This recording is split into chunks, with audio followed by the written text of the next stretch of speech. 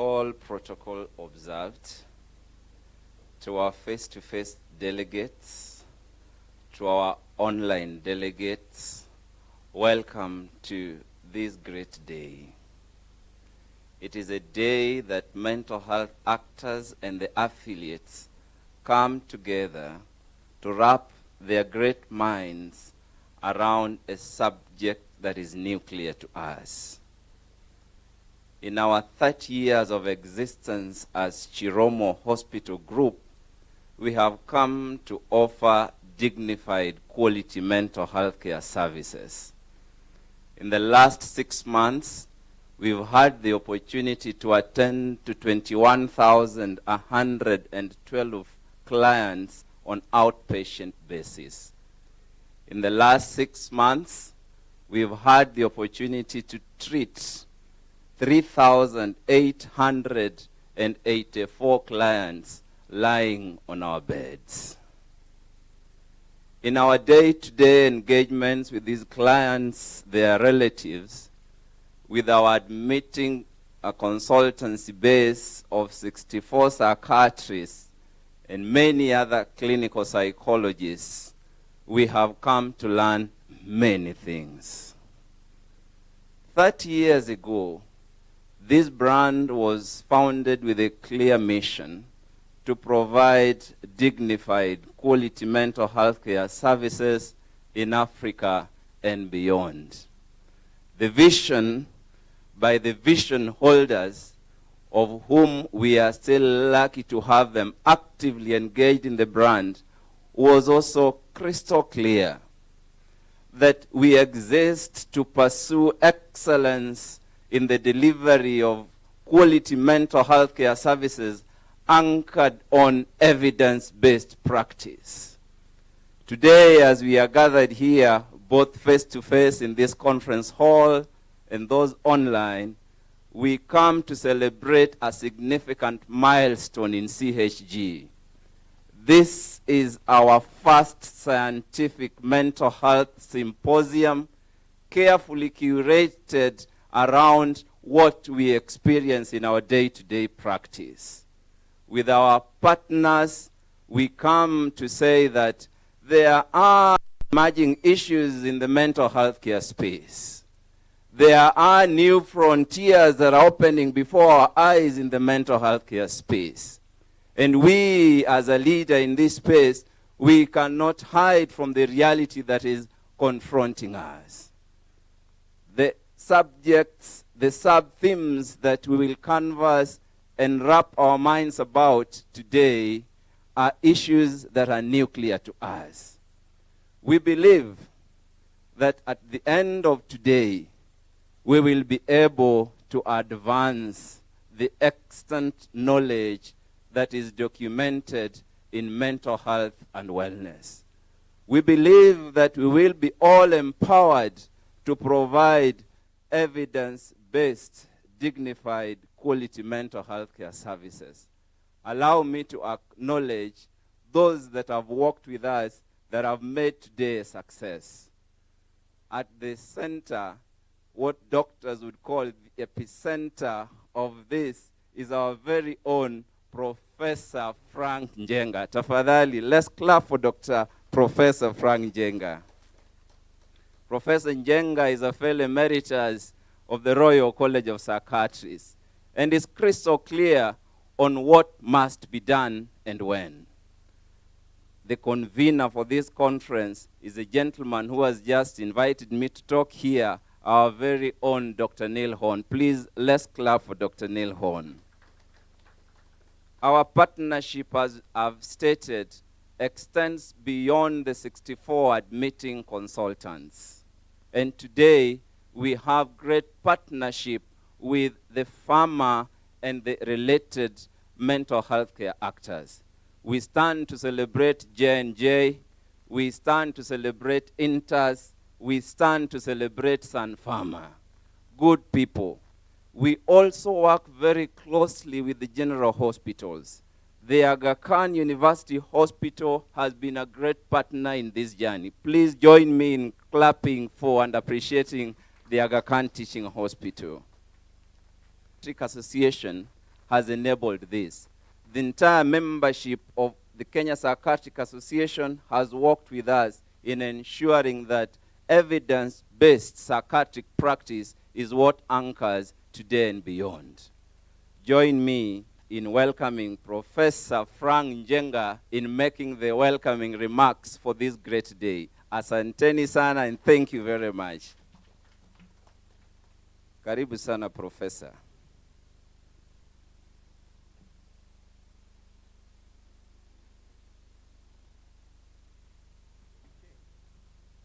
Asanteni sana.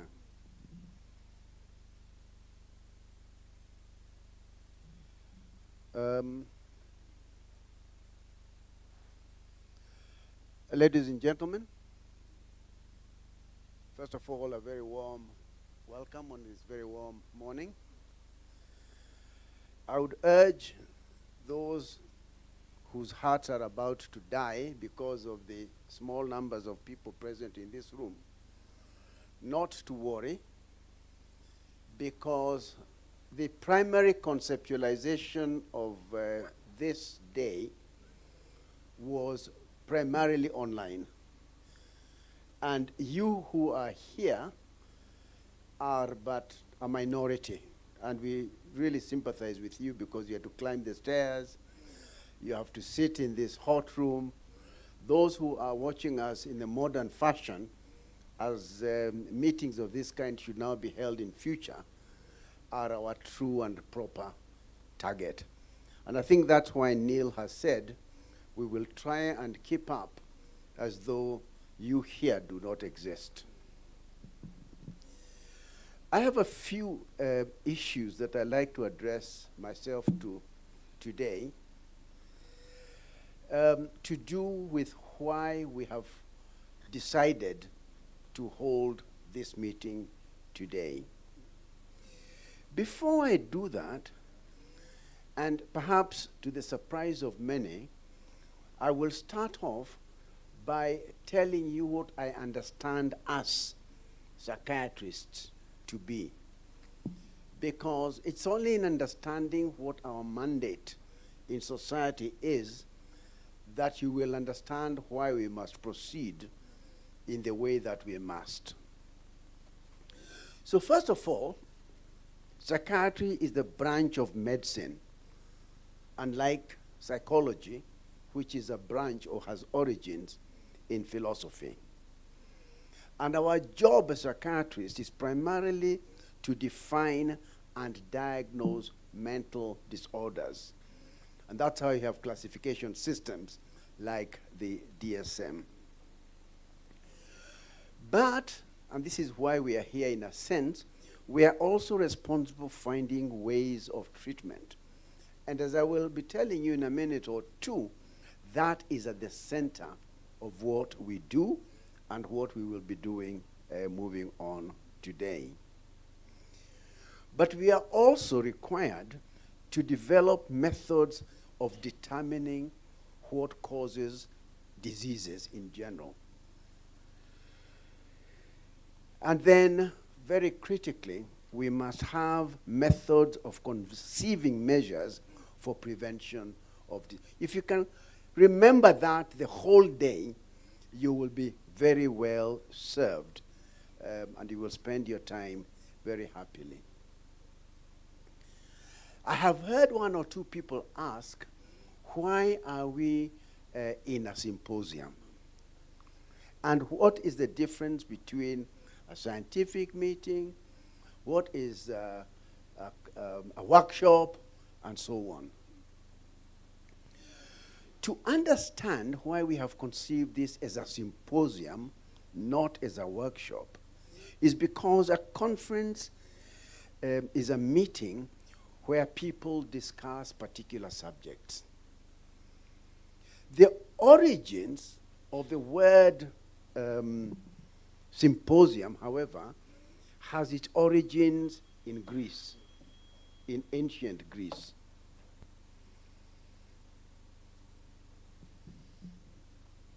And according to the originators of the concept of this whole thing, a symposium, and you're welcome to proceed as I have suggested, is a drinking party, usually alcoholic drinking party. But because we are a non-alcohol area, we will only serve you with coffee and more coffee. But enjoy your drinks in the symposium. Secondly, and crucially, a symposium is an area where people exchange views freely. And in respect of what the convener has said, this being a symposium, we are encouraged to freely exchange, and no idea is too big or too small for exchange in this kind of symposium. And finally, in terms of defining a symposium is not like the address we saw to Congress the other day, where a man stood for an hour and a half and lectured the world endlessly. By definition, a symposium is a place where people deliver very short addresses to prepare the audience for a conversation. So please, when you come here, and in adherence to the definition of a symposium, short presentation allow for people to exchange ideas freely. So that is the end of definitions. But why did we say we would meet today in the way that we are meeting? This is not a meeting that is driven by a syllabus in some ancient university in some faraway place. Today's meeting is conceived and I hope delivered right here in these premises. And the choice of subject is driven by the things that we as practitioners in this hospital see on a daily basis. We must now welcome the real professor. Zul, please.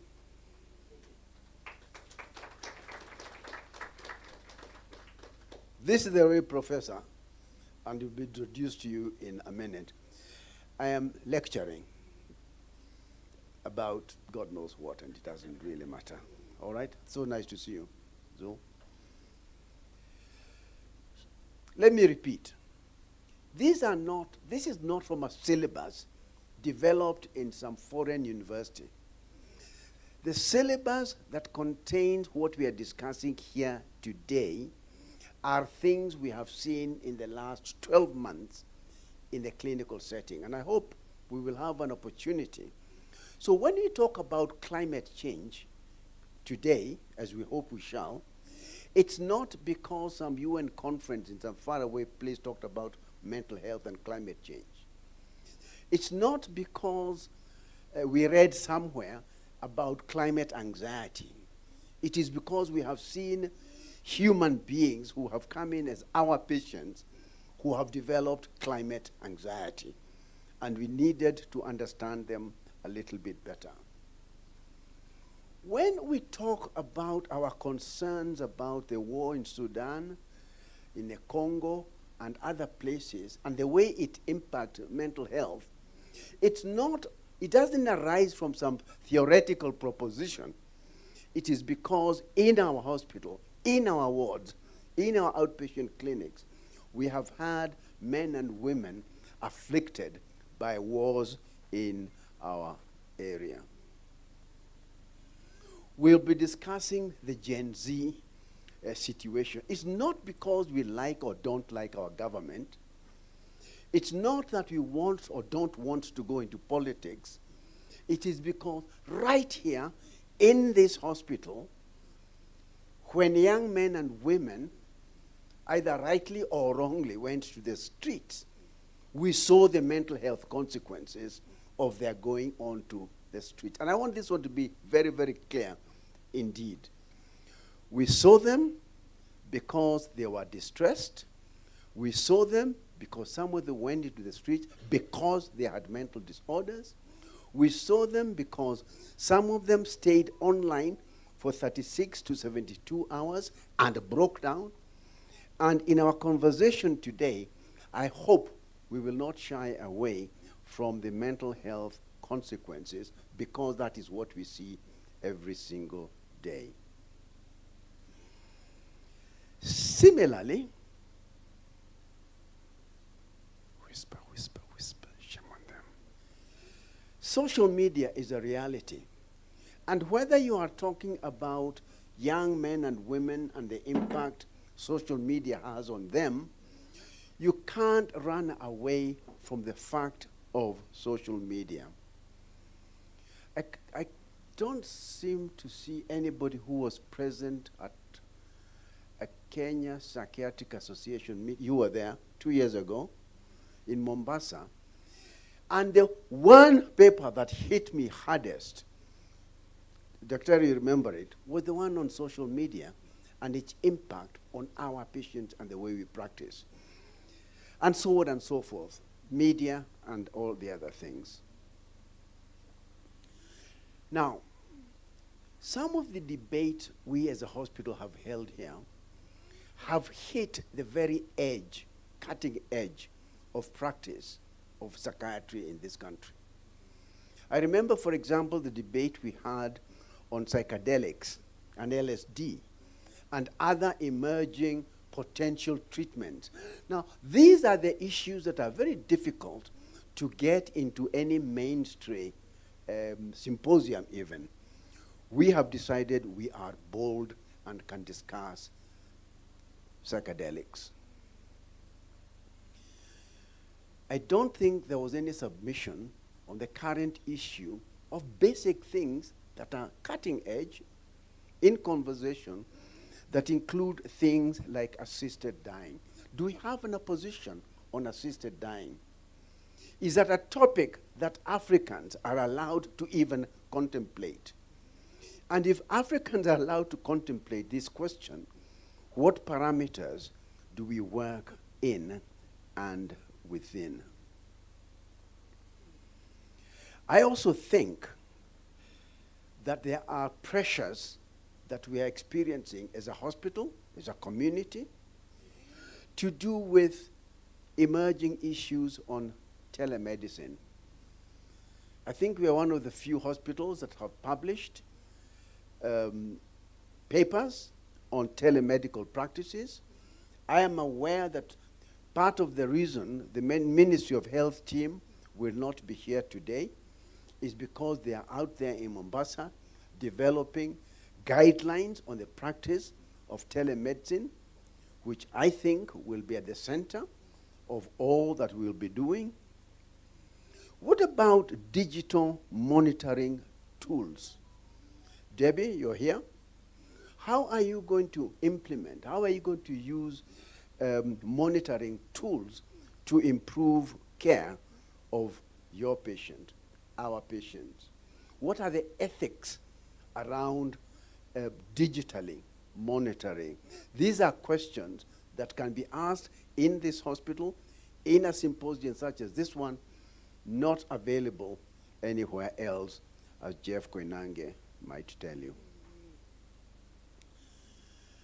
As I come to a close, and as I challenge you to accept this format of conversation, if you look at what are the new and emerging issues in psychiatry today, you'll be surprised. One of the things, and you're welcome to Google even as I speak, one of the most worrying trends today is not suicide alone, it is suicide not among teenagers or young people, it is suicide among preteens, children under the age of 12. Is that something we have seen? Perhaps not. Is that something we should be prepared for? Absolutely, because it is important. I think we had a symposium on ketamine the other day. There are developments on the use of long-acting ketamine, for example, oral ketamine. Do we know how to use it? Are we preparing for the use of long-acting ketamine? Perhaps not. What are the new issues around alcohol use disorders, for example? There's a new wonder drug in town called semaglutide, Ozempic, that is finding in some circles some use in alcohol use disorders. Is that a legitimate conversation for us on a day such as today? I submit to you that it is absolutely something that we could discuss today. As I come to a close, and perhaps this will be for our next symposium, Neil, there are issues we cannot run away from. And even if they are not discussed today, even if they are not on our table today, these are real issues that affect what we do. Issues of globalization. You can't sit here and pretend that what happened 3 days ago in the US Congress does not affect you. It absolutely does. Everything that happens to USID, everything that happens to the world economic order, all these are things that we should be conscious about to see how they will affect the patients that we see. And that all the way up to and including questions of urbanization. Closer to home, do we have a role? Do we have an opinion on pharmacogenomics, development of new molecules? What is our opinion, if any, on the evolution of computer-based therapies? Are we going to support these strategies, or are we afraid that computer-based therapies will replace all of us and render us jobless? It's a debate I think we had recently in our grand debate, but I think that is an ongoing conversation that we should have. I don't know where I was asked to speak.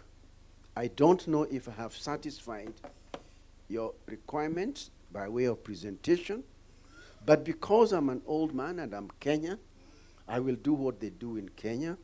I declare this meeting officially open. Thank you very much.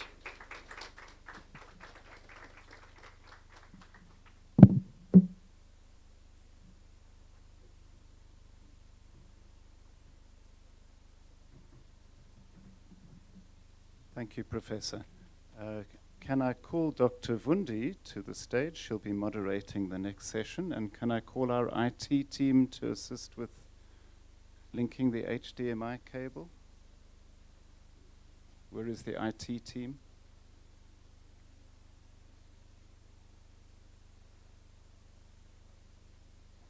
We don't have the IT team? Oh, okay.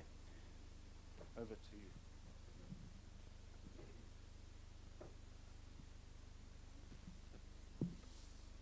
Good morning, everybody. My name is Dr. Vundi, and I will be introducing and moderating our first session.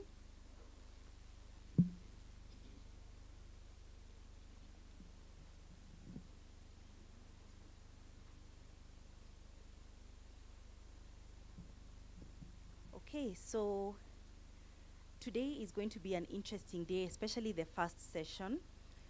We are going to be talking about neuroscience in patient care. Neuroscience is emerging and evolving faster than any of us can keep up, and our speakers are here to bring us up to date with the most relevant information from literature and journals in the last 2 years, so that the term neuroscience doesn't sound so scary. Our first speaker is none other than Professor Zul Merali. And Prof, as I introduce you, you can be coming up to the stage. So Professor Merali is a full professor of medicine, social sciences, and neuroscience. He presently is the founding director of Brain and Mind Institute at the Aga Khan University. His presentation will focus on recent advances in neuroscience and how they inform patient care in those with attention deficit disorder. Professor Merali, please welcome to the stage.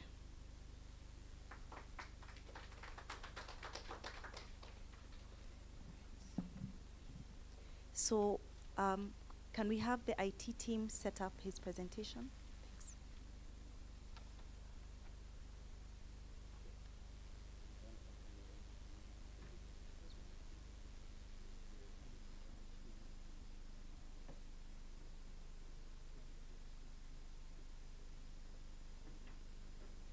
Be here. It's my honor, my pleasure to be here, especially with my friend, Dr. Frank Njenga. He's almost like a brother to me. We've been on many journeys together, and it really, I'm very, as I said, very proud and happy to be here.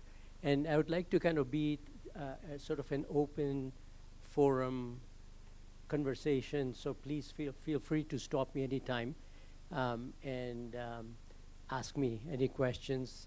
And there's always this issue of people being too shy to ask. There are no such things. People being too shy to ask. There are no such things as any stupid questions in my books. Any query that you have in a learning session is fair game, and just stop and ask me. So let me start by telling you a little bit about the institute that I recently set up at the Aga Khan University. So yeah.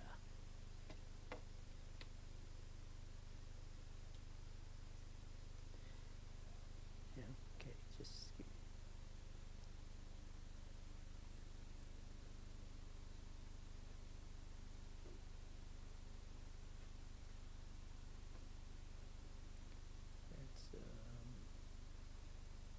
Is this it? Yeah. So it's that's the name. Okay.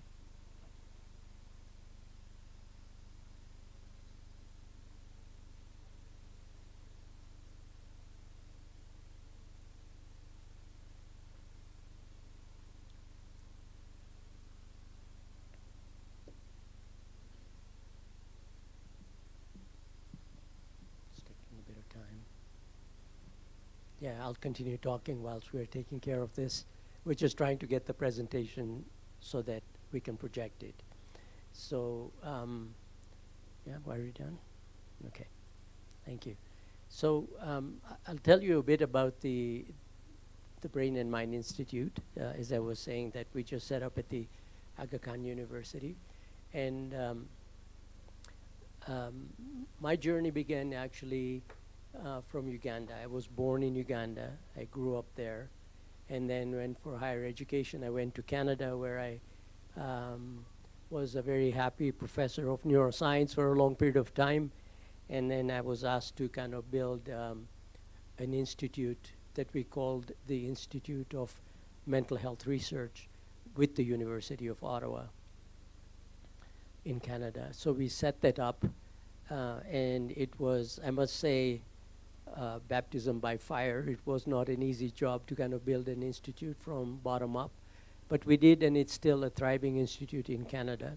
And I ran it for quite a few years, and then my conscience was tugging at me because I always wanted to come back to Africa, where I was born, and come and make a difference if I could.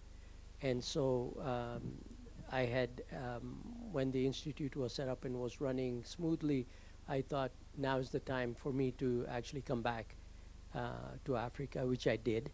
I approached the University of, the Aga Khan University, and they were very happy to entertain the request of setting up the Brain and Mind Institute here. So this institute is a little bit different from the one that I was running in Canada, in the sense that the one that I was running in Canada was very much focused on discovery side of the pipeline of neuroscience and mental health. But this institute that I've set up, as soon as we get the slides working, oh, it's working. Great. So if you can put it in a presentation mode, please. So you can see in the slide, in the logo, so are you able to put it out? Perfect. So you can see on the logo a brain with different nodes and circuits. So because our understanding is that whatever we feel, we think, we experience in terms of emotions and the actions we take are all based on the functioning of the brain. It starts and ends with the brain. And so the circuits in the brain are critically important. And I think it's jumping.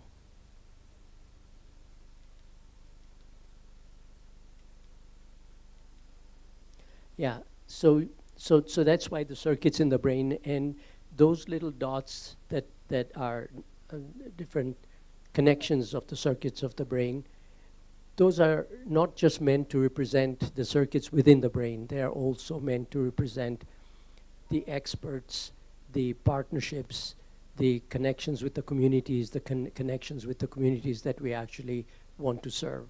So that's the what I call the connectome. That's what it represents. You can also see a little green leaf. What do you think that signifies in the brain?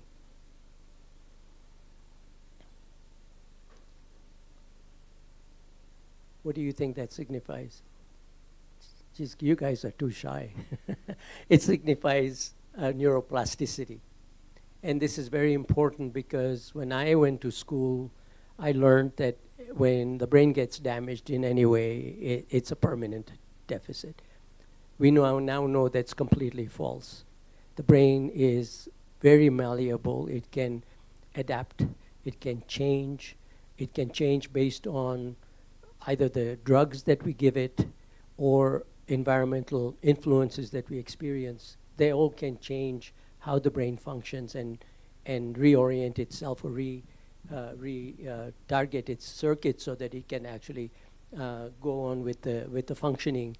And sometimes it takes more work, but the brain is very, very plastic. So that's really a very positive message for us to go forward.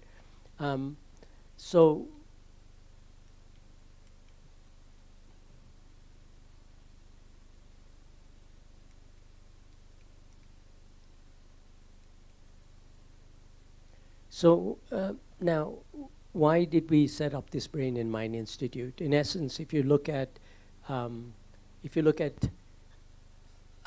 gaps in knowledge here for us in Africa, it's pretty substantial. If you look at the global output of publications, for example, in science, in brain science, you will see that it's less than something like 0.5% of the contribution in literature comes from Africa. And it is because we haven't had the opportunity to really play the game on the big field. And I think that when we don't have our own data feeding the literature, then all the discoveries that come about are sometimes not relevant to us in Africa. And for example, I'll give you recently, we do a lot of work in dementia. So in dementia, there was a risk factor that was identified in the global north, which is the ApoE gene. The ApoE gene is a predictive marker for dementia and Alzheimer's disease in particular in the Caucasian populations. But when you look at the Black Americans or Africans, this is not really a big risk factor for us. And so what's happening now is the ApoE gene, because it was identified as a target, the train is taking off, and they are developing targets that's going to change how ApoE functions in the brain. And the drugs that come out are probably not going to be relevant to us. And so that's why it's so important that we bring to the literature our own understanding, addressing the gaps, because if we do, then the new drugs and interventions that will develop would be more appropriate to us. So this gap in knowledge is very big, both in terms of the genetic and biological underpinnings, but also in the prevalence rates and misconceptions and the stigmas that we have about mental ill health. I don't need to tell you that when you ask your families and friends about mental ill health, it's highly stigmatized because we don't really understand that knowledge is not pervasive in terms of that it is the malfunctioning of the brain. And when you don't know that, you start thinking, you develop your own ideas, and it might be that the evil spirit has possessed you or somebody has given you the evil eye and things like that. So the stigma and perceptions kind of change when we don't have the knowledge widely disseminated. The other big gap that Dr. Frank was telling us about is the service gap. We're not able to meet the needs, especially if we are to implement the model of care that we have inherited from the global north, which is most of the services are really provided by psychiatrists and psychologists. And when we don't have the numbers of psychologists and psychiatrists that we need in the country, what do we do? So it's not one or the other. We need to do both, but how do we do both? So that's what I'll talk to you about, a shortage of experts and also access to care, of how we can probably move forward on that front. The other thing that you probably already know is that if you measure the burden of illness, brain disorders, in mental health and neurological disorders are the cause of the biggest burden of illness, bar none, more than cancers, more than cardiovascular disease. It's a huge burden to the economy and to the social systems that we have of care. And the thing that I might bring in a couple of times in today's talk is another unique feature about Africa that puts us in a very competitive position, and that is that our population is young. Where the median age 2021, that means half the population is under 20. This is really massive because if you look at the other countries, their growth patterns are nowhere similar to that we experience in Africa. So Africa is going to be the source of new brains that are going to change the world. And we have that opportunity. We're going to be the new workforce. We're going to be the new brains that is going to be fueling the global economy. On the flip side, because of the new treatments and interventions, the mental disorders, some of the communicable diseases like HIV, AIDS, are now under control, and as a consequence, we're aging more normally, so that the population of the people who are 60 and over is increasing, and the projections are that by 2050, we will have a 300% increase in elderly population in Africa. So that means that the diseases that come with older age, such as dementia and Alzheimer's disease, are going to be extremely important. So this is a predicted tsunami coming our way.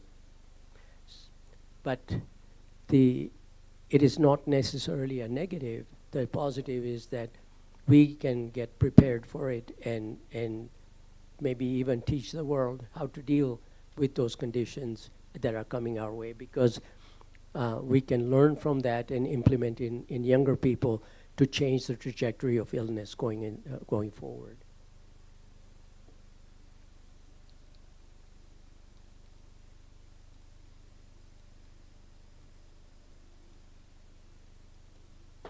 So as I said, there is a gap in our understanding and the biological underpinnings, and also some of the interventions, because we're using the models of care from the global north that we have an opportunity to change. So I think that there is a need for you young people in the audience now because you're going to be carrying the torch forward.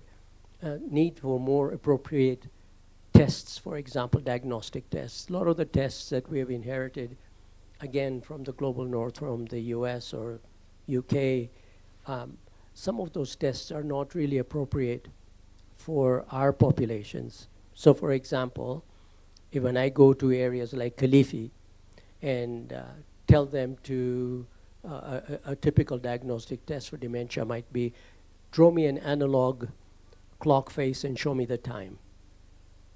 If somebody who has never had a chance to use paper and pencil, if somebody might not even have seen an analog clock face, they've seen a digital one maybe, is this test really appropriate for our populations? It's not. And we need to have our own tests that are relevant to our own people. And so we need to kind of get into the driver's seat and develop those new tests. And that is very critically important. And that's happening already a lot in Africa these days. We are very cognizant of that and are developing new tests that are more appropriate for our populations. As I said, please feel free to stop me anytime, right?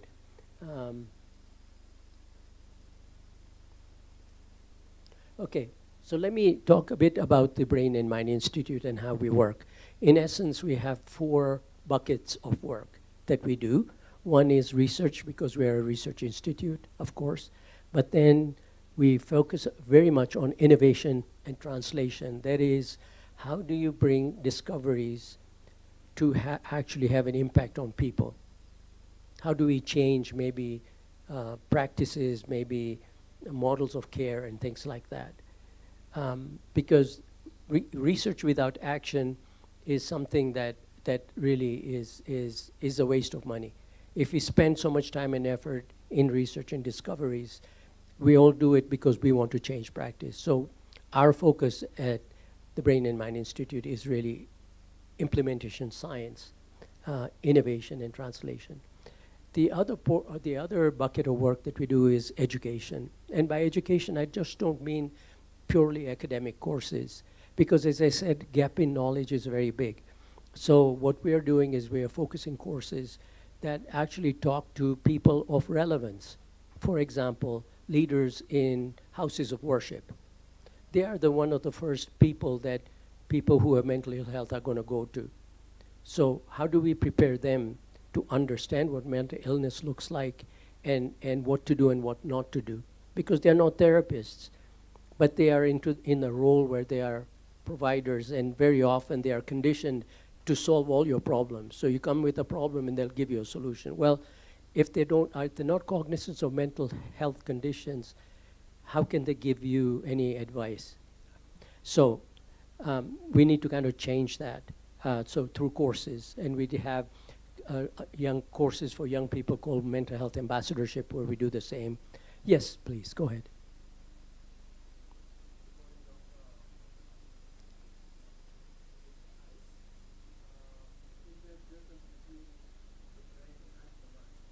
Is there a difference between the brain and mind? Brilliant question. The current understanding is that the brain in its manifestations, brain in its working,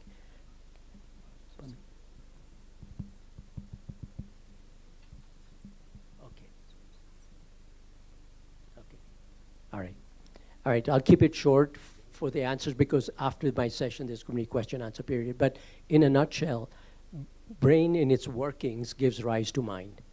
So the current neuroscience underpinnings understanding of what mind is the functioning of the brain.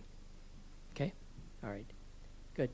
And then the last pillar is engagement. Engagement not only with the communities of experts, but also with a lot of community organizations, not-for-profit organizations, the governments, and things like that.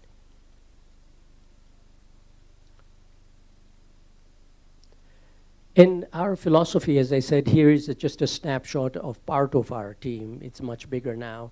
But our team consists of not just psychologists and psychiatrists or neuroscientists. It also includes health economists. It also includes anthropologists. It also includes data scientists. It includes many, many different experts under the same tent. So we call it the big tent approach. And we want to understand mental ill health or brain ill health in an integrated fashion and not in a silo-based approach. So one of the things that we are big proponents of is actually, if you look at the pyramid, if you split our population into a big base and a small apex, you can see the big base is people who are actually well. Then you have people who are at risk, people who are mildly ill, and then up on top of the pyramid you see people who are moderately ill or severely ill. So in our model of care, we can't have one size fits all. And we are focusing very much on the bottom of the pyramid. In people who are well, how can we teach them? How can we make them cognizant? How can we get them into best practices to kind of prevent and promote mental ill health from happening? And at the top of the pyramid, we need specialists who are going to be able to provide people who cannot be helped by low-level interventions at the community level. But we need to do both, because we cannot just focus on the top of the pyramid, because not everybody can afford it, not everybody can get to it. There is no access, so if you go to rural areas, these people don't have a chance. And so we need to kind of figure out a way in which everybody gets the services that they need, and their needs are met. So in prevention, promotion, and the population at the bottom of the pyramid is very important. We have a project that is ongoing now that we are calling Fingers Africa, where we are using, dementia, for example.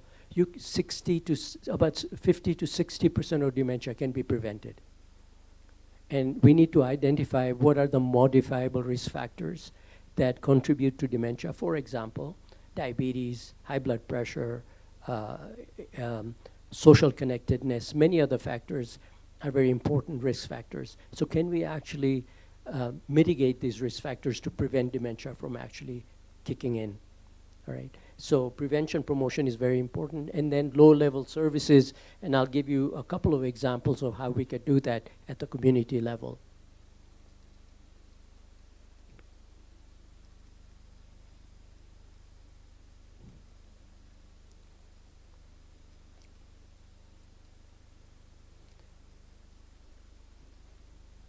Okay, because I'm running short of time, but I'm going to tell you about maybe the three major areas where we're focusing on.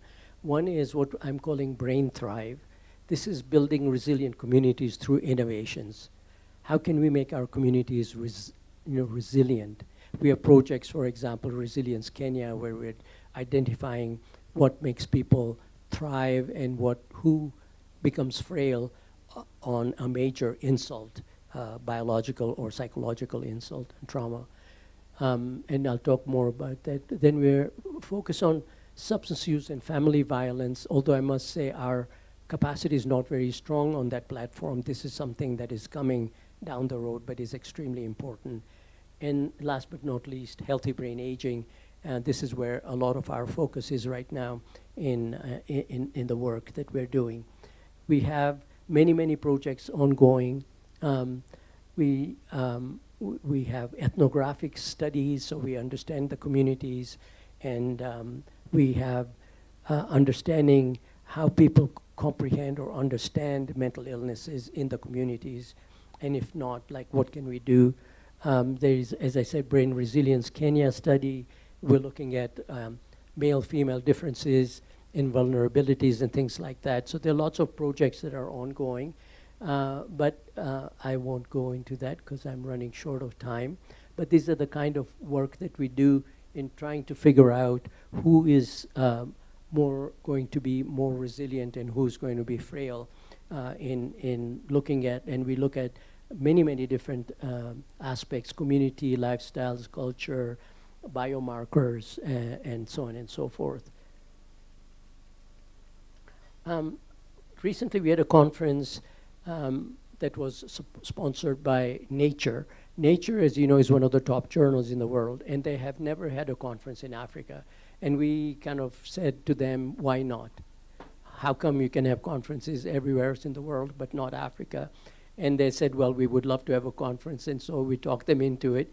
And we did have that conference that was very, very successful and opened up a lot of portals for us going forward. It was featured on dementia and was in September, last September. And here are some of the core points that came out of that conference of how can we ignite brain awareness and action, promoting brain power revolution, unleashing Africa's hidden assets, forging connections of people, innovating, fueling Africa's brain health engine, and so on and so forth. So a lot of exciting stuff that came out from this study. One of the consequences of that study was that we need to get our act together across Africa. So we work in silos, as you well know, and so the idea is that we're going to set up what I'm calling the brain nectome, connecting some major areas of expertise from Egypt, Nigeria, Cameroon, Kenya, and South Africa. We will get our connections going. We will collect data in a more harmonized way to advance how do we close the gap of knowledge? How do we advance forward in forward thinking? So I won't go into that, but part of the discussion today was to be on digital technologies and how do we use biomarkers in the development of this initiative. I'm just going to, because I'm running short of time, I'll just give you one example. Is that we developed in Pakistan, where we have a campus as well. They have a workforce which is called lady health workers. These are community workers who actually go house to house, and they actually look at kids' well-being, so they make sure that they're vaccinated, that they're doing well, they talk to the mothers, and so on and so forth. Because in those northern areas of Pakistan, there is no access to mental health facilities per se. We empowered these lady health workers. We gave them a tablet, like an iPad, on which were scales, so they could go door to door and ask people, administer scales like PHQ-9, GAD-7. You can understand what level of well-being they are at in depression or anxiety, whether they need low level of care, mid level of care, or high level of care. If they need high level of care, we immediately send them to the psychologists and psychiatrists that may or may not be available in those geographies. But if they need low level or mid level care, we, again, through the tablet, train them how to give mental health gap, like low level cognitive therapy. And I thought that it would tide them over. They were going through floods at that time.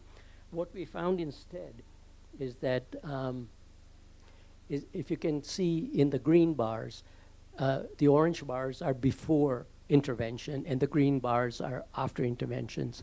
And you can see that the symptoms fell by about two-thirds. This is a huge effect. Very low-level therapeutic intervention. So it made us feel very excited because for the first time we can see that even if we don't have psychologists and psychiatrists, we can address some of their needs at the doorstep using low-level interventions, using digital technology. So this is an example of how we can actually begin to start making a difference at least one level. So I think that, and I think I'll stop at that. I mean, this is an idea of what we want going forward to create an infrastructure that is going to be a state-of-the-art research center for brain health issues. But in essence, I think that I will stop at this point and because I'm out of time. But happy to talk to you at the end when we have question and answer period. So thank you so much.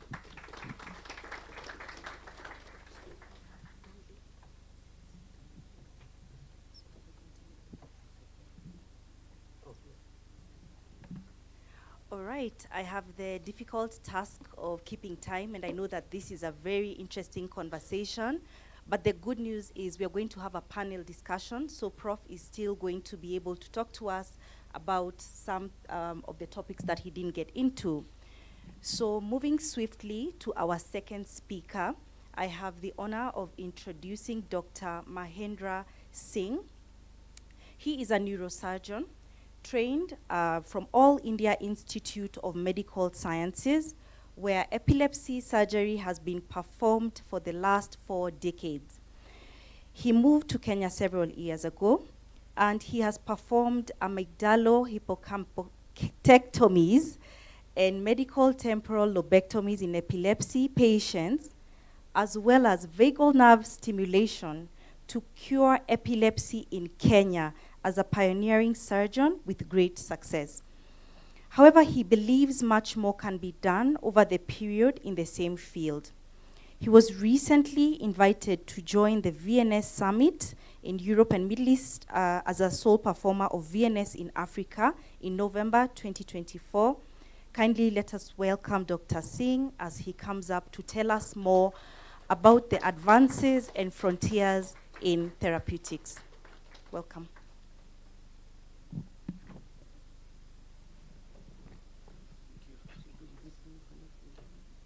So, okay. Right.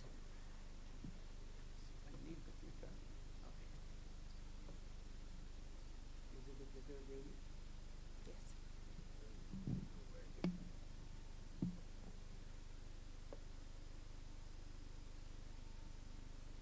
Let me turn on my PowerPoint presentation first.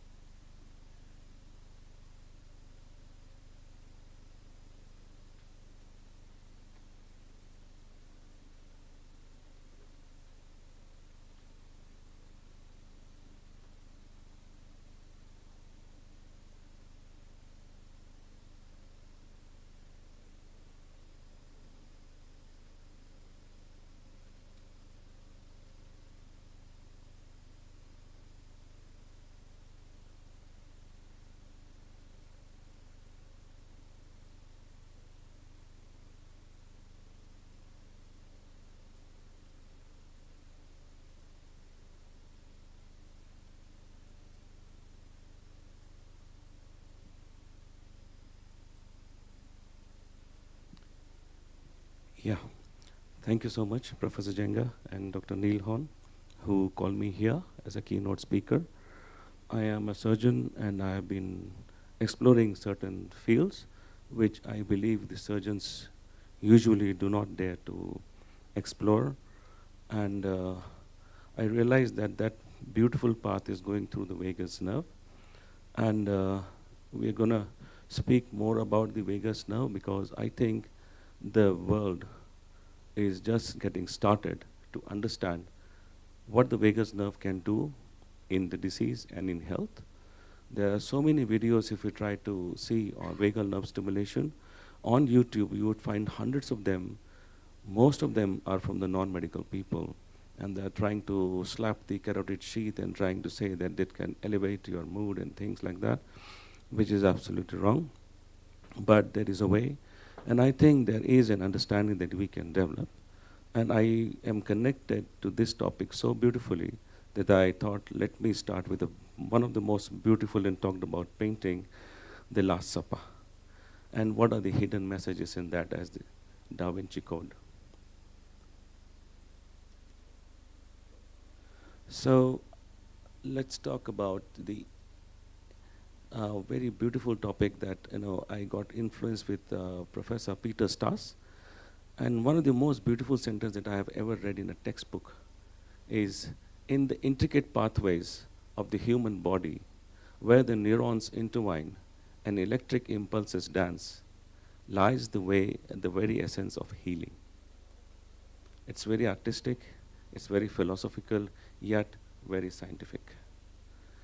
So vagus nerve in the context of bioelectric medicine, or as we call it, electroceuticals in psychiatry, epilepsy, and other conditions. So we are dealing with fundamental problems of energy and matter, and the treatment of illness by energy is in principle conceivable. The physician of the future will be a master of both the chemical and physical nature of man, as was famously told by the very, very famous Albert Einstein, probably one of the greatest guy with wisdom, or rather synonymous to the peak wisdom in the human history. And I very much agree with him, because I believe in meditation.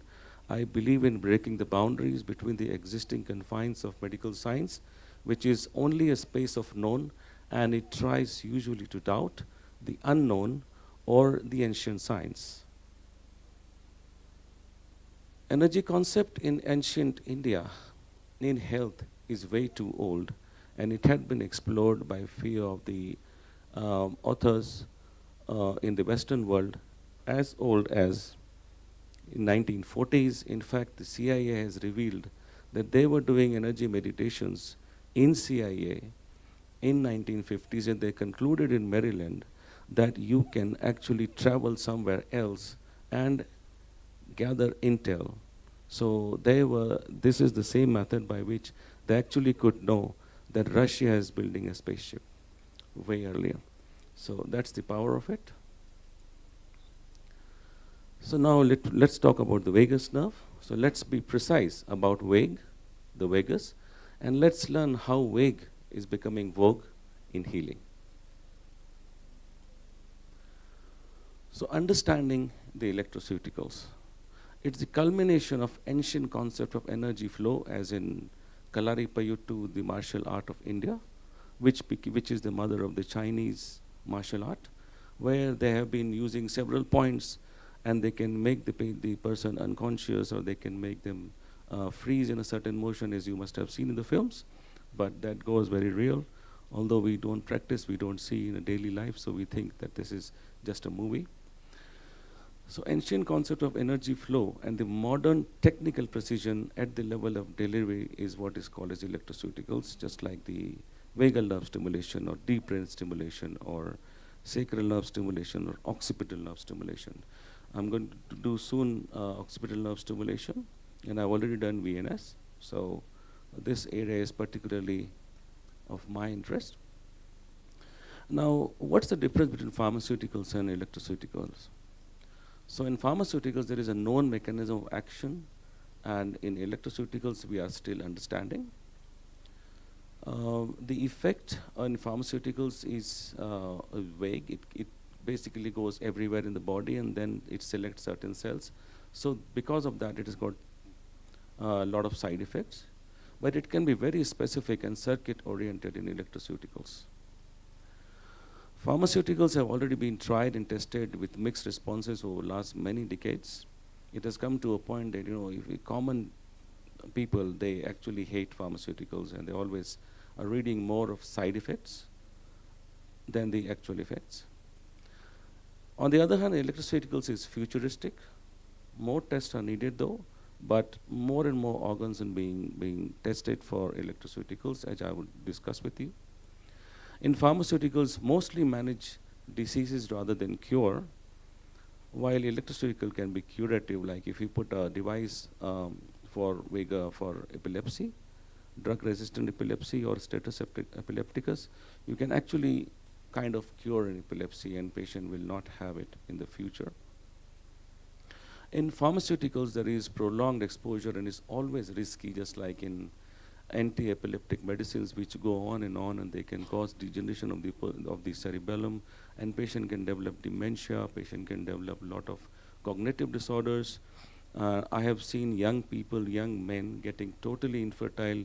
Their testicles have dried up, and they've got 0 sperm count. So those are the things I've seen. But in electroceuticals, these side effects are not seen. So this is the anatomy of the vagus nerve if you're really interested, although all the medical students must have learned that learning vagus nerve was the most difficult part of neuroanatomy. It is the longest cranial nerve emanating from the medulla, passing through the confines of the carotid sheath, and has got 5 types of fibers: branchial motor, visceral sensory, visceral motor, general sensory, and special sensory. And basically it's a parasympathetic innervation, or vagus nerve largely controls the autonomic nervous system. It supplies larynx, pharynx, trachea, ear, heart, lung, and gut. We further move to the anatomy of the vagus nerve, where it has got several ganglions: the jugular ganglion, nodose ganglion, ambiguous nucleus, solitary nucleus, spinal trigeminal nucleus, and dorsal motor nucleus of the vagus.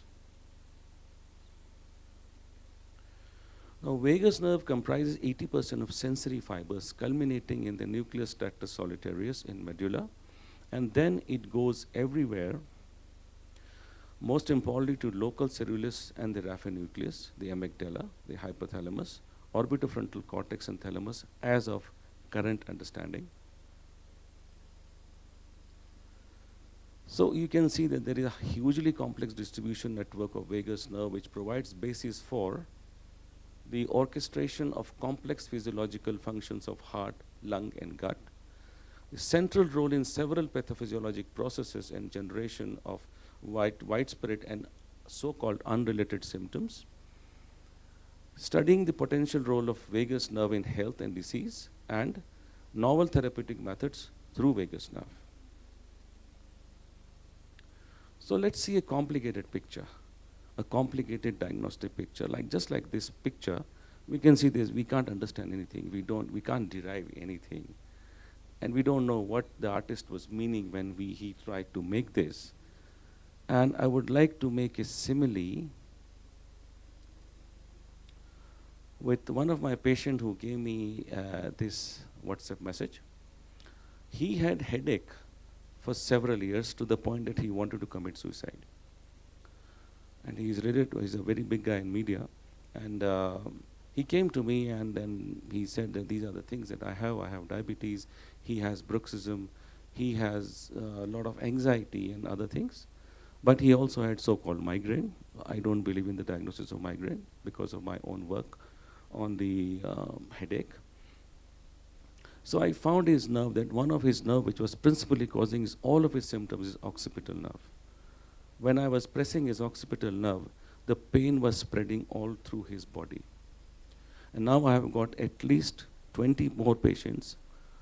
When I press one of their nerves, the patient gets symptoms like vertigo, they get symptoms like vomiting, and they get pain in their ankle when I'm pressing their auriculotemporal nerve. So I've also created a term for it. We are soon going to publish it. But right now the focus is this. What is he saying? After occipital nerve block, I also want you to know that the nerve block affected all of my physiological aspects, from sweating, hunger, appetite, stool movement, even libido. And then weirdly I got anxiety. Clearly this could even be the cause of the diabetes. This patient has been admitted several times in hospitals, and the hospitals are telling him that you have diabetes and its complications. So they are giving the basis of all these symptoms as diabetes, not something else. And I want you to ponder upon the thoughts which I'm going to present in the next few slides. So now try to understand this complicated picture. So issues are stemming from the damaged vagus nerve, leading to autonomic chaos and myriad of complicated symptoms, what is being called by Dr. Peter Stas as vagal nerve insufficiency, and he has been working on this for last many decades. He has written papers, he has written books, and this is something that while we are learning vagal nerve stimulation during epilepsy, we are not focusing on these too much.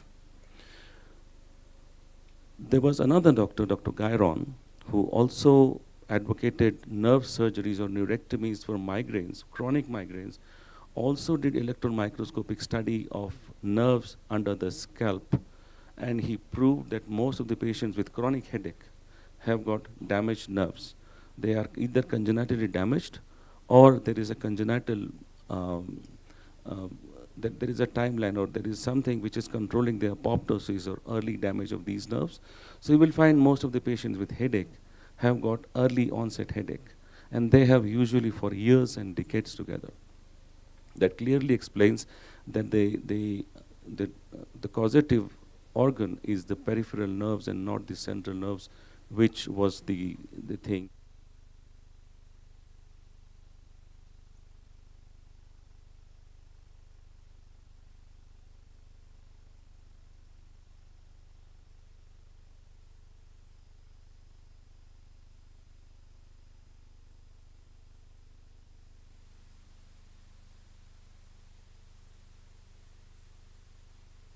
Hello? Yeah. So when we see that the theory of the work of Dr. Gairon, who say that there is a damaged nerves under the scalp, and then now Dr. Stas is saying there is damaged vagal nerve, that will cause vagal nerve insufficiency, which will lead to what we call as medically unexplained symptoms, or MUS. So Peter Stas is the first who presented the concept for 10 years, and due to perturbed autonomic nervous system or the damaged vagus nerve, there will be something called medically unexplained symptoms.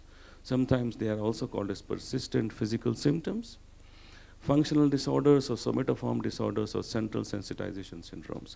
This concept will be very important for practicing psychiatrists. Physical complaints or symptoms that persist despite thorough medical evaluation and lack of a clear organic or physiological basis of it. Migraine also did not appear to cause anxiety and vice versa, but they are related with a third factor, which they did a statistical analysis and found that though there is no causal relationship between headache and anxiety, but if you consider a third factor, in this case the vagal nerve insufficiency, you can find that all of these things are happening. That's why I also showed you the chart of my patient who said I have got anxiety as well. So again, I think I have already touched this. A very important aspect in this particular thing is, which is the one on? Okay. Yeah. So in the multimorbidity syndrome, we can also have tinnitus, the combination of migraine and anxiety, and combination of migraine, bruxism, hyperglycemia, which my patient has, and vertigo and GI symptoms, which I have other patients of migraine.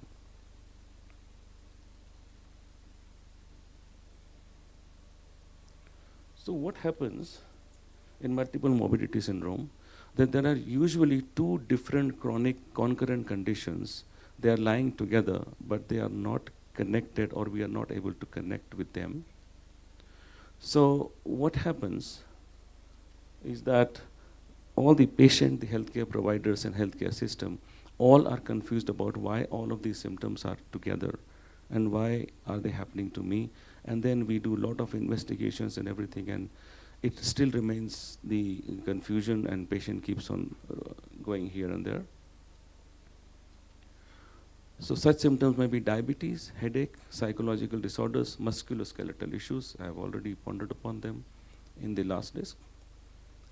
Now, understanding the nuances of multimorbidity syndrome is essential for the effective clinical management, resource allocation, and improving overall patient outcomes. Now let's come to the history of vagal nerve stimulation. In animals, it started way earlier in 1838. And later on, this is Dr. Zabara who actually who created the device, what we use now as one of the first devices. The history of vagus for the world. In 1884, Dr. Koning, an American neurologist, he proposed treating the epilepsy with vagus nerve stimulation. But people did not adopt it, and it went on silent. And subsequently, VNS was abandoned in 19th century. But later on, since 1988, when the first procedure was done by neurologist Dr. Kiffin Penry and Dr. William Bell, who was a neurosurgeon, ushered the modern use of VNS with the first human implant in 1988. And very soon, the FDA was granted. In 2005, the FDA also granted VNS surgery for depression. But due to the cost and risk associated with this approach, VNS has only been indicated in the most extreme cases, which I extremely digress with. I think this is a very wrong sentence. I debated this one even during the European conference, where I said that there are so many side effects. Now we know that surgeries are far cheaper than medicine for intractable epilepsy patients. I think a lot of patients who are going through multiple hospital admissions, drug failures, and accidents that happen during that time, I believe that if VNS was presented as one of the thing which you can adopt earlier, it would have become far more cheaper and far more wider in use. These are the different iterations of the VNS device since 1988. So what's important to see here is that almost 225,000 VNS have been implanted all over the world.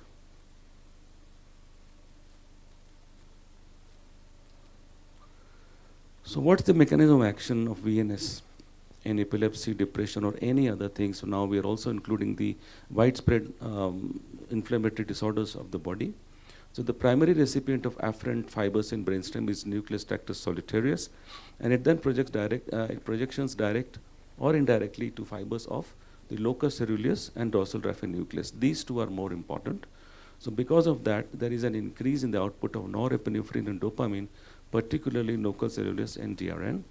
And dorsal raphe nucleus cannot work without locus coeruleus. So the central organ which is basically most effective with vagal nerve stimulation is locus coeruleus. So in short, we can say that there is a locus coeruleus which is being stimulated, and then because of that thing,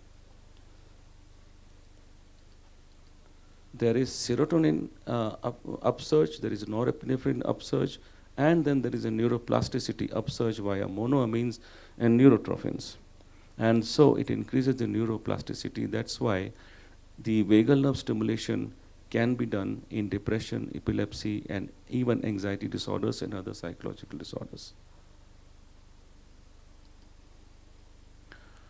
Now let's come to the history of VNS Kenya. So the first VNS we did in Kenya in 22nd of January 2024 for NORSE, or the new onset refractory status epilepticus.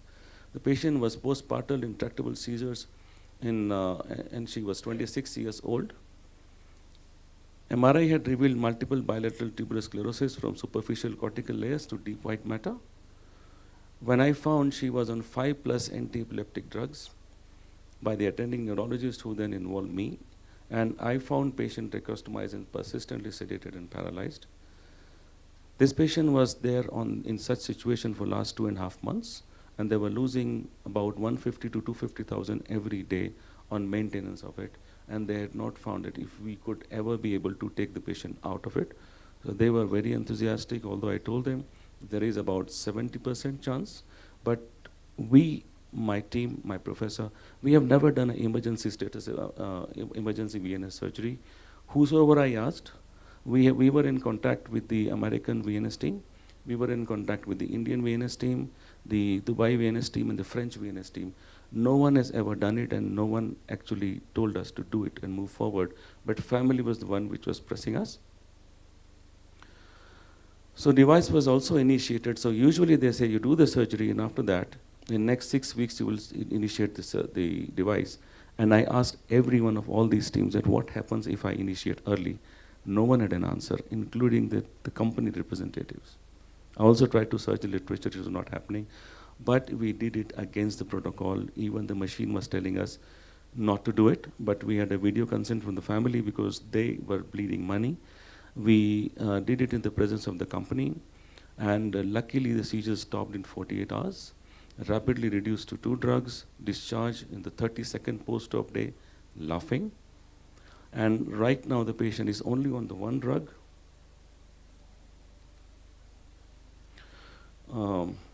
This is the picture of the surgery that I did.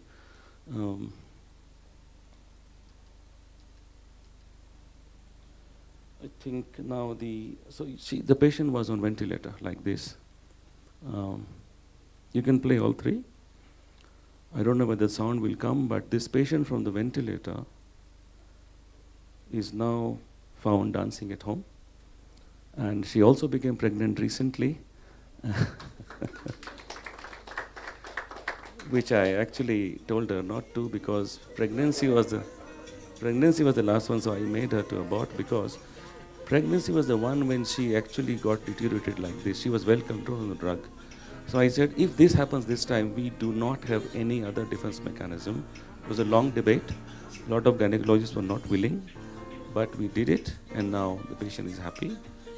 This is one of the first glimpses of what we can do with patients of epilepsy. I believe primarily I came here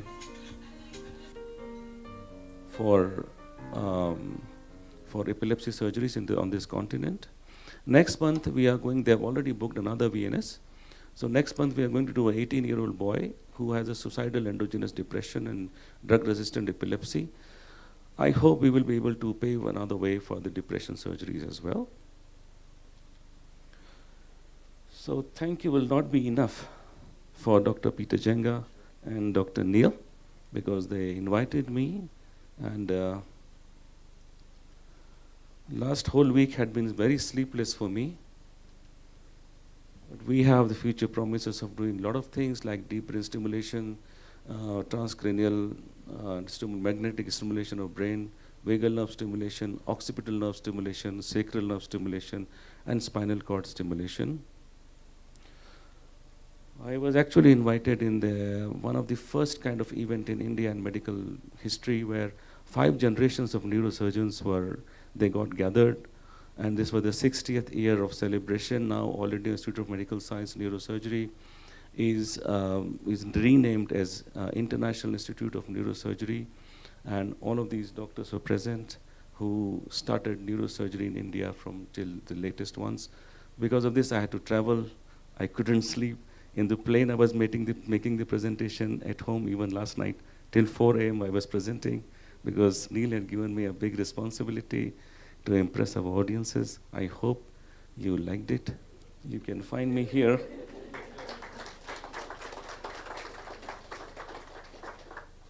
Asante Nisana. Another round of applause for Dr. Singh. You can have a seat, because we are just going to have the panel discussion. Yeah. So you can. Someone asked me a question.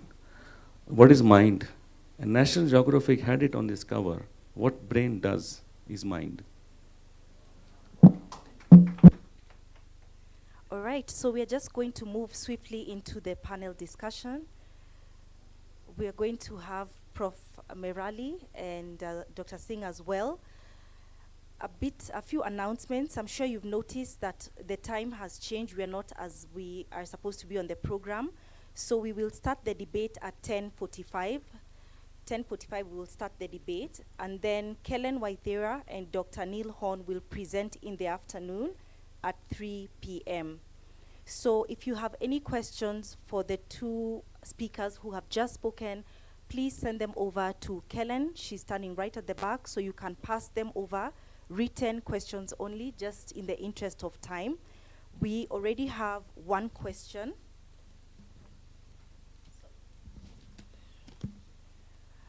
I believe this first question is for Professor.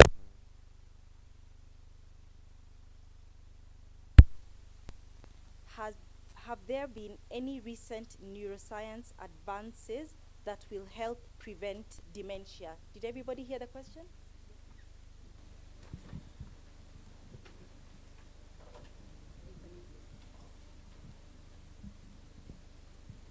Thank you. So again, has there been any?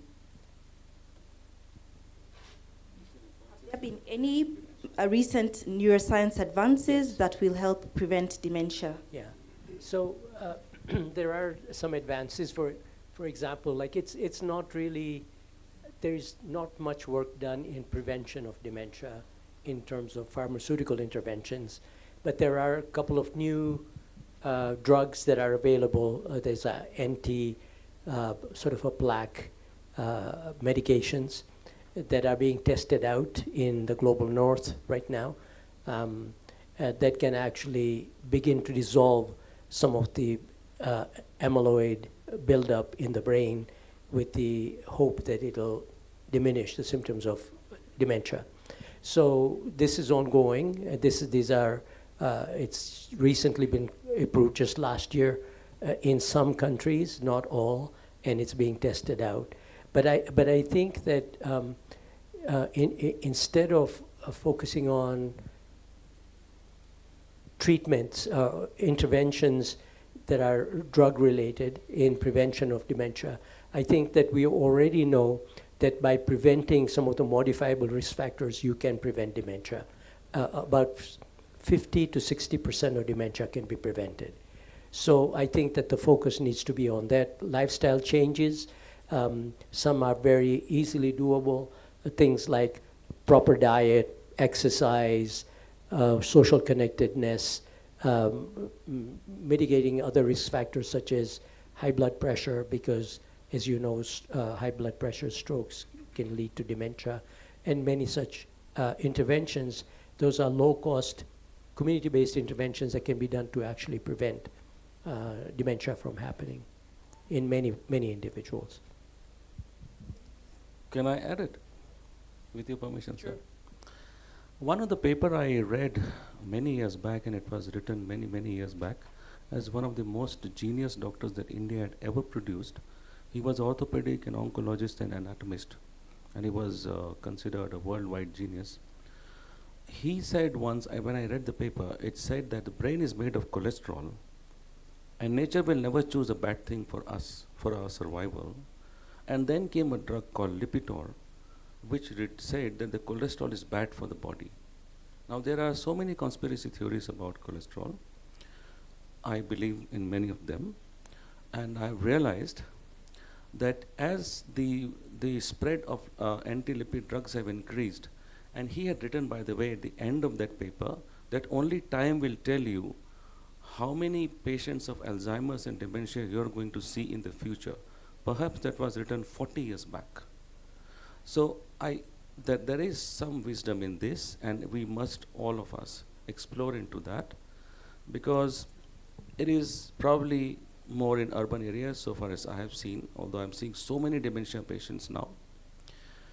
Another thing is that brain will degenerate as the time passes by, and we will lose the supportive network by 20% when we grow older, when we reach the age of around 70 to 75. These are the interconnecting neurons which coordinate several cells. Now there are many people who get retired at home and they think that I have nothing to do rather than just reading the newspaper or doing some basic things. Unless you start learning new abilities when you're getting older, you will not support the neuroplasticity that is always there with all of our minds. So we should learn more and more as we get older, maybe a new language, some mathematical activities, Sudoku or whatever. And then there are also certain diets which we can do that. So I think this is one of the very important things that we should look at. Exactly, and if I can carry on, I think that there's a very recent publication last year in Lancet that's identifying what are some of those modifiable risk factors that Dr. Singh mentioned some of them, but there are many more. There are about 12 of them that we know, and we are exploring further to see are there unique risk factors that may be appropriate for us here in Africa as well. The other drug developments that are ongoing that may have some impact, there are clinical trials going on using anti-diabetic medications for prevention of dementia. For example, metformin. So there's one trial looking at metformin supplement to actually may have an impact. And then recently there have been some tweakings going on about the Ozempic, which is the new drug of rage right now, whether that may have anti-dementia properties because it has a large anti-inflammatory effect that may actually have an impact on well-being of the brain and the neurons. So those are some of the things that are kind of ongoing right now, but nothing spectacular to talk about. Yes. The same goes with the vagal nerve stimulation, as I said, the neuroplasticity and the anti-inflammatory.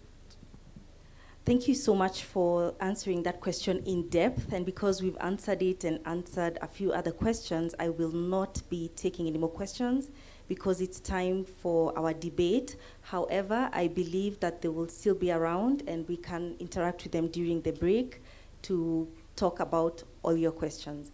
So thank you very much. I'll invite you to take your seats. so that we can have Zawadi introducing the debate. Zawadi? Thank you.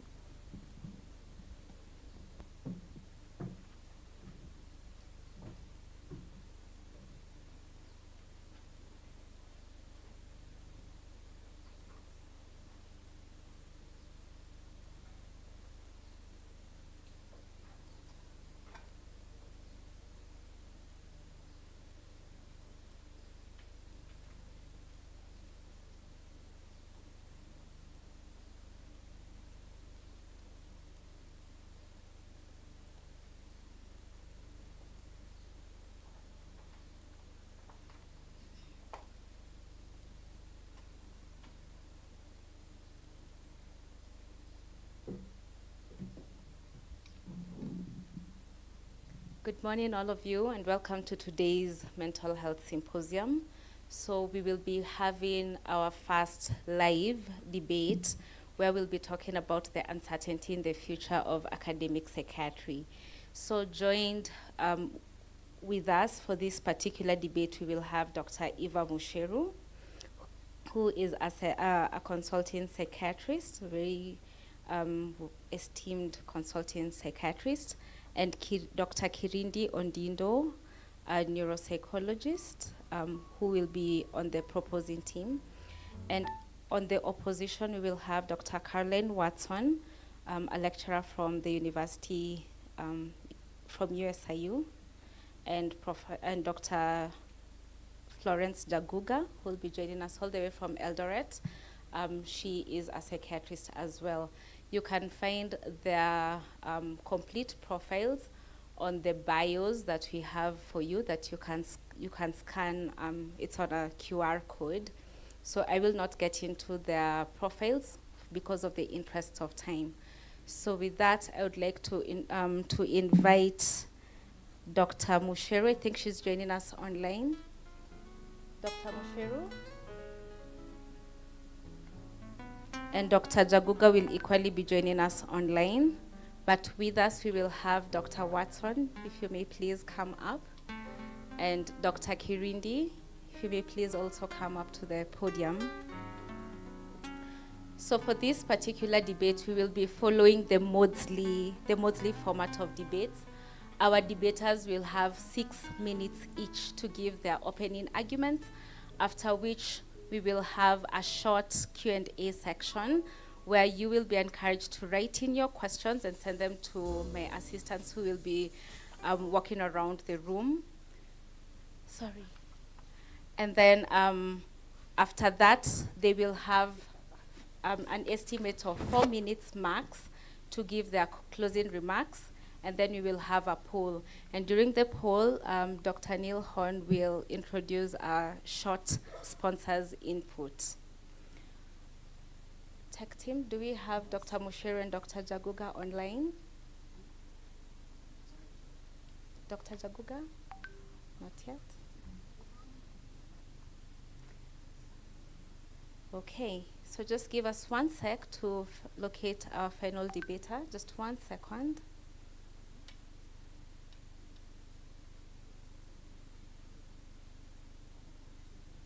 But in the meantime, Dr. Musheru, can you hear us?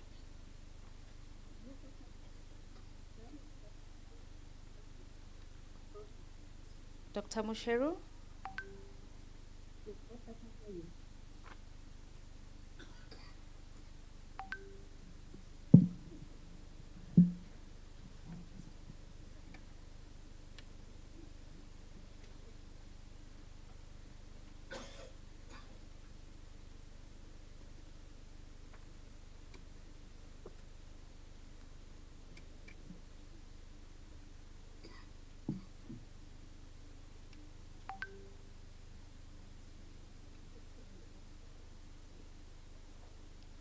Sorry, we're having a bit of a technical glitch.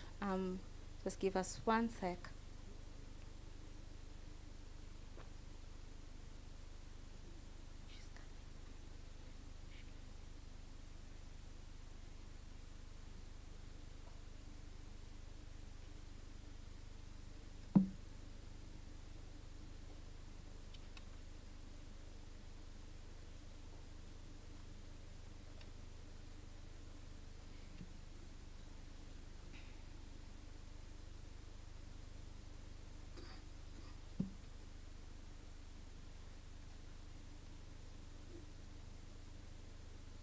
Okay, so probably as we wait for them, we can continue and have a start of the opening arguments.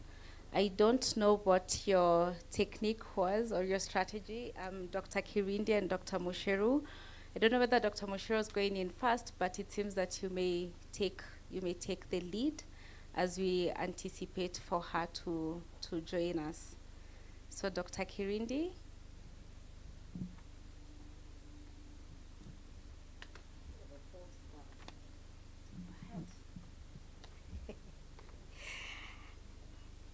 Good morning, everyone. So it's a bit of a false start, so I want you to orient your minds to a bit of a strategy, misstrategy. So that would be something, because I was following my proposer, and therefore my points were piggy banking on hers. Okay. Yes, so I am not sure that we then will poll, or it's kind of like a bad election. Well, I think then this becomes something that is also an emerging issue, because clearly my debaters as well as myself are now struggling with a whole emerging mental unwellness situation. No? Yes. Okay, so we will take you out of that distress. Yes. That be well? So probably, I don't know. Pendo, do we have Dr. Musheru on now? Yes, she's on.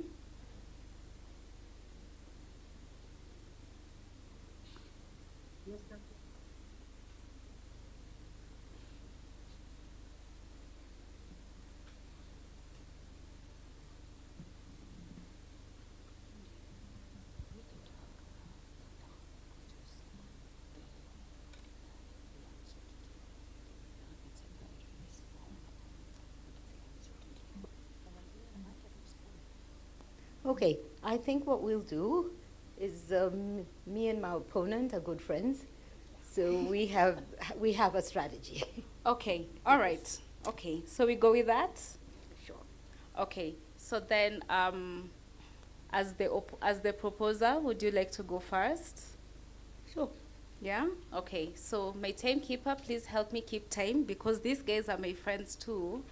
I may end up not sticking to time, and they are very, very senior to me, so please help me out with that. So, Dr. Kirindi, your time begins now. You have exactly 6 minutes. So I want you to picture this. I want you to picture the current world we're in, the mobile phones you use every day, as I see many of you using,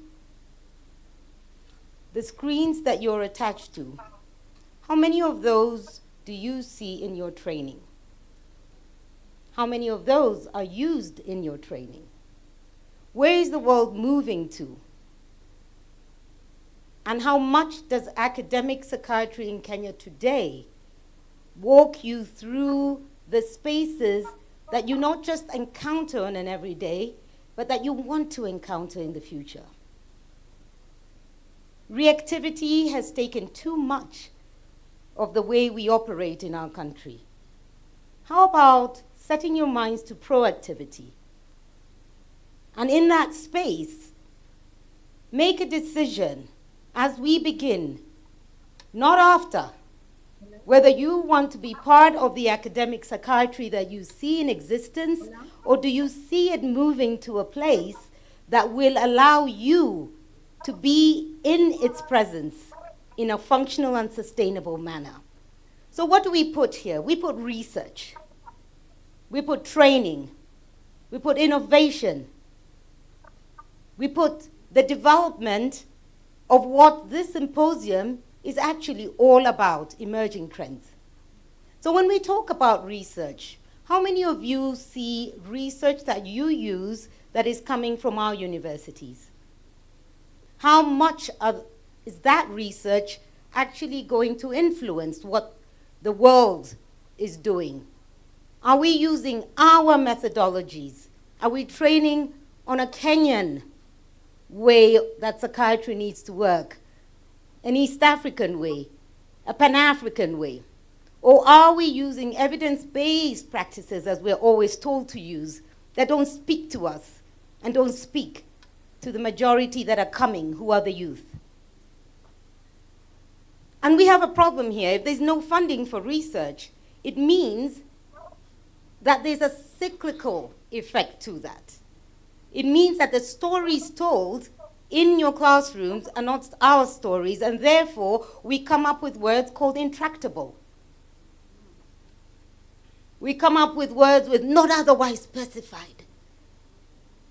And then you have a whole group of young people who still hold the stigma they've always had before, but it's a different kind of stigma. It's not that they don't understand mental health, it's that they don't understand mental health as spoken by academic psychiatry today. And what do they then do? They walk into their little spaces with sensitization and advocacy and working on all the different alternative practices that you were never told about. And in all of that, the rise of holistic and functional medicine in the world outside of us is growing. Have any of you heard of functional psychiatry, cultural psychiatry, social psychiatry? These are trends that have moved a long way past where we are today. I come from a family of a lot of psychiatrists on my mother's side.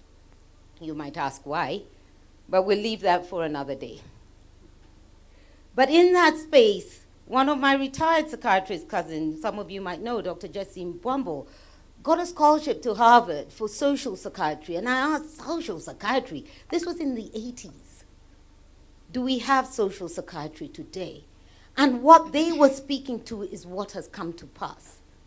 When we need to look at a lot of the cultural practices, we look at digitization, look at the tools that we need to use. All other medical sciences are there. The global mental health field has come to fill a gap that our academic psychiatry couldn't because of numbers. But that same solution is now a problem because it has kind of rendered academic psychiatry to be, can I say, maybe not as important because it can task share, we can task shift, we can use mobile opportunities that can reach the rural areas that we don't have, or we don't want to go to. Because the figures WHO gives us, those are great for research, practically on the ground, who is going to those gaps? And who wants to be in a gap where they might not be able to function as they need to? So as we're looking at the tools, if we're looking at AI, machine learning, and all the bots that COVID thankfully brought our way, how much of us are we putting down in the spaces where we learn? So the motion is not whether academic psychiatry is relevant. The motion is whether it is going to be extinct if it continues in the current format. And so with that, I end my argument and I pass it on to my dear friend and opposer. Thank you. Thank you so much, Dr. Kirindi. You have done exactly on the mark. And now over to you, Dr. Watson. Hello. Hi. I am Dr. Watson, Dr. Carol Watson. I want to just mention that I'm a clinical psychologist. When I was invited to be here today, I'm wondering, well, psychologists, psychiatry, okay, we are neighbors, close neighbors. However, we are very differently trained. And the topic here is about academia in the future regarding psychiatry, whether it's withering away or whether it needs boosting, or right. So I just want to make a couple comments that I think the merging of psychology and psychiatry is very important. We see each other, I believe, as separate entities and going about the same purpose, mental health services and mental health care, but sometimes we see ourselves as opposing as opposed to collaborating. And my message is that while academia is very important, and I think it is here to stay by all means, there needs to be a little bit more. When I was finishing my doctorate degree in clinical psychology, some of my professors said, this is your ticket. This is not the end. This is your ticket to explore, to create, to research, to practice, to learn. Because it is in the learning and the experience past the doctorate degree or master's degree where we really can make a difference. And what I think is needed is more training, more research, more training based on research. I happen to work with a private practice as well as teach at USIU, as mentioned, teaching clinical psychology to mostly doctorate, our doctorate program, which is a Doctor of Psychology, Clinical Psychology, known as a PSYD. So a little marketing message here. I'm really proud of the program that we have and that we've created, and that we've had quite a number of graduates now in the field working. And I hope with competency, because that is the goal. But when we graduate, whether it's USIU or other universities, with this ticket to begin the profession, that's not the end of learning. That is now a level, only a level of beginning of competency to now learn from and get involved with, including psychologists of other practices, whether it's clinical, industrial, organizational, educational, health psychology, etc., working with psychiatrists. I really think the barrier, whether it's in Kenya, the US, Europe, wherever, if the barrier exists, and I'm not saying it does globally, but I do know that we don't communicate enough. And we do not collaborate enough. And even today, or rather yesterday, I was seeing a patient who I asked for her release of information so I could speak to her psychiatrist, because I want to collaborate on what the psychiatrist is witnessing and diagnosing and medicating, and what I'm seeing and what I'm diagnosing and what I'm doing in treatment. So we can collaborate for a more positive outcome. And more cases than not, when I'm able to do that, I find that the psychiatrist and I do agree. We agree. I mean, you know, if you're trained in diagnosis, you know what you're diagnosing. Then where we spend our time is on treatment. What is our first step? What's our priority? Where do we go from here? We need to do so much more of this, and this is beyond academia. So in this argument, so to speak, I don't really see that it's an argument in the debate so much, because we can't live without academia. We need to learn the basics to be initially competent in what we're learning, and then from there collaborate with our professional colleagues to continue gaining experience. Now, I just want to say that I know from my own experience being in Kenya, and I've been here since around the 1990s, not to age myself, but I've been in and out of the country, but I'm back now for several years, and I don't plan to leave anytime soon. So I'm really committed to what we're doing in mental health services. And I can tell you from the work I'm doing and training students as well, that we have a lot of work to do. The work I think we need to do is beyond the classroom. I think we need to do a lot more of this type of meetings and actual trainings to collaborate. Thank you. 2-minute warning.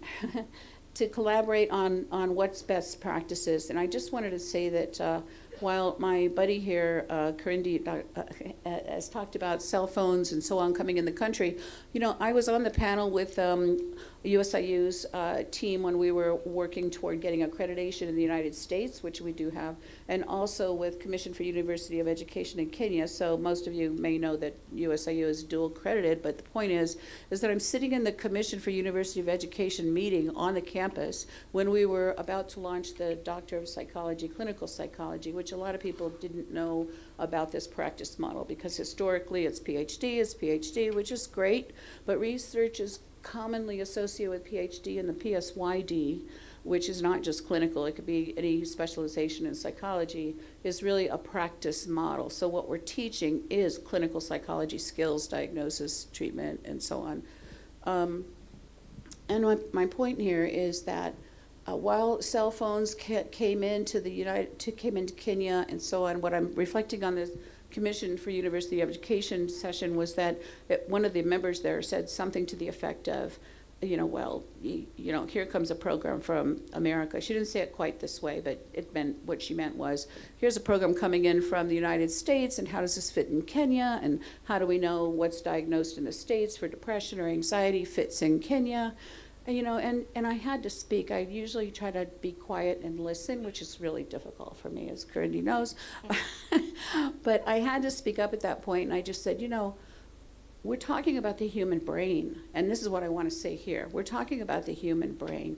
While cultural clearly makes a difference in how we may hear information, how we may process information, but when we're talking about the brain, it's a human condition, and whether it's depression, PTSD, social anxiety disorder, psychotic disorders, whatever it is, we're talking about the brain, as we just heard extensively from our prior speaker. So my premise is that while we need academia, and it's not going to go away, we need to improve it. We need higher quality specialists from all over the world. I'm international. I'm not going to give up my American citizenship. However, I'm committed to being here because here's the opportunity. While some places in the world are so well developed, that doesn't, so what? You know, I'm not challenged by that. I'm challenged to be here and help promote mental health services in Kenya. Now, Dr. Watson, I'm about to challenge you and tell you that you are running completely out of time. So finish one more your sentence? argument, just one sentence and you're done. Boy, that's harsh. I'm done. What I wanted to say is, while we bring in cell phones, while we bring all these advances, let us also bring in advances from other countries in the world that can support our learning so that we don't waste time, 10, 15 years catching up with competency, especially when we're talking about working with human beings. We're not talking about machines, we're talking about human beings and how they live and function, and how we can make major differences in reducing impairments and increasing quality of life. And I just think we need to open up a bit to the possibilities of learning from each other around the world. Thank you. Thank you so much, Dr. Watson. And when you were starting, I don't believe I oriented you to the context of our debate, which was a big shortcoming on my end. I was having an emerging crisis in my head around technology. But our argument, the argument that my esteemed seniors have been speaking about, is the argument that this house believes that academic psychiatry as we know it is in danger of extinction. So now that is what we are talking about, and I am informed now by my abled team that we should be having our online debaters. Is that true? Yes. So then we can quickly move forward to hear from Dr. Eva Musheru on her proposition about this. Dr. Musheru? Thank you very much for having me as part of this debate. I'd like to apologize that I'm coming second. I had hoped to come in first to set up the context, the homegrown context, the fact that I'm trained locally, and I'm going to allude to this, my experience when contributing to this debate. As Zawadi has clearly said, the House believes that that academic psychiatry, as we know it, is on the verge of extinction. So note that it is as we know it. So how do I know the academic system? The fact that I trained here, I can now say without a doubt that the situation in our country is the fact that we have declining numbers of academic psychiatrists. Let me start with my alma mater, University of Nairobi, where we have 5 academic psychiatrists as we speak. And in addition to that, in addition to the fact that we have 5 academic psychiatrists, we have various master's programs, we have undergraduate students, and they rely on these academic psychiatrists who are about to retire. So mine is to also outline that in the campuses, or there's a university still within the environs of Nairobi, where we have 4 academic psychiatrists. They happen to be younger, but they are managing undergraduate students of numbers close to 400 on their own. So now when we look at that, there is the fact that there are declining numbers, or the contracting numbers of academic psychiatrists, and we have increasing medical schools. For your information, we have 13 medical schools. When I trained, we had 2 medical schools. The number of students enrolling are so high. So then we are finding that it is difficult for our academic psychiatrists to, one, step into academia where they need to do research, they need to be involved in bedside teaching, which is clinical practice, and they also need to be part of research. So then when we look at the research itself, there are funding challenges where we find that there is dwindling research money going into mental health, and therefore, by default, going into academic psychiatry. We have our lecturers, who we respect a lot, university academic staff, going on industrial action, going on strike from time to time because of their remuneration. And then we also have situations where we have had trouble with our universities maintaining their operations. So we find that funding is really a big problem. Then with increased awareness, we have more patients. So then our academic psychiatrists have more patients to see, and the clinical demands are quite high. So when we look at our academic psychiatrists who have to juggle between clinical work, they have to juggle between research and teaching, you find that they are strained. So what am I trying to say? As we know academic psychiatry today, we are struggling with remaining afloat. One, because of the contracting numbers of psychiatrists who are going into academic research. The fact that we have 5 in my alma mater, we have 4 in a neighboring university, and we have about 150 psychiatrists in this country.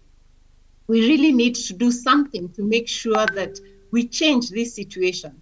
Otherwise, academic psychiatry as we know it is going to be a problem. And our academic psychiatrists, they have a varied kind of, they need to teach from the childhood disorders, adolescent, geriatrics. They actually are the widest field in medicine or in psychiatry. So we feel that unless something is done, then it is indeed true what the fears that this house has, that the fact that academic psychiatry is actually on the verge of being extinct, and our colleagues in academic psychiatry are actually an endangered species.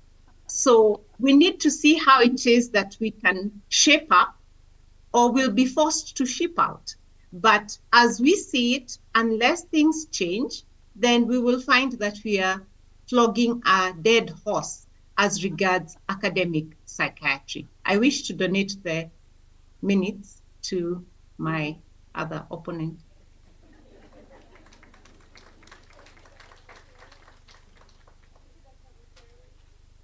Because not only have you stuck to time, but you have also donated to your dying colleagues. So, Dr. Jaguga, if you may please give us your opening remarks on this.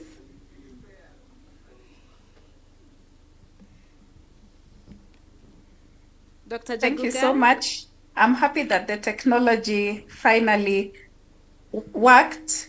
I don't know if I should introduce myself or I get right in. Get right in, because you have only 6 minutes and they start now. Okay. Plus, I have the donated time, which I will gladly use to punch very deep holes into Dr. Musheru's assertions that academic psychiatry is dying. And the only premise for that assertion is that the number of consultants or psychiatrists is dwindling within the institutions at University of Nairobi and Moi. But that is not true. If you look at the number of research outputs in terms of publications and the amount of research funding that goes to University of Nairobi, and even just to Moi over the past decade, the amount of mental health funding in terms of research that has come to AMPATH has exponentially increased. And if you look at the publications that has come out of Moi University, at least AMPATH over the past decade has also exponentially increased. We did a systematic review about 2 years ago. And if you look at the substance use research publications out of Kenya, that has also increased exponentially over the past 5 years or so. So it is not true that academic psychiatry is on its deathbed. And the idea that you can only practice academic psychiatry when you're within a university setting is not true. I work in a clinical setting in a hospital, but I dedicate a portion of my time to engaging in research as well. And also, if you look at institutions like Aga Khan, it has a whole institute, the Brain and Mind Institute, that is heavily invested in research. I know there's a huge study there that's focusing on Alzheimer's. There's a study that we're doing there on the mental health of college students that's going on. I know Cambridge also is investing heavily on mental health research. I think Daystar, a couple of institutions across the country. So that assertion is not true, and I beg to punch very deep holes into it with the additional minutes that you have given me. So I will go straight to explaining why academic psychiatry as we know it is far, very, very far from extinction. So first of all, academic psychiatry, as has been said, concerns itself with research and generating new knowledge.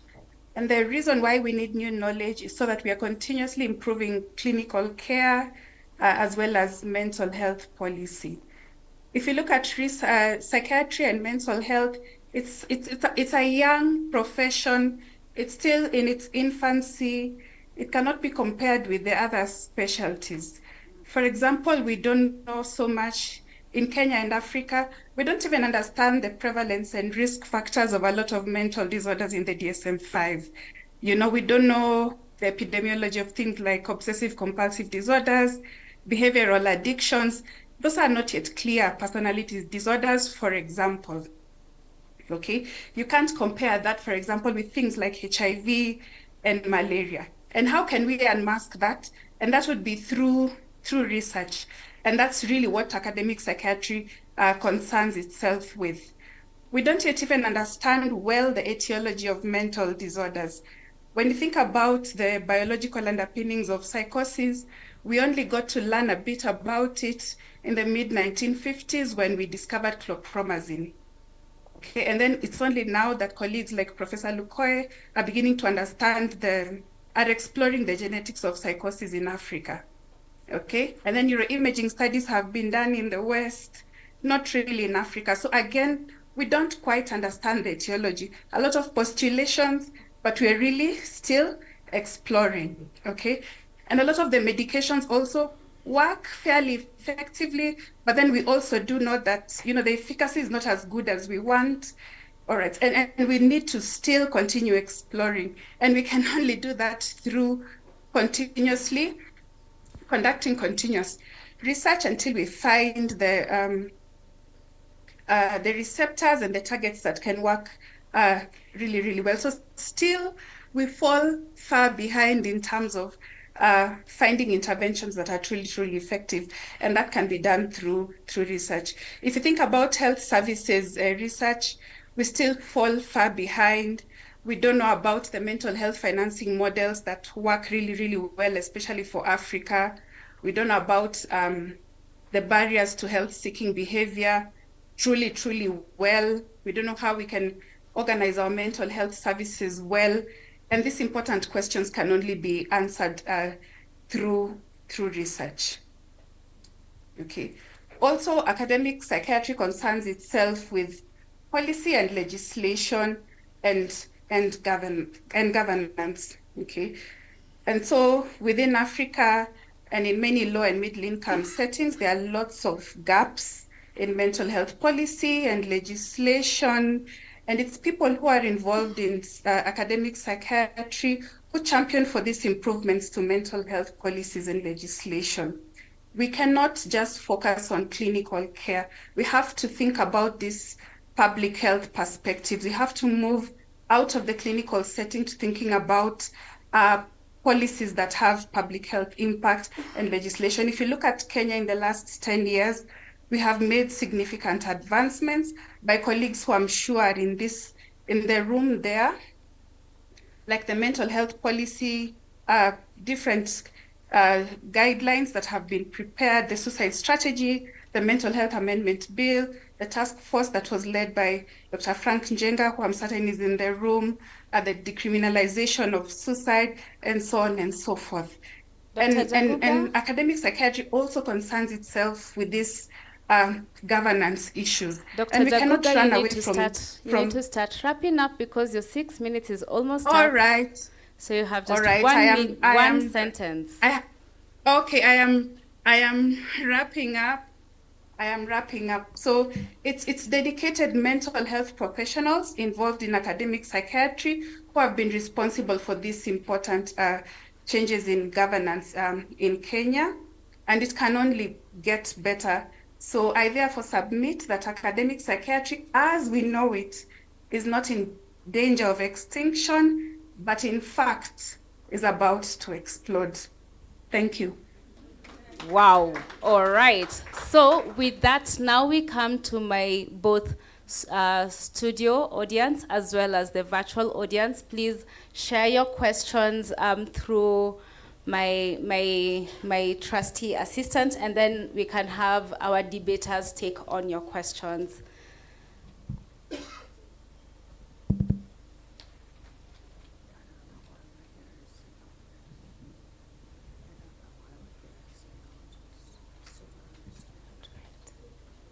So anyone with a question, please write it down. Please write it down, and then it will be sent. Yeah, please write it down. I'm supposed to write it down? Yes. Oh, okay. Then let me. Oh, it's okay. It's all right. So now here is a question. How do you see the future of college psychiatrists implementation in Kenya and/or/East Africa, hopefully in the near future? So that's part one of the question. And I think this one features more to those who are proposing this motion. How do you see the future of college of psychiatrists implementation in Kenya or East Africa in the near future? Dr. Jaguga and Dr. Musheru and Dr. Kirindi. This, I think, is your question. I can go first. The College of Psychiatrists in Africa or East Africa or the larger Africa region is more than welcome. And that would be part of how it is that we can resuscitate this dying horse. And how that would be is the fact that we would have more team players, we would have more there would be more academic psychiatrists, there would be more opportunities for research across the region. Then people would train on the job, just like the College of Surgeons is doing. People would train in hospitals and not necessarily be in academic institutions. So I would really say that is one of the solutions to this dying horse of ours. And it is more than welcome. So a college of psychiatrists in the region is part of the solution to our current problem as we see it today. Thank you, Dr. Musheru. Dr. Kirindi, you support the same? Yeah, I want to add a different nuance to this. I mean, if you look at the world over, the trends in psychiatry were pushed by the demands. And so for as long as, and I say this with all due respect, for having been a med school dropout myself, for as long as psychiatry is seen as the poorer cousin of all other medical sciences, and specializations, you're going to have a stigmatized group working with a stigmatized group. And this is the fact. This is why I dropped out. I was not going to go those many years of physical medicine to then go and do what I really wanted to do. And Dr. Judy Kamau was my roommate. She's somewhere in this room. And what I see the trend being is go with what people want. When they come to you as psychiatrists, what are they looking for? Is it just a pill? It is for you to answer that question and fill that gap. That is my answer and my contribution. Thank you. Thank you very much.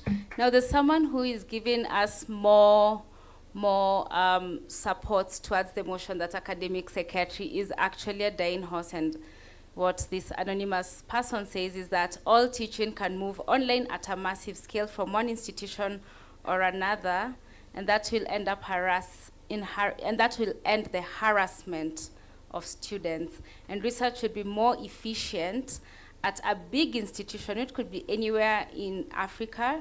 Research needs big numbers and big tech, and therefore academic psychiatry may not be as relevant. Now we move to another question, and this one is for those who oppose the motion that academic research is not actually dying. And they say, and this question reads that, please comment on the quality of mental health training in the country due to the number of low academic psychiatrists. So those who are opposed that this academic psychiatry is not really dying, Dr. Florence, I think I'd like you to take lead on this one, and then we hear from Dr. Watson.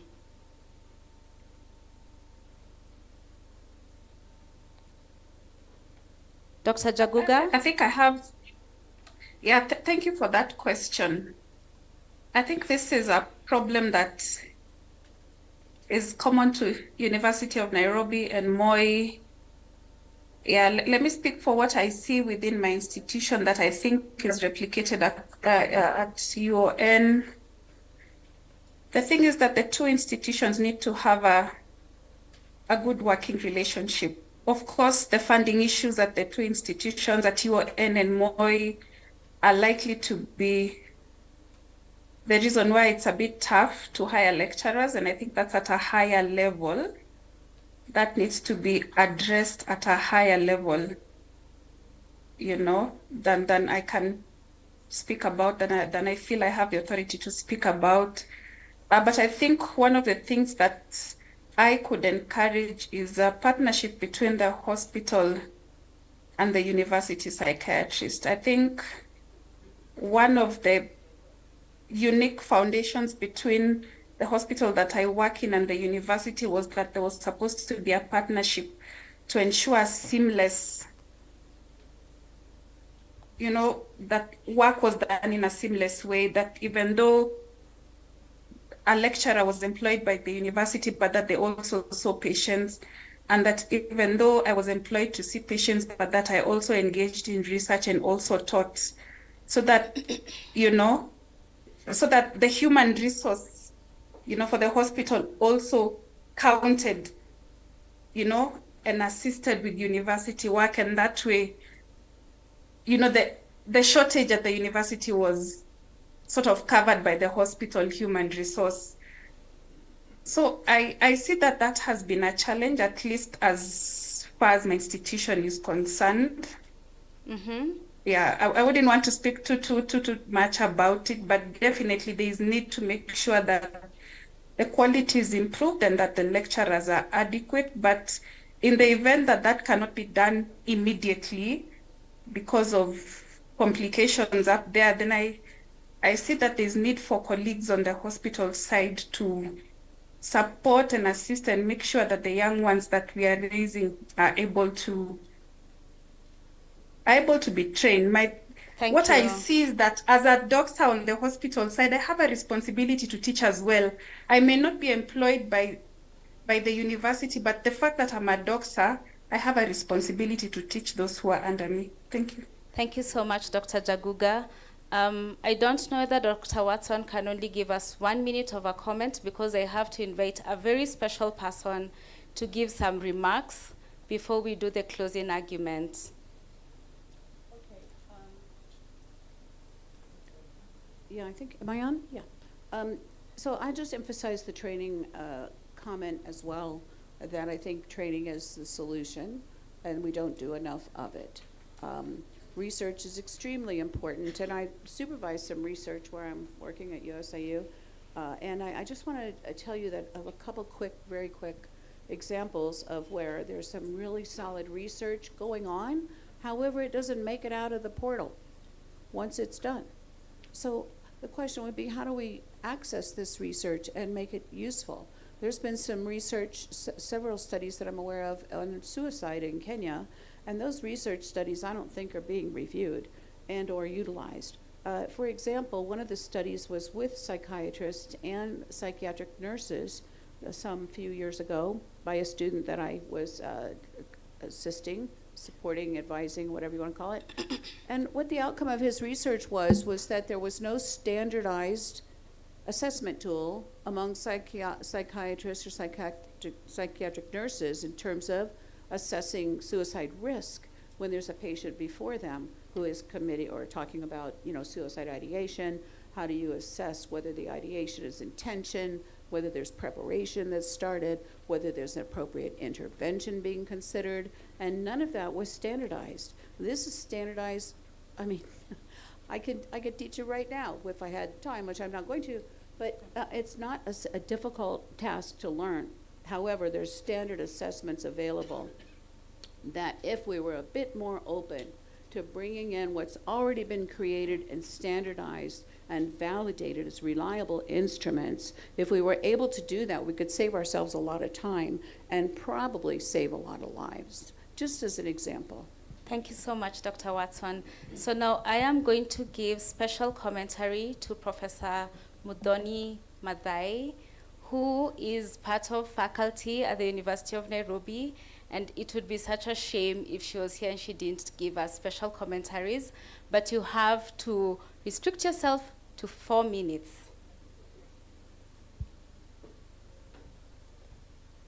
Thank you very much. I'll even use less than 4 minutes because my comment was that what Dr. Muchero said was completely correct. I'm part of those dying horses, and I feel very sad. And in fact, out of the 5 that she mentioned, 4 are cohorts, age group, same age group. So we are all bound to go home together, and then there'll be 1 left. And the problem, like somebody mentioned, is that the employment, it's at the employment level. We have so many interested psychiatrists who are interested, but there's no employment. So that is the problem. And I think I really support the idea.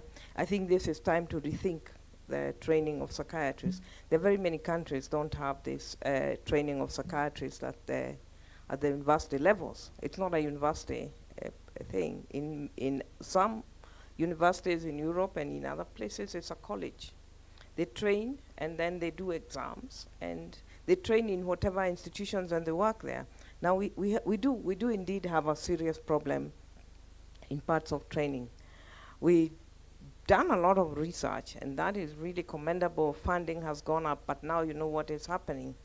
Even projects that we are in, which are already funded, we are asking, are they going to continue?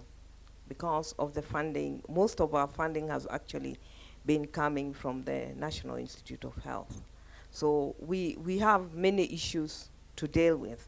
But I think the first one is, since the psychiatrists are gathered here, is to start thinking about a college of psychiatrists. Thank you. Thank you very, very much. Now on your sheets, on your welcome sheets, you were given a QR code to help with the polling. Which of the QR sheets has the polling? But then the people online will poll through our virtual polling station. So I'm informed that we are having a bit of a glitch with the QR codes for polling, so you'll just have to do this old school, okay? So all those who believe that academic psychiatry is actually in extinction and is facing extinction very quickly, and they are dying horses, please lift up your hands. No, that was not saying as we know it. Yes, as we know it. As we know it, I'm corrected. Yes. That the academic psychiatry, as we know it, is in is facing extinction. So all those who believe that motion to be true, please lift up your hands. It's only one person. Wow, it's many people. As we know it, the academic psychiatry, as we know it, is facing extinction. As we know it. Wow.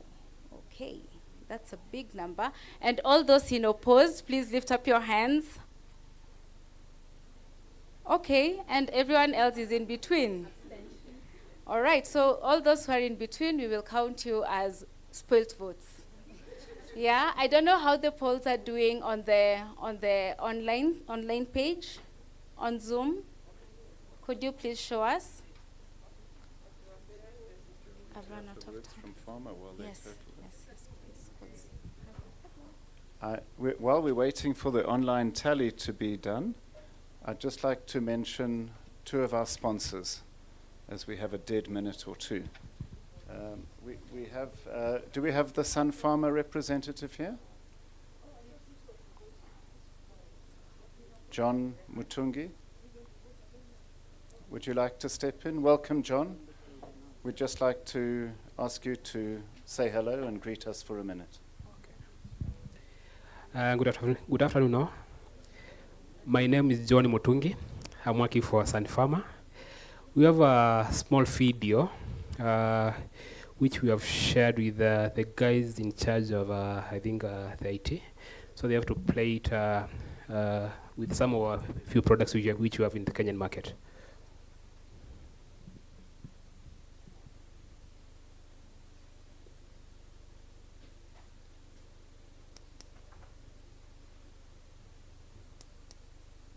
Hello.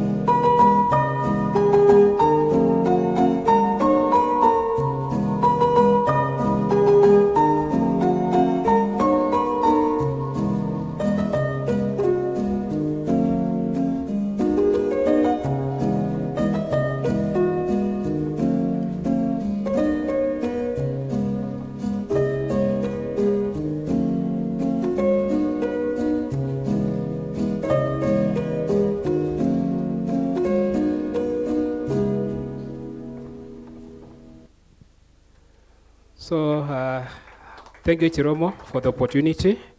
And that's some of the products you have in the Kenyan market.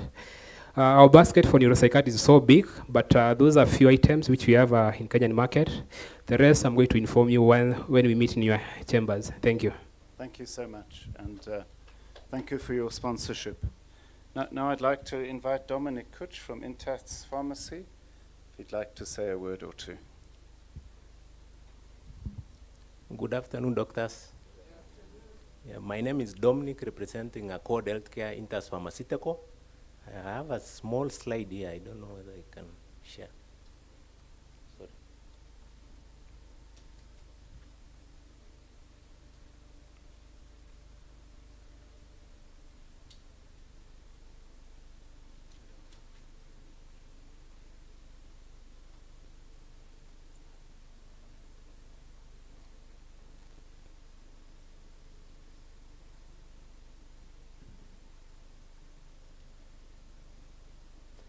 As we wait for the slide, like Intas Pharmaceutical, we have been in the Kenyan market for 23 years. Locally, we operate as Accord Healthcare, which is a 100% only subsidiary of Intas Pharmaceutical.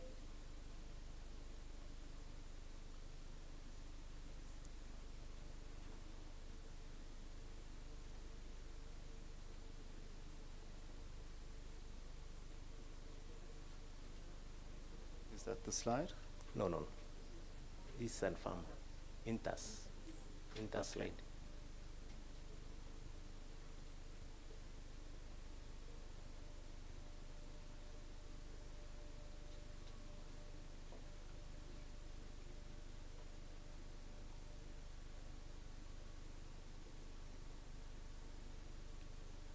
As we have a challenge, I'm going to hand us back to Zawadi to allow the debaters to give their closing remark, even though the vote is over.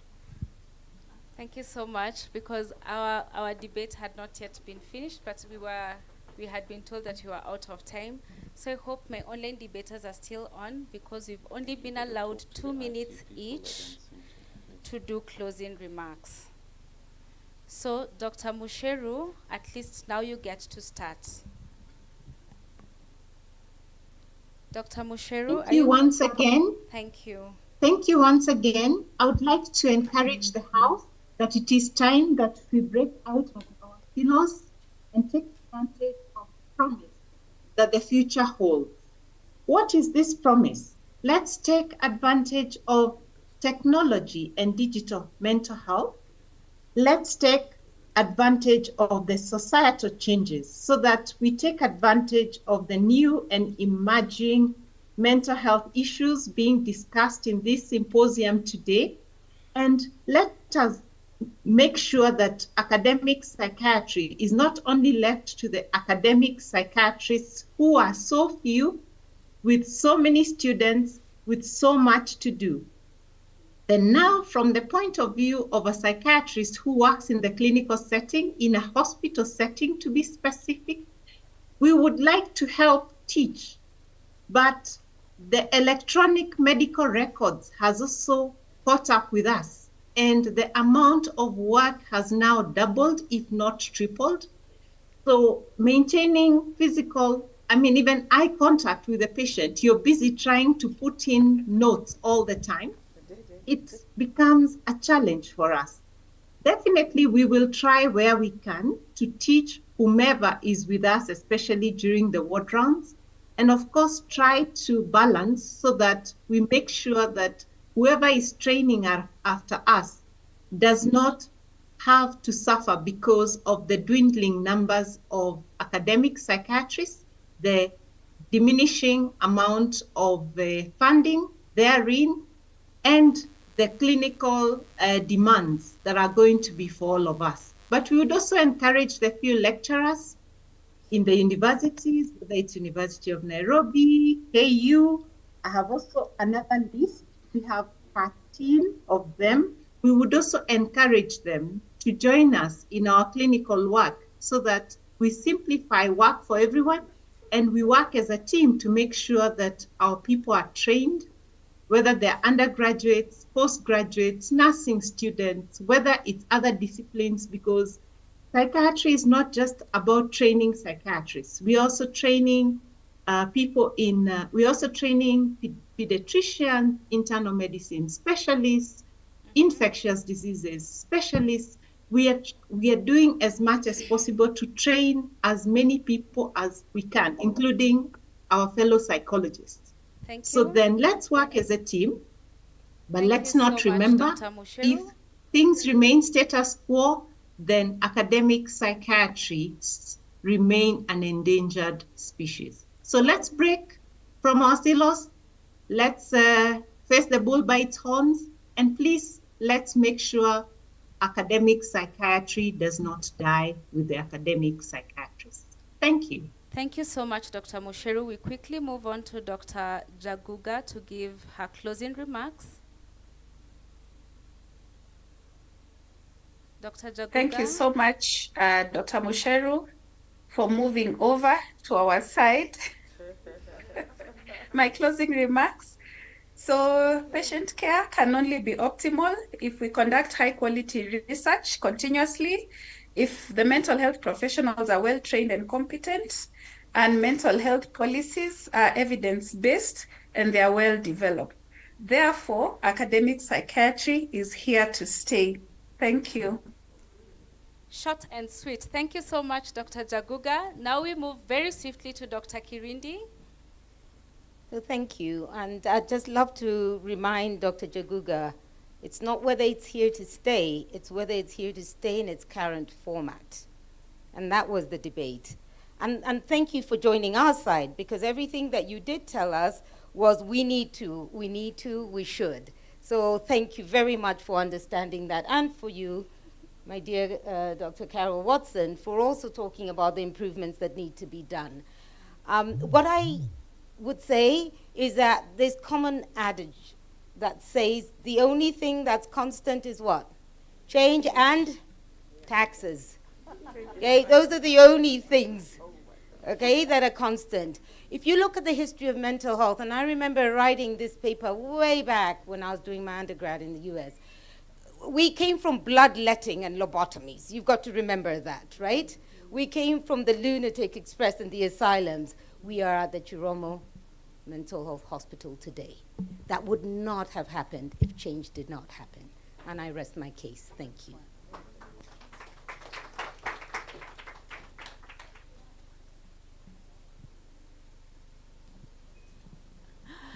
You cannot rest your case, because change needs to happen.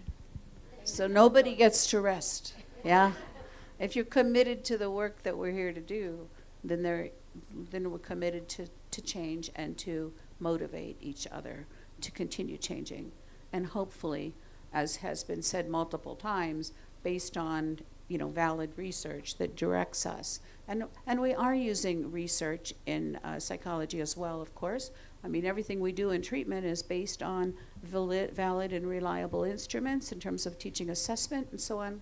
And even treatment that's all valid and based in research in terms of effectiveness for the disorder that we're looking at treating for the patient. I just want to emphasize one final point, and that's that I really would be so glad, excited, enthused if we didn't end this discussion here today, that we actually create some type of motivating force, a team or whatever, to take the collaboration further. And I mean collaboration also between psychologists and psychiatrists, because we both have expertise to contribute to look at how we move forward in our collaborative efforts in mental health services. And I also would say part of that journey would be to look at how to integrate into advancing what we need to advance on without waiting 10 years. In Board of Counselors and Psychologists in Kenya was actually approved by the Parliament in 2014. In 2024, we just started licensing for psychologists and counselors. Can you imagine? That's what I'm getting 10 years from. And I think we're bright enough and intelligent enough and most of us trained well enough to help others catch up and to offer unique training so that we don't waste time. Thank you. Thank you so much, Dr. Watson. I know now that the Zoom polls are ready. I hope the closing arguments have not changed your opinions or your sentiments about this motion. So if the Zoom polls can be aired up, I am told that I'm very pressed on time, but this is a very important conversation that we must continue to have so that academic psychiatry does not die a rather sudden and unfortunate premature death. So what are the numbers looking like, Pendo?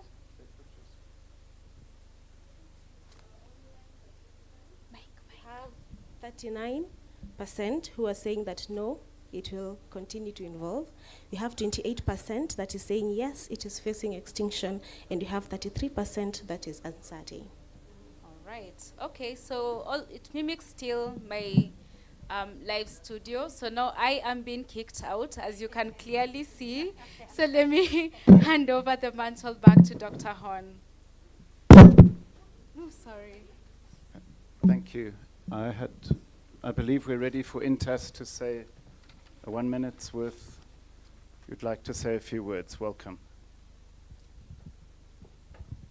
Sorry for the slight interruption. My name again is Dominic from Accord Healthcare, which is Intas Pharmaceutical.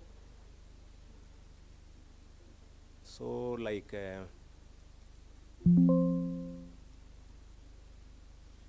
so at Intas, this is our product portfolio. I'm sure it's not new to most of you. We have Risdon, Aripitas, Ositas, Ventab, Flunil, Valtas OD, Prigatas, which is our Brigabalin 75 mg, and Prigatas ME, combination of Brigabalin 75 and methylcobalamin. So all these products are USFDA approved, and we have them in leading hospitals, and I can assure you with your prescriptions will be honored. So I know you believe in the quality of our brands, the availability, so we thank you for the support that you give to these brands, and we kindly urge that you continue to prescribe these medications.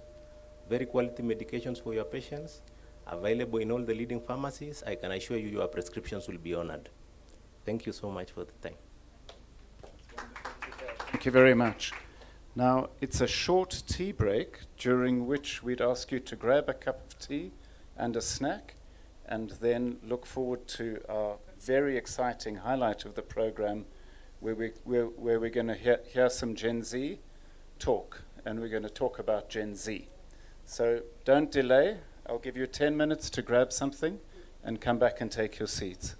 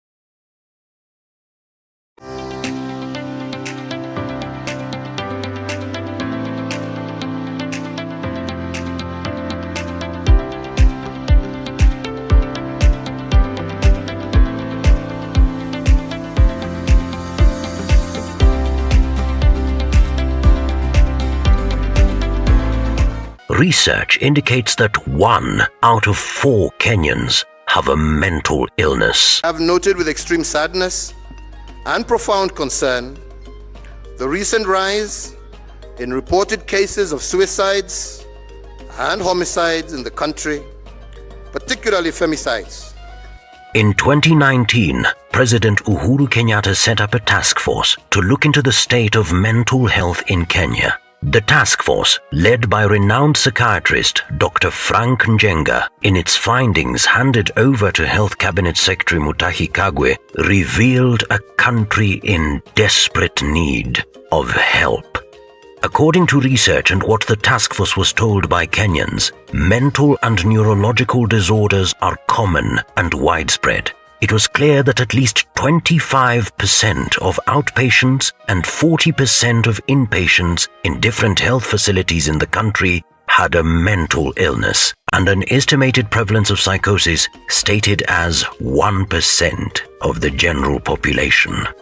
The common mental illnesses in Kenya are depression and suicide, substance use disorder, bipolar disorder, schizophrenia, and among other psychosis. A heavy burden, low investment, high stigma.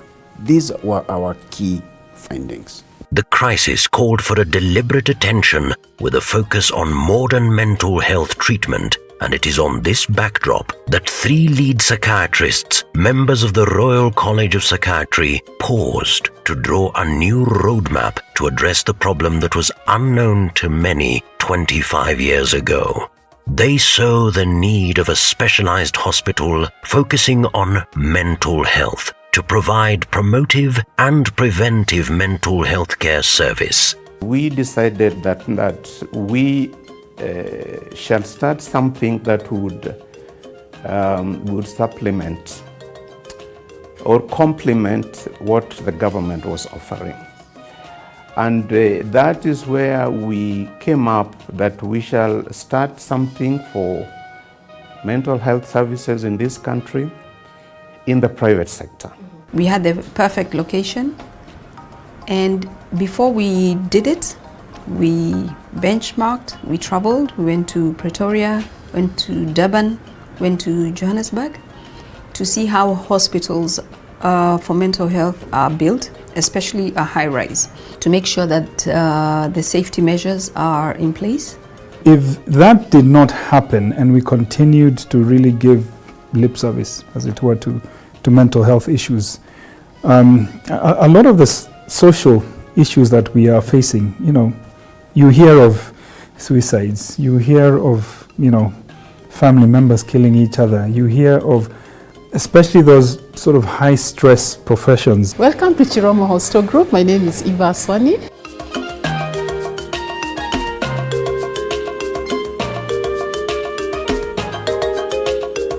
And Chiromo Hospital Group is the fulfillment of that vision. The type of service that is being offered here, we want it to be offered to every Kenyan. Yeah, that will make me happy. When you hear about mental health and you see the places that people are treated, some may never even get well because they are put away, they are locked up.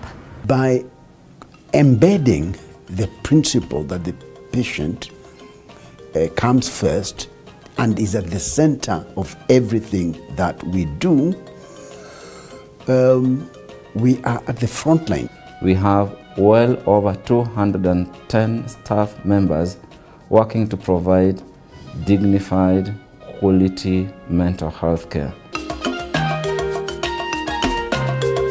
Firmly anchored on the pillar of preventing mental illnesses and promotion of mental wellness, Chiromo Hospital Group offers a dignified quality mental health care service in Africa and beyond by adhering to evidence-based medicine.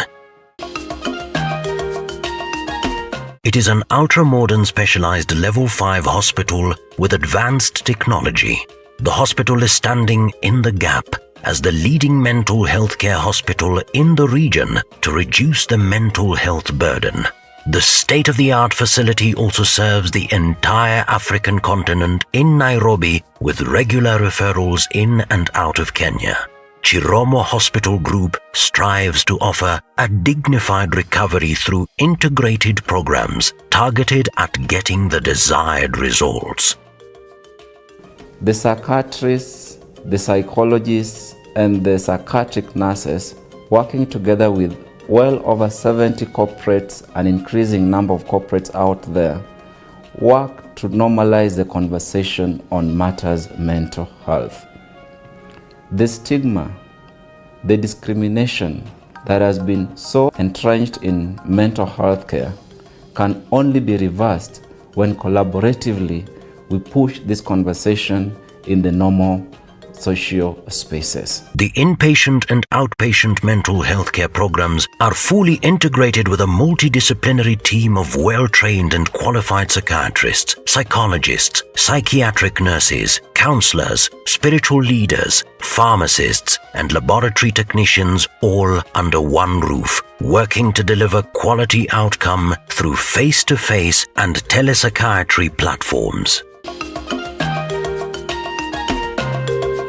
We are focusing on promotive and preventive services as opposed to curative, which we do also provide here at the Chiromo Hospital Group.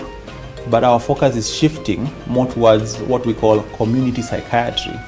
And therefore that we have to be able to develop the acumen and the ability to diagnose mental health issues before they actually become illnesses. All what we've done is unveil it and say, this is what has been hiding, this is the elephant in the room. Like, we're fighting communicable diseases, but hand in hand, mental health is equally affecting us in the same magnitude.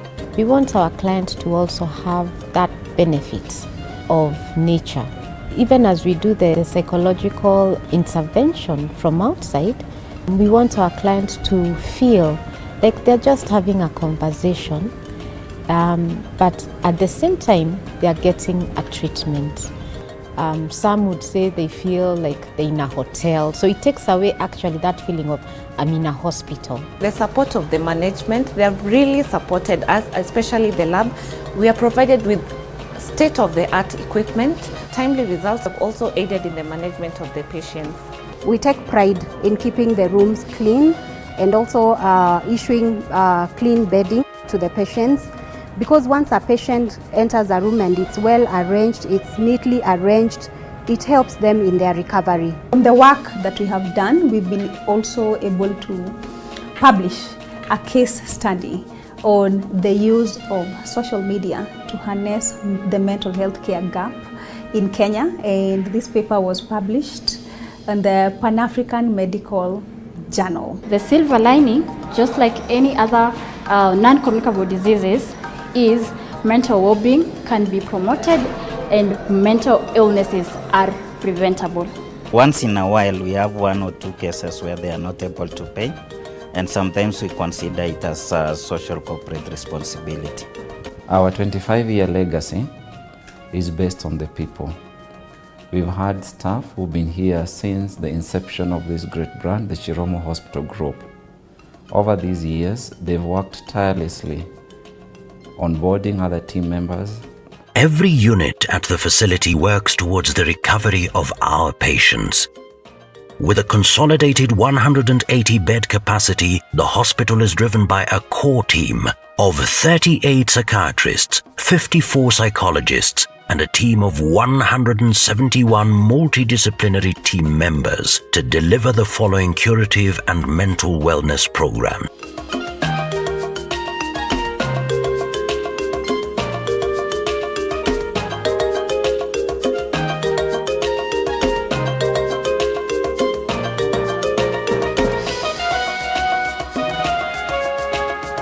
The treatment methods at the facility include outpatient services, detoxification, psychotherapy, addiction treatment, mental health program, art therapy, group therapy, family therapy, occupational therapy, and nursing care. We give our patients first-class treatment as we walk with them on the recovery journey.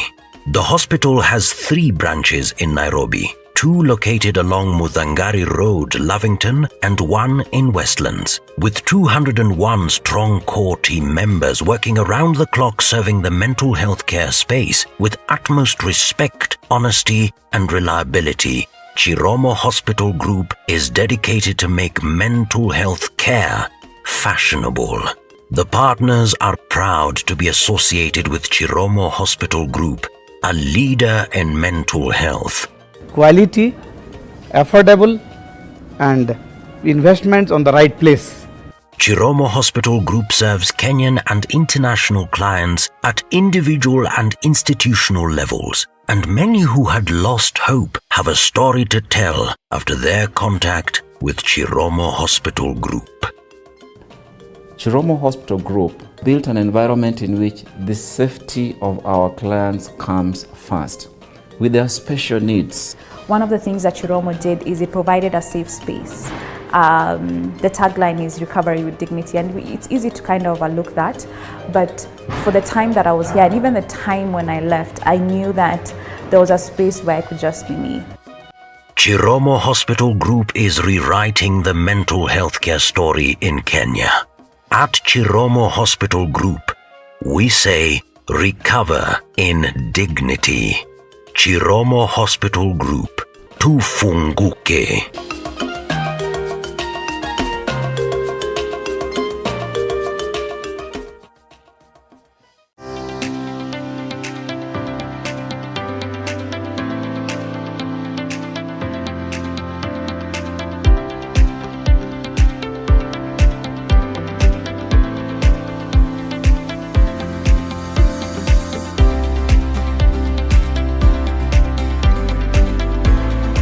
Research indicates that 1 out of 4 Kenyans have a mental illness. I have noted with extreme sadness and profound concern the recent rise in reported cases of suicides and homicides in the country, particularly femicides. In 2019, President Uhuru Kenyatta set up a task force to look into the state of mental health in Kenya. The task force, led by renowned psychiatrist Dr. Frank Njenga, in its findings handed over to Health Cabinet Secretary Mutahi Kagwe, revealed a country in desperate need of help. According to research and what the task force was told by Kenyans, mental and neurological disorders are common and widespread. It was clear that at least 25% of outpatients and 40% of inpatients in different health facilities in the country had a mental illness, and an estimated prevalence of psychosis stated as 1% of the general population. The common mental illnesses in Kenya are depression and suicide, substance use disorder, bipolar disorder, schizophrenia, and among other psychosis. A heavy burden, low investment, high stigma. These were our key findings. The crisis called for a deliberate attention with a focus on modern mental health treatment, and it is on this backdrop that 3 lead psychiatrists, members of the Royal College of Psychiatry, paused to draw a new roadmap to address the problem that was unknown to many 25 years ago. They saw the need of a specialized hospital focusing on mental health to provide promotive and preventive mental health care service. We decided that we shall start something that would supplement or complement what the government was offering. And that is where we came up that we shall start something for mental health services in this country in the private sector. We had the perfect location, and before we did it, we benchmarked, we traveled, we went to Pretoria, went to Durban, went to Johannesburg to see how hospitals for mental health are built, especially a high-rise, to make sure that the safety measures are in place. If that did not happen and we continued to really give lip service, as it were, to mental health issues, A lot of the social issues that we are facing, you hear of suicides, you hear of, family members killing each other, you hear of especially those sort of high stress professions. Welcome to Chiromo Hospital Group. My name is Eva Swani.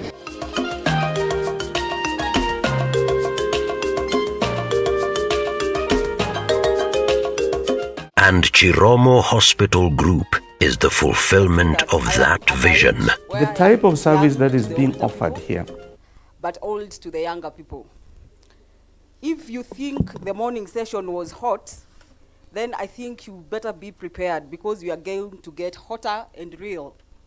Because we are talking about a generation that was discovered in June of last year, 2024, when it shook the things in this country, both politically and economically, and the reality of the new generation who are fearless, leaderless, tribalist, was brought to the attention of everybody. The power of digital technology was also clearly shown by the mobilization done by the said generation. So Generation Z, or Generation Z, also called the digital native or the Zoomers, were those who were born between the year 1997 and 2012, and they have no idea about the phone booths. They don't know about the post office. They don't know about the telefax or even writing letters as a means of communication. The Generation Z by itself, it's shaking up things, and it's going to continue shaking up things across the cultural, social, and economic landscape. They have grown up in a period marked by rapid technological advancement, significant society changes, and the ever-changing global connectivity, whether it's changing rules in the workplaces or influencing how we shop and consume. Generation Z are the people we are definitely going to watch. They are flexible and pragmatic, real and love to save and invest. They love traveling for the memories that they create, and they are able to think outside the box. Unlike some of us who are in the 844 system, where we went with what we were told, Generation Z are ready to challenge anything you tell them. And even if you talk to them about history, you tell them about Vasco da Gama, watakwambia iko wapi evidence, bring a video evidence. So, and they are very hopeful about the artificial intelligence. So without much further ado, I want to welcome our keynote speaker, Dr. Judy Kamau, who is a consultant psychiatrist working in Chiromo, and she'll tell us more. She'll introduce herself. Dr. Judy.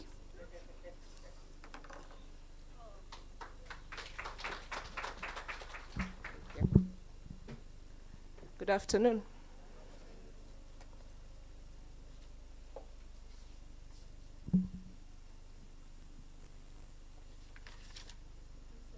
Where's the slide changing thingy? Dongle.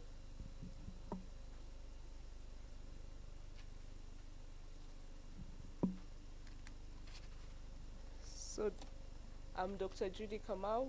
Kibuti asked me how to introduce me. I think I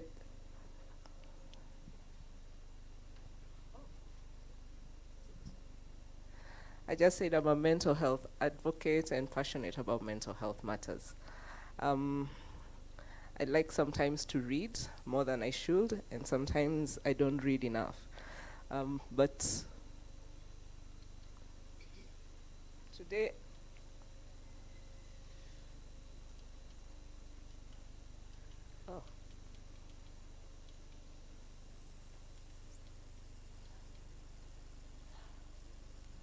can you go to the beginning?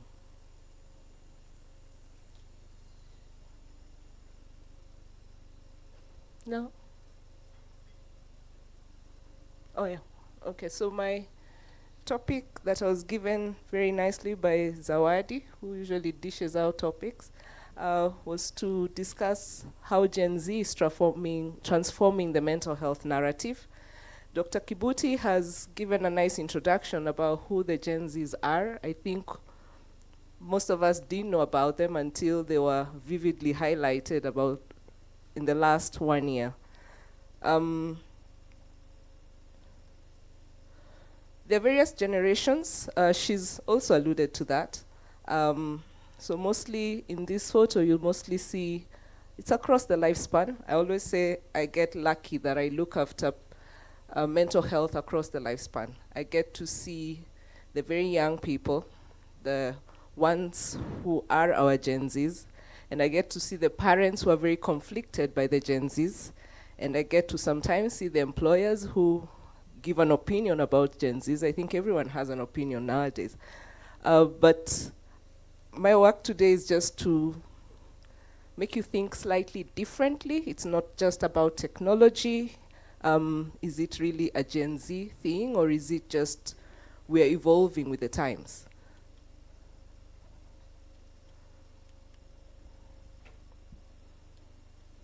Okay. So these are the generations that Dr. Kibuti mentioned. We have the boomers. Currently, they are aged between 79 and 61 years. Then we have now the Gen X, who make a certain population here, and they're mostly the employers that the Gen Zs have to contend with. Then we have the millennials. Then we have the millennials, 44 to 29. The Gen Zs that we've talked about, and recently they're talking about a generation alpha. I don't know how they're predicting their behavior, but maybe they have one of those algorithms that predict how they will act in the near future. But I think sometimes times does tell. So with the Gen Zs, why they're of sudden interest is because they're the newest entrants into the workforce. The general ages are between 13 and 28 years, so people who have adolescents in their house are already working with someone in that age bracket. And the guys who are just now starting to work, hence the opinions about their character in the workplace. Many times we don't have descriptions about Gen Zs at school, but we'll have very major opinions on how they do after they graduate. With my dipstick, which is an AI kinda, so I've gotten into that bandwagon, it described them as they're digital natives, they're diverse and very inclusive, which I really like about them. They're pragmatic and financially conscious. Dr. Kibuti has mentioned they do like, they're money oriented sometimes. They will look at their savings and see how they can even make more money. They have, of course, an entrepreneurial spirit. They're not just waiting to be employed. They're really, as she mentioned, sometimes really think out of the box. They have a mental health awareness. They're all about work-life balance, where many of us adults are really still struggling about that. We are getting burnt out. They will not let themselves burn out. They're described as having short attention spans, mostly related to technology, but sometimes I think it's being just in a different space altogether. And global perspectives. Dr. Njenga mentioned earlier that we should not think that what's happening in the US is not affecting them now. Surprisingly, if you ask someone who's very in this age bracket, they'll actually tell you about sometimes the elections that are happening in the US, what it means for them, and how it will impact them. So they're very woke to other things that are happening around them. Unfortunately, in the workspace, they've been labeled as entitled, easily offended, and lazy. I think sometimes because they have an opinion. That their employers who in that age bracket don't want to, may not want to hear because of maybe their background. But I think I should bring a different angle into the Gen Z sphere. Recently, there's a gentleman called David Brooks who writes for, he's an opinion columnist for the New York Times. Coined the term Odyssey years. And this is 2007. And then a psychologist, James Arnett, started talking about emerging adults. And this is in the year 2000. The Gen Z term was coined maybe in the late 2010s, around 2018, thereabouts, or 2017. So these people are already talking about what we are seeing now. So they're describing these age groups as the emerging adults, or contestable adulthood, youthhood, young adulthood. So they postulate that there used to be 4 developmental stages in the past. So there were childhood, adolescent, adulthood, and then old age, where you wither off and die. But now there's childhood, adolescence, odyssey, adulthood, active retirement, like we see our very good mentors here. In the past, they would be collecting pension. And then now old age. So what is this emerging adulthood? I thought about talking about it because it does actually have a lot of similarities to what we're talking about Gen Zs, only that this conversation was not in a digital age, as we refer a lot to the Gen Zs being. As I mentioned, 2000, the year, that time it was way earlier. So we wonder, is it the new developmental phase of the 20th century? So David Brooks described Odyssey as a decade of wandering, in which fluidity is a unifying theme, where you have fluidity in jobs. Our young people sometimes are never sure what they want to do. They will move from one to another. Where you'll have love relationships. We have fluidity in that. There are times it's very hard to ask a young person what's their affiliation in terms of sexuality, because sometimes they're also not sure, or they're still exploring. So it's very fluid as well in terms of where they live, and also in terms of long-term aspirations. So you'll find sometimes with our young people, parents come very frustrated. This person cannot stick to one thing.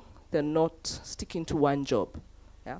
So in the 20s, according to David Brooks, they've become a period of uncertainty and searching. And I think that's how we see our Gen Zs at the moment. Not forgetting that this has been postulated already in the 2000s. But David Brooks had picked up this theory mostly from Atet, who talked about now the emerging adulthood. Initially in this theory, they mostly talked about relation to industrial countries. They did not see as emerging adulthood or the Odyssey years. Even now, they still see it as a phenomenon more in industrialized countries and not in non-industrialized countries. So even when they were talking about emerging years earlier, they would talk about the United States being behind Europe in this phenomenon, that the young people in Europe had already been, a bit already not sure what to do with themselves after finishing. They already were in that space.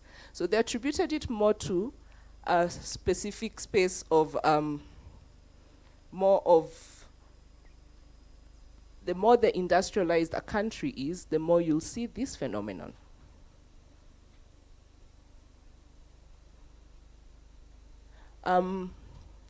Mostly they would talk about that someone, after you complete the education, financial independence, living away from home, all that had been pushed to the 30s.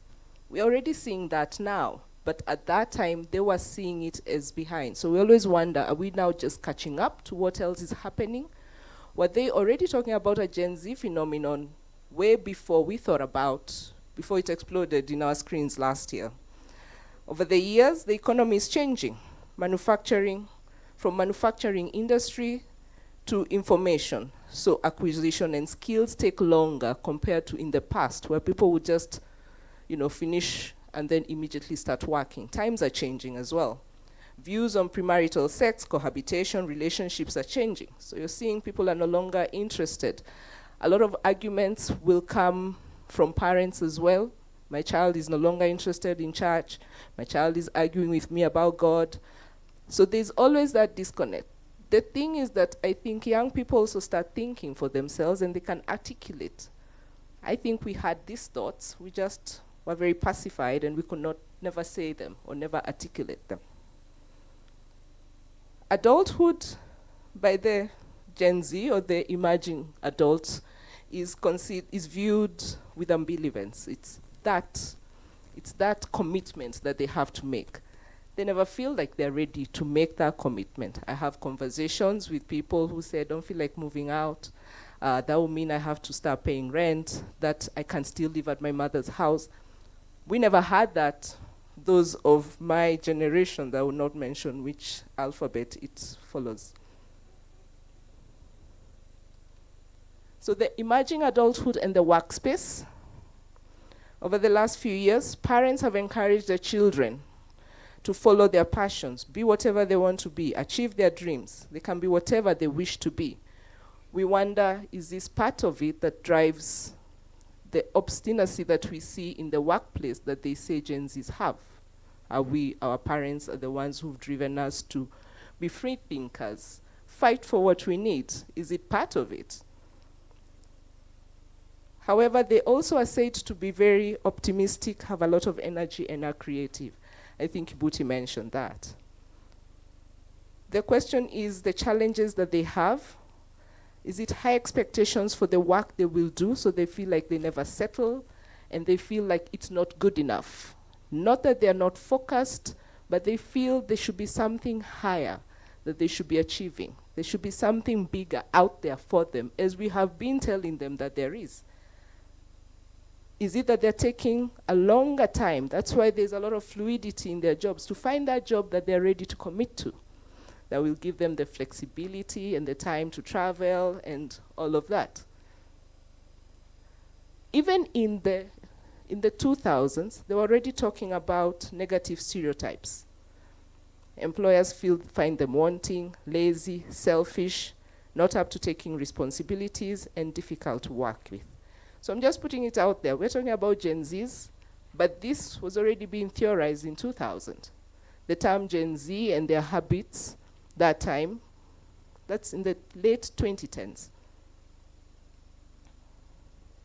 The workplace challenges could be related to the different generations in the workplace.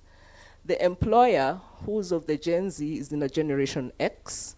They're not comfortable with emerging technology. Of course, they'll always criticize a young person for being on their phone. They're lazy, they have poor attention span. While this person, things move when they are embracing digital technology. The other employer will compare them with the millennials, who came in and they come from a processing chain, so they just follow the instructions as they are. However, the millennials do seem to have a little bit of a mind of their own, a little bit of flexibility, but it's not as challenging to the older adult who's the employer like the Gen Z is, who's much younger and feels as if they know everything, and they're more vocal. So in the emerging adulthood theory, it was about an age of identity exploration, age of instability, self-focused, age of feeling in between. So these are just theories around it. So is the Gen Z phenomenon similar to the emerging adulthood? Time will tell. The theorists who talk about the emerging adulthood look at it by the age of 30, these people should have settled down in their jobs, very comfortable, maybe start thinking about families, they've narrowed down their options. But we don't know about the Gen Z phenomenon. We're already talking about a Gen Alpha. We are predicting that there are more changes to come. It might be the same. Since emerging adulthood is mostly postulated to occur in industrialized country, my question would be, does the socioeconomic status influence Gen Z behavior in the workplace? So the question is, are there those who are, they're very malleable to what their bosses want, and yet they're in the Gen Z space, but it's an aspect of do your best to get out of poverty so they will not argue with their bosses, they'll just do what they need to do? Or versus the ones who are encouraged by their parents and there's a bit of support where they know they have the luxury that they can change a job, unlike the other person who's just there to survive. So that's something I think maybe you can think about. we don't put all Gen Zs in the same blanket or behaviors.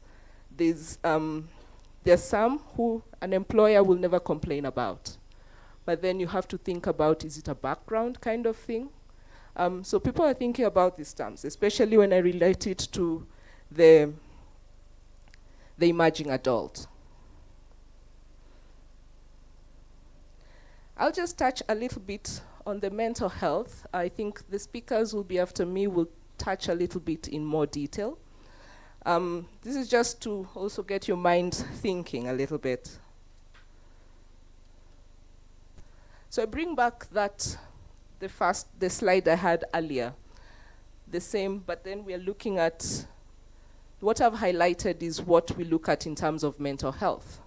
They're diverse and inclusive, they're mentally aware, they have short attention spans, global perspectives. I'm mentioning things that would influence either how they present to you in your office as a mental health practitioner, and the things that would affect the treatment that you'd offer.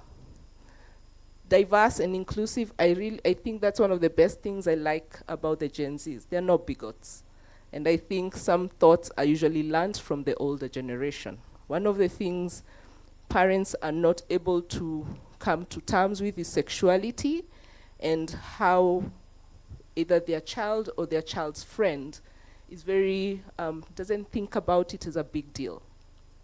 However, in my office, schools keep sending me labeled lesbians because they were holding hands as they were walking.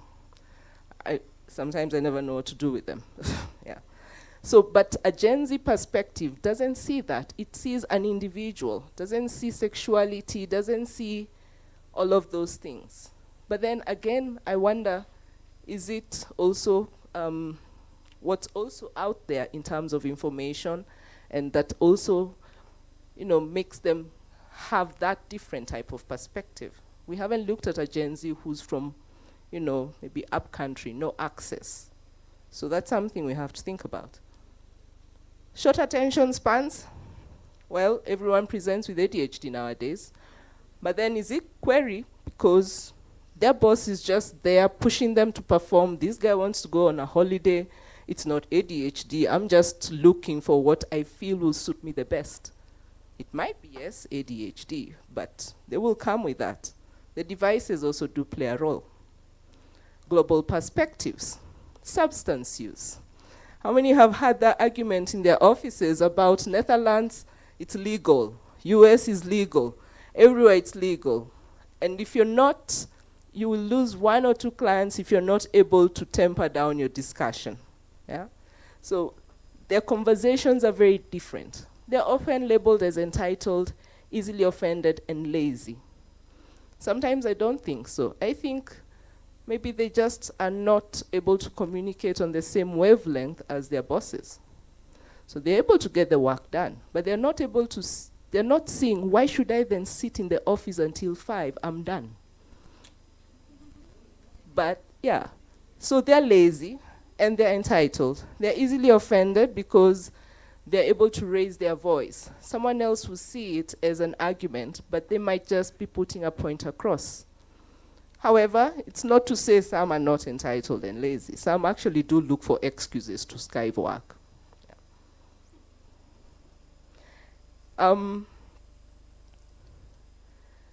So I find them acutely self-aware. They break down stigmas. They are seeking help and have a lot of information. Sometimes I think perhaps too much on their fingertips. When we say perhaps too much, they will come to your office, they've already screened themselves. I have this diagnosis. They've already even sometimes have come and they've researched what kind of medication, what is this one taking that I need to be taking? My friend is on, how come I'm not on? So a lot of also, I think mental health issues are fashionable, but sometimes to a detriment. Yeah. Remember, cliques used to form even in our day and age.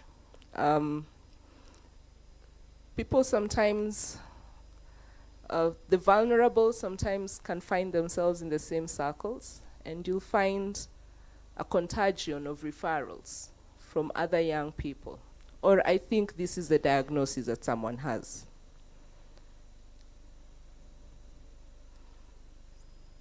So this has not changed much. When we talk about, I still wear the hat of a teacher as much as sometimes I just argue. The biopsychosocial model has not changed in terms of how we look at mental health matters. It's only that some things, if you understand how the young people think, then you'll add various stressors into, or different factors into this model. Same thing with Yuri's ecological mental health influences. As long as you understand where your client is coming from, you can use this to see the various dynamics that they might be going through. Psychologists would use this just to have an understanding of their clients. Yeah? Nowadays, instead of just having the bioecological systems, they're also looking at neo-ecological systems where they're impacting also the virtual systems. So this is just a guide on how to think about the next client that you have. They are affected in broad ways, from the social norms to the governments and all of that. We'll imagine adulthood. They postulate that the young people will struggle, especially with depression and anxiety, when they really can't find where they're supposed to be placed.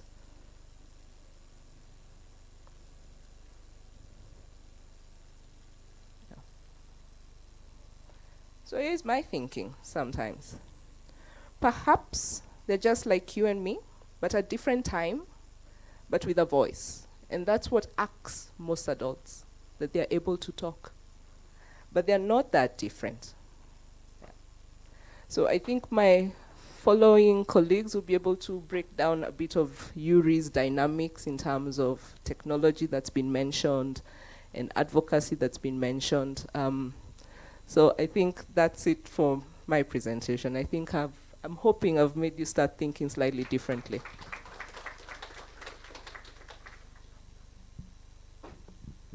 Thank you, Judy, for that good presentation. I know we've run out of some minutes, but when your senior is presenting, you're not able to tell them to stop. What Dr. Judy has given us is theory. Theory, we now go to practical. And we're going to get practicals from the Gen Zs themselves. And we will start with the only person that I'll introduce today, because he's a 14-year-old grade 9 student.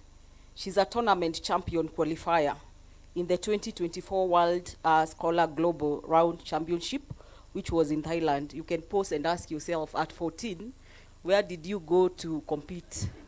So that you understand how fluid they can be. She's an avid reader, a well-spoken young lady with a very curious mind. Though she's introverted by nature, she can easily engage in deep and meaningful conversation with peers and adults like you'll see today. She loves history, I don't know how, because they like evidence, social sciences, art, and literature. She's the only presenter today who is accompanied by her parents. So I want to take a moment and welcome Lisa Wakesho to the stage. Lisa.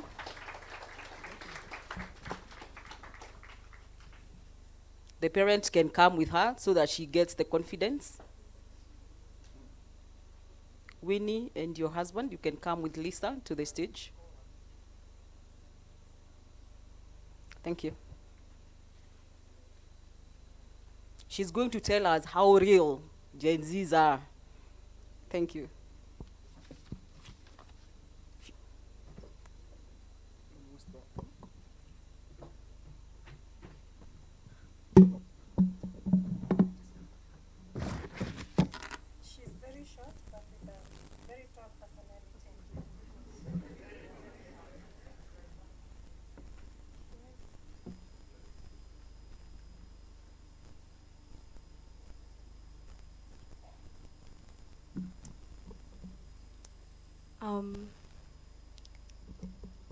Good morning or good afternoon.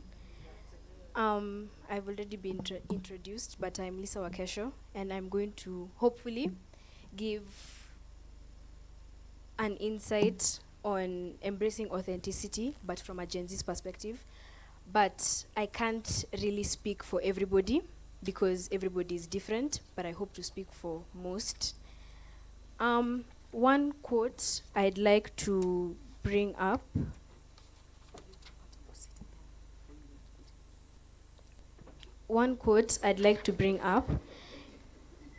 is by Shakespeare, and it goes, "To thine own self be true," from his Hamlet play.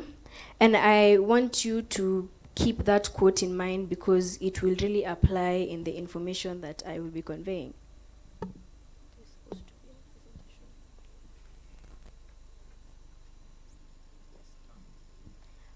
So this is the table of contents. The first would be identity and authenticity, and the second will be mental health and the society. So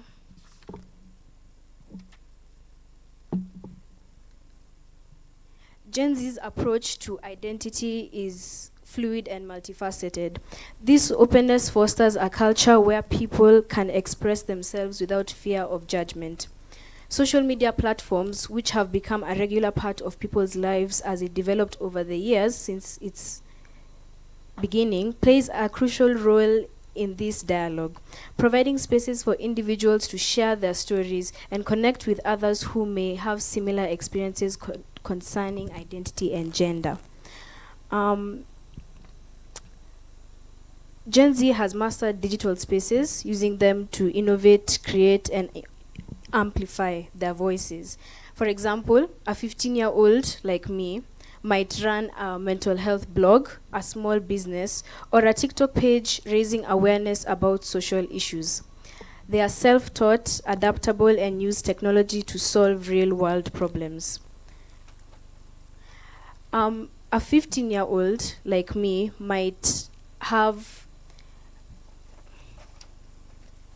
a very different view on identity, like Dr. Judy Kamau had explained, that to somebody like me, sexuality, gender, and what you identify as might not be as big of a deal as to a millennial or somebody who is older than a millennial. Like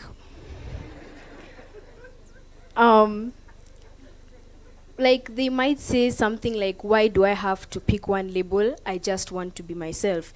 And that would be enough for them. Like that's all that they want. They don't want to have a complicated relationship with how people view them and how they view themselves.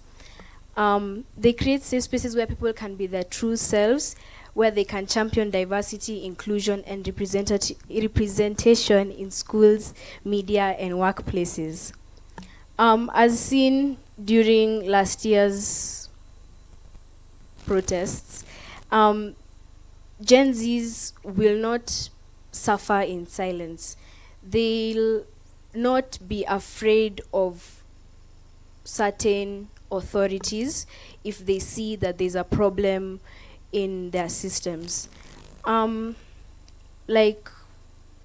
They are not intimidated by authority and demand accountability from politicians, corporations, and institutions, or even on a personal level, like their parents or their elders. Yeah. So,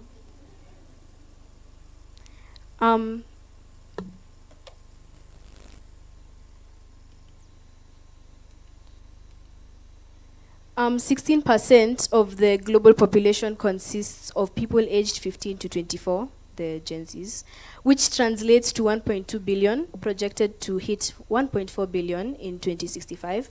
The total migration from traditional values to daily realities shapes the typical Gen Z, not only who we are, but also the mental health challenges we face. Which brings me to the second segment, mental health and the society. Millennials have reported higher levels of anxiety and depression. This could be attributed to growing up during economic recessions and strict beliefs and academic pressures. While there is still some stigma, millennials are more open to discussing mental health issues and seeking help compared to older generations. And while Gen Z has shown even higher rates of anxiety and depression, they are the most vocal about mental health struggles and actively work to reduce the stigma associated with mental health issues. They are more likely to seek help and use mental health resources, and they advocate for support systems that address mental health issues proactively. This shift is evident in the increasing number of mental health resources available, like apps offering mindfulness exercises, to online communities providing peer support.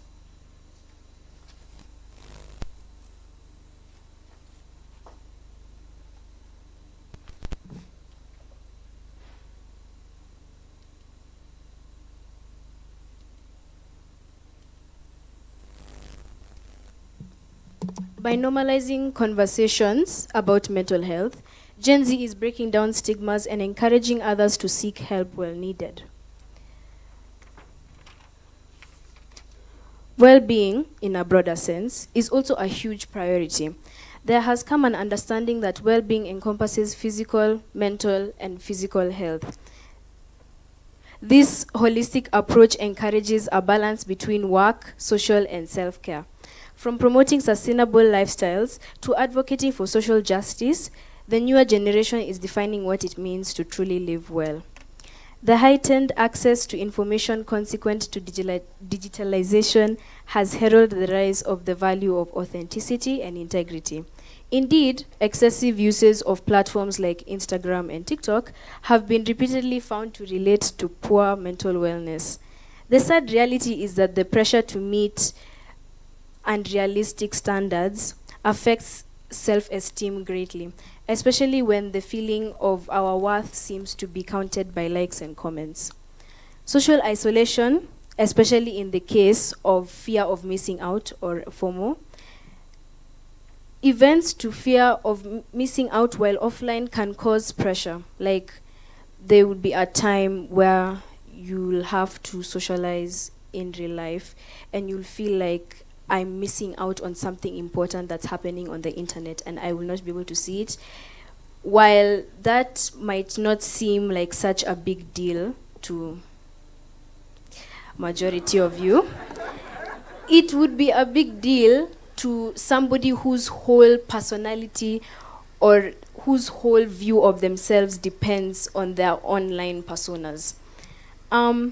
However, this is only one part of the story. Over time, the youth have become more sensitive to filtered realities and curated online personas across all modes of media and prefer honesty even when it's uncomfortable. The idea here is that the more you are honest and raw and the more that you speak the truth, the more acceptance that you'll garner from people online. It is not a social media base for Gen Z in order to connect with those.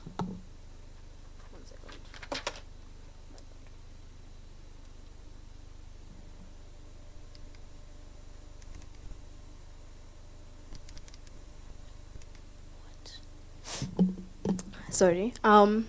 It is not a social media for Gen Z in order to connect with those communities of shared value, interest, but also platforms for activism, advocacy, and supporting causes.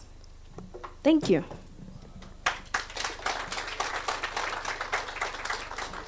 Does anybody have any question that they'd like me to answer before I leave? Wow, we'll ask you questions shortly. Be ready.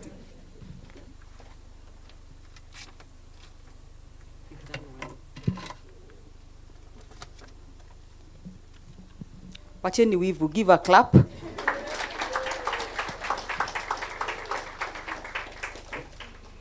Thank you. She has told you the truth, but I'm really wondering what she has told us. Is it real life or they are disconnected from nature and the purpose in their life?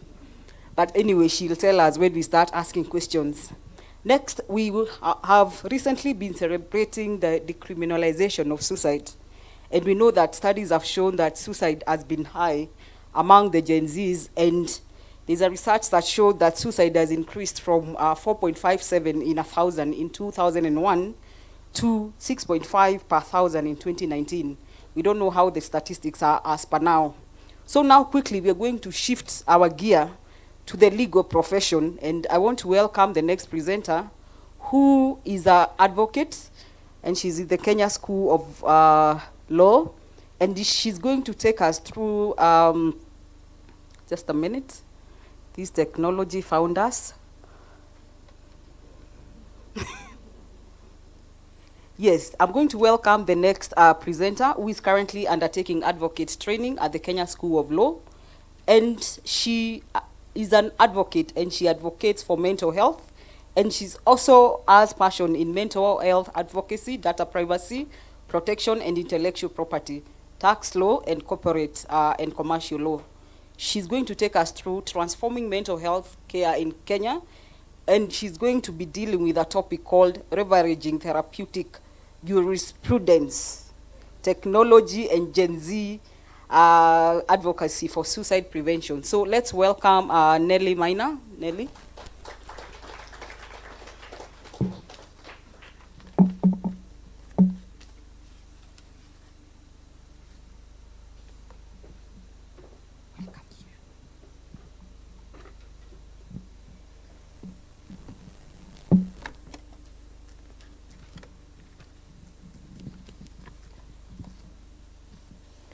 Good afternoon. Thank you for that introduction. I think before I even start, I'm feeling very interesting emotions being a lawyer and talking about mental health to health professionals. But let's see where this goes. So,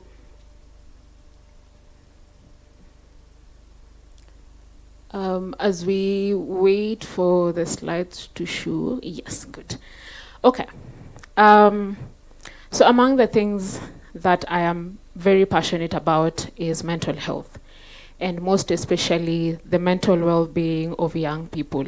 And of course, because I am a youth, but also we are the future. And the World Economic Forum says that humanity has the largest youth population today in history. So it is good to know the things that Daktari was speaking about. For example, 83% of us view the world as full of opportunities.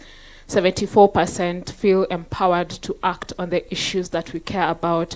68% of us aspire to greater leadership roles, and 50% believe that we can influence decision making.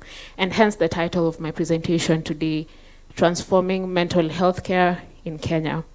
Now, for the longest time, the biggest advocacy point in mental health advocacy was the decriminalization of attempted suicide. And depending on how long you've been in the game, then the longer you have spoken about it. I even wrote about it on my dissertation 2 years ago, and I have written in several other different settings. The point that I'm getting at is that all this sweat, blood, and tears was not in vain. On the 9th of January 2025, the Kenya National Commission on Human Rights, Charity Muturi of Nawiri, and the Kenya Psychiatric Association brought it home. And Justice Mugambi finally declared Section 226 of the Penal Code as unconstitutional. What a fulfilling time to be alive. But it is on this premise that I'm here today. I dare to dream. I dare to dream of a Kenya that is more embracive of the mental well-being of its people. And my position is this, that decriminalizing attempted suicide was only step one. The journey towards suicide prevention and the promotion of mental well-being requires of each and every one of us to be more intentional in our advocacy, regardless of how that is characterized. And here is my vision. A blend of therapeutic jurisprudence in our legal system, leveraging technology for mental health care services, and embracing a Gen Z-led advocacy for suicide prevention and the promotion of mental well-being amongst the youth. So, but first, before we even get to the vision, our people cannot know where and how to move forward before looking at their past and their current circumstances. First, we must accept that we have a public health crisis. The WHO has ranked us as the 114th country globally with high suicide rates, with about 4 deaths by suicide every day. In fact, suicide has been ranked as the 3rd leading cause of death among 15 to 29-year-olds, with a rate of deaths higher in men than in women. And deaths by suicide for 10 to 24-year-olds has increased by 62% pre-COVID to post-COVID. And the CDC actually reports that at least 1 in 5 youths have contemplated attempting suicide. 1 in 4 Kenyans face mental health issues, yet only 0.01% of the national health budget goes to mental health care. Almost 50% of the youth in Kenya struggle with mental health challenges, and 75% of Kenyans do not actually have access to mental health care services. Now, I could go on and on and on, but at the center of all these statistics is the bane of our existence, stigma. Culture will put witchcraft to mental health issues. Religion will put sin and shame to mental health issues. The law will put criminality to mental health issues. And all these things only go to silence help seeking. Stephanie Brooks writes and correlates suicide rates and mental health care, and she says that religious and cultural stigma are the biggest barrier to mental health care, and this is exacerbated by a lack of access to these services as well as mental health parity laws. All this is troubling, but it is not all gloom. I think there is hope. So what can we do? I propose a 3-pronged approach. Number 1, a Gen Z-led mental health advocacy.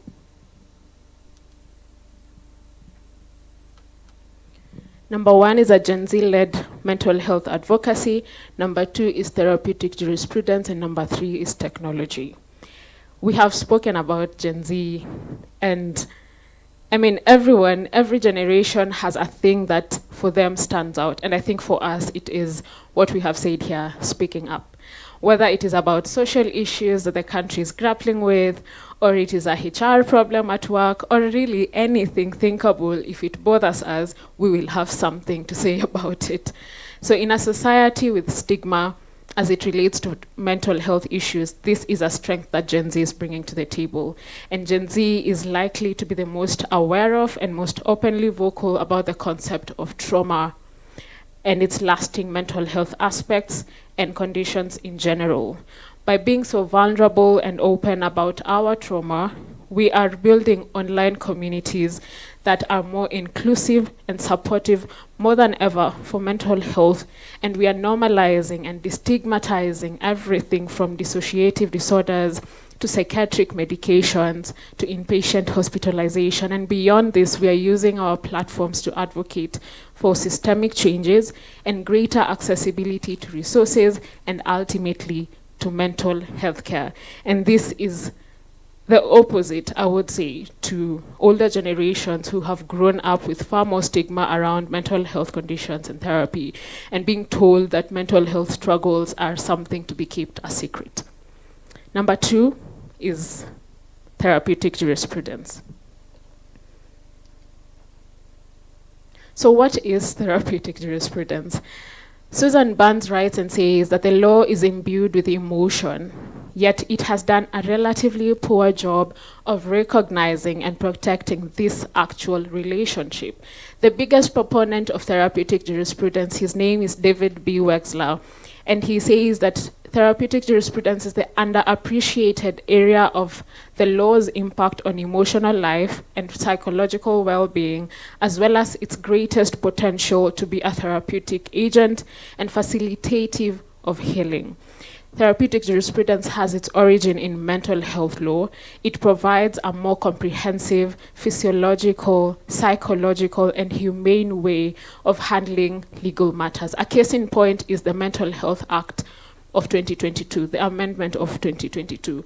A comparison with the 1989 Mental Health Act will show that the Amendment Act of 2022 takes a more human rights-based approach, which is a progressive move indeed. However, my fear is that, is this only a progressive thing on paper?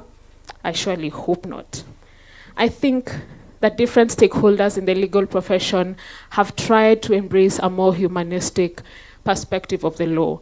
However, my position is that if we are to explicitly embrace therapeutic jurisprudence, then more people are likely to share more ideas and come up with more and better techniques and systems that we can incorporate in our legal system. And embracing therapeutic jurisprudence looks like trainings in the judiciary, awareness programs tailored for the justice system, and all these things will allow for growth of a common vocabulary and a conceptual framework to improve effective implementation and application. A case in point is Justice Ngugi in a case, in a criminal case, when he was sentencing a mentally ill woman. He said that a mentally ill woman who had been accused of murder and attempted suicide, he held that there is hope for the Kenya's criminal justice system to play its rightful role in society, which is to facilitate a truly just society where those who need healing of body, mind, and soul are given the opportunity and facilities to pursue it, where restoration rather than retribution is privileged. This is therapeutic jurisprudence in action. I dream for the day that our entire justice system would adopt this approach. And number 3, technology for mental health care. Now, mental health care in Kenya faces a myriad of challenges, but the most for me is quality and access. Now, Article 43 of the Constitution will speak about the entitlement of rights to the highest attainable healthcare services, and the Mental Health Act will say that every person has the right to the highest attainable standard of mental health services. And all these things are very nice sounding, but you and I live in the real world, and considering the statistics that I have just shared when I started my presentation, there is a gap. So how do we mitigate?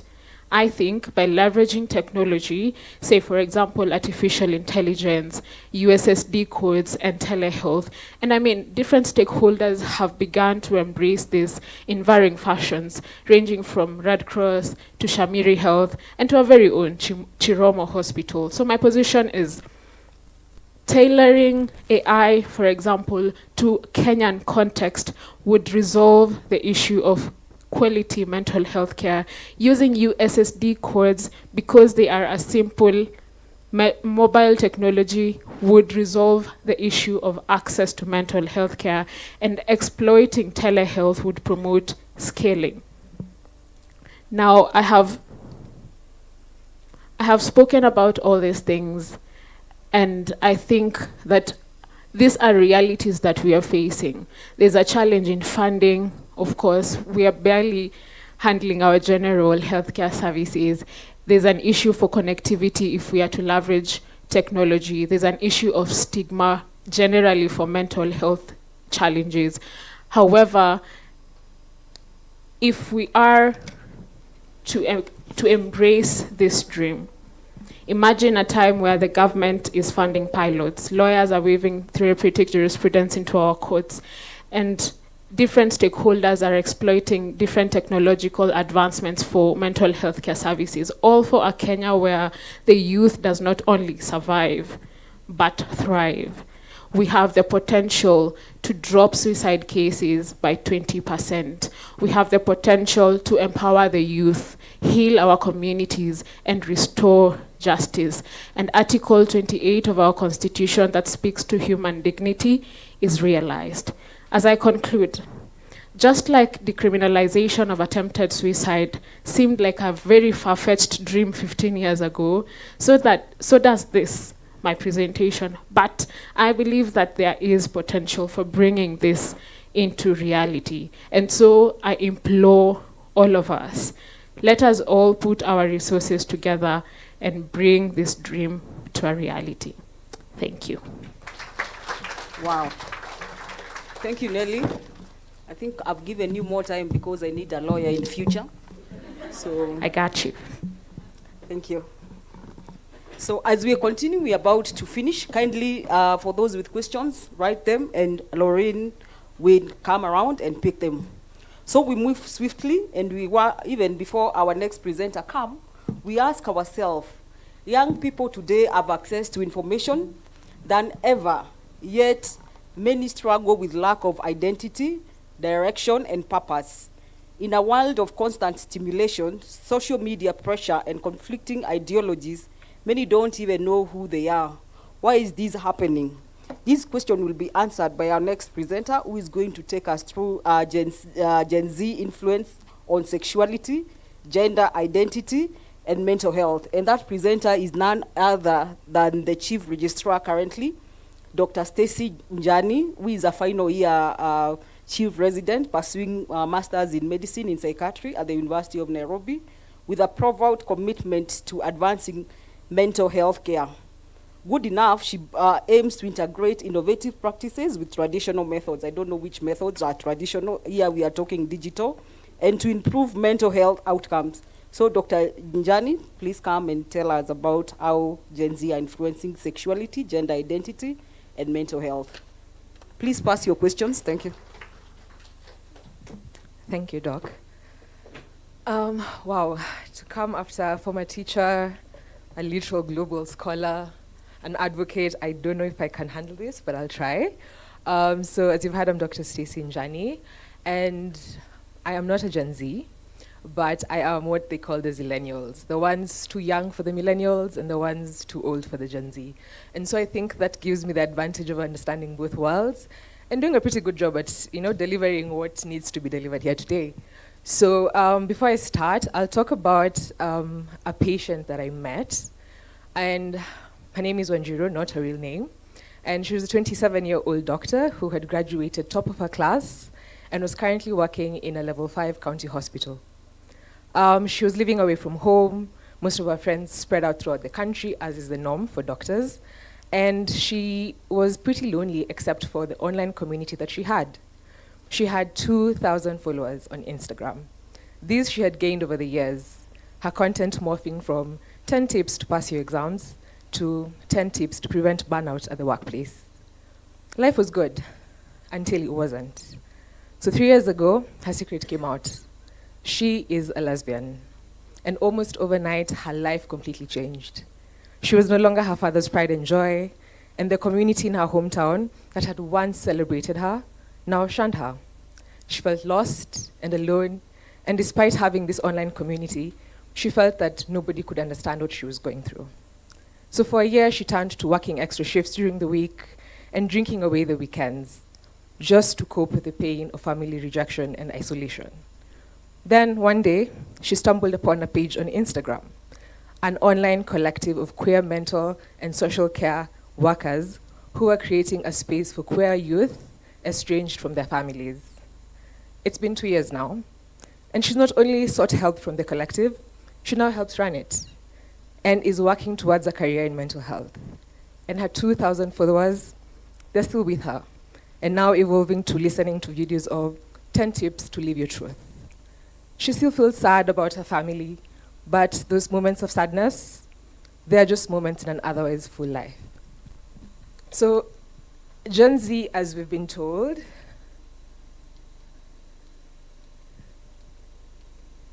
wow, I can see why everyone was struggling.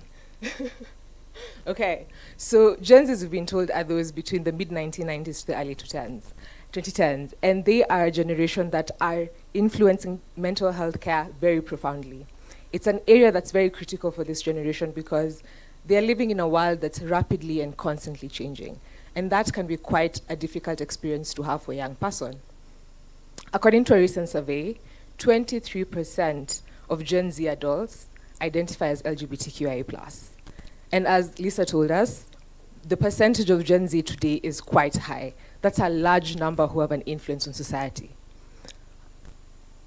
They are part of the digital natives, as Dr. Kibuti told us. And these are the individuals who were born 1980s and onwards, But for the Gen Z, they are the true digital natives. These are people who haven't known a life without it. From the moment they've been born, they have grown up with Wi-Fi, smartphones, on-demand content. And this makes them very tech-savvy, very globalized, and very collaborative. And they use this to mobilize and to campaign on very different agendas throughout the globe. They're breaking barriers. They're fluid, they're explorative. And their sexuality is one that they consider to be very profoundly expansive, and they do not limit themselves to any binary labels. They're using platforms such as TikTok, Reddit, Instagram, to provide spaces for education, self-expression, and discovery.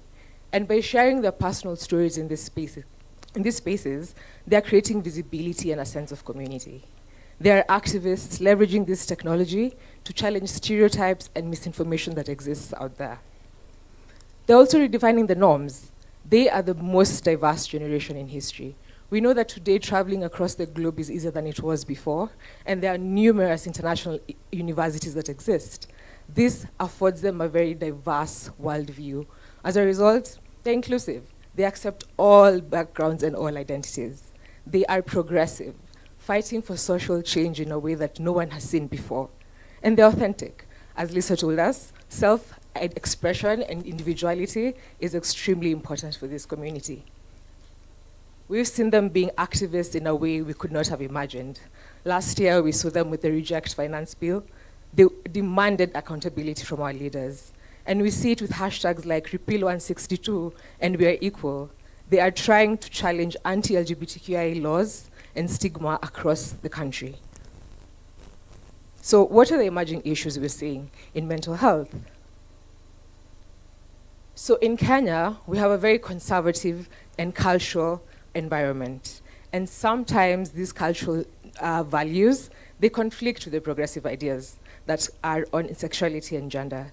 And this is seen in the fact that homosexuality is criminalized under Section 162 of the Penal Code, and stigma, discrimination, and violence remain prevalent. But Gen Z, more than anyone else, are more vocal about the rights of the LGBTQIA+ community. But however, they do face a lot of backlash. So, as much as Gen Z have influence on this matter, there's an impact on their mental health as a result of it. You will see that they have increased visibility, yes, but they still exist in a community that is prejudiced and has a lot of stigma. And that duality can create a sort of internalized shame and anxiety. They are afforded the privilege of online spaces for them to be safe and to have support and collaboration. However, these same spaces will expose them to cyberbullying, online harassment, and that kind of violence, that kind of online violence, can result in things such as low self-esteem and social anxiety. As much as they are a more progressive, more open-minded generation, they remain the children of the generations before them. And so sometimes, like we saw in Wanjiru's story, family rejection and homelessness can result. And this, as we know, is one of the easiest ways for an individual to end up in substance use disorders as a way to cope with their reality. Accessibility to mental health care becomes quite difficult in a conservative environment. How do you find a mental health care professional who is aware, who is affirming of the realities that LGBTQIA individuals go through? You find that because of this lack of access, there's misdiagnosis, inadequate treatment, and reluctance to seek help a lot of the times. And all of this will exist in a container of political and cultural backlash. And this creates a hostile environment that results in fear and hopelessness among this community. But it's not all bad. Because of their openness to discuss mental health issues, they are destigmatizing mental health in a way that we haven't seen before. They are leveraging technology, using tools to break down the access to care. They are championing the fact that mental health is compounded by intersections such as ethnicity, socioeconomic class, and disability. And this is creating a more holistic approach and more holistic tools to handle mental health care issues. They're driving policy change. Just recently, we saw that I hope I don't mess this up. Nelly will correct me. But Legal Note 153, according to the Deaths and Registration Act, now recognizes intersex persons for registration at birth. That's change that we need to have because a big population of our country requires that recognition. They're addressing the global mental health disparities. Because of their access to information, they get to look around and see what's happening everywhere else and how can we bring it home to where we are. So mental health is a human right. All of us deserve it. The intersection between sexuality, gender identity, and mental health is a critical frontier in Kenya. Gen Z is essential in driving change in this discussion. And addressing the emerging issues and advocating for inclusivity is not only crucial, but a responsibility for each and every one of us. Thank you. Thank you, Dr. Stacy. So the panel, kindly, Dr. Judy, Stacy, Nelly, and Lisa, kindly come forward so that you're able to answer the questions that have been given out. And any other question that has not been picked, kindly pick those questions for me.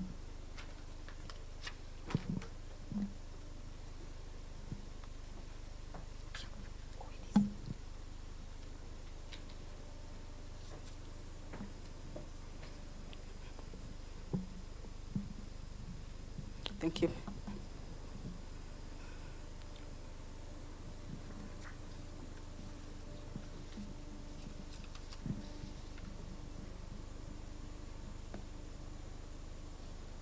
So we will start with a question there that I think is addressed to the lawyer. Wow, these are so many and I'm poor in reading people's writing. Someone has written a composition, okay. So I think we go to Nelly, and someone is asking, is there any progress towards decriminalizing same-sex relation as this leads to ill health amongst the LGBTQ community? Are there any steps in the law? Well, that's a very interesting question. Well, I would say yes and no. There is a judicial decision a couple of years, maybe 2 or so years ago, that allowed for association to be created, but the law explicitly that criminalizes same-sex relationships, the Penal Code Section 126 that she spoke about, is still there, and the fight or the advocacy to remove it or declare it unconstitutional is still a fight that needs to be done, because the justice system or the legal system is a bit more traditional than I would like to admit. So progress is there, but not quite. That's what I would say. Thank you. Lisa, this question goes to you. What is your take on the social media use restriction, especially at home and school? Midterm has just ended and we have really fought.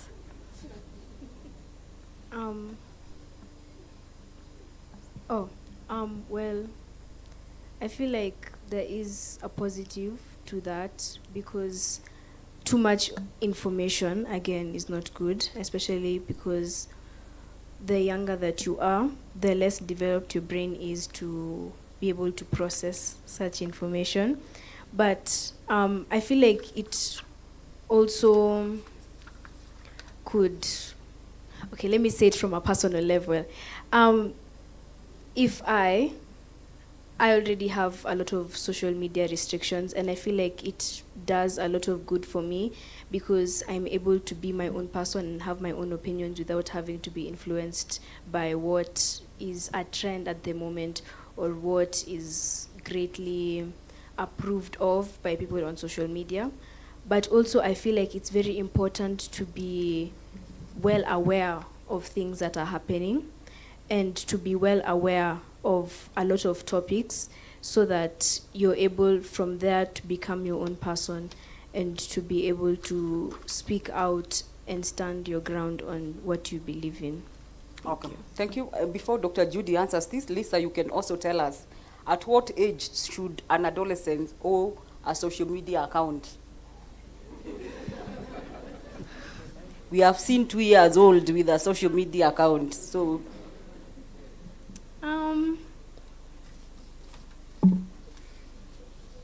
You can pass if you're not sure. Okay, well, that's also a question that depends on the kind of parents that you have. But I feel like you should have a social media account maybe when you're in your late adolescent or like mid-adolescent years. Yeah, but that's my personal opinion. Yeah, also it depends with what you're doing with the account. Dr. Judy, are we preparing parents of Gen Z about their lonely venture in their digital space, in the digital space? I don't think we are. For most part, I think they agree they know nothing half the time in terms of, because I have found myself just dashing my phone to my daughter to sort out things. So that is an acknowledgement I do have.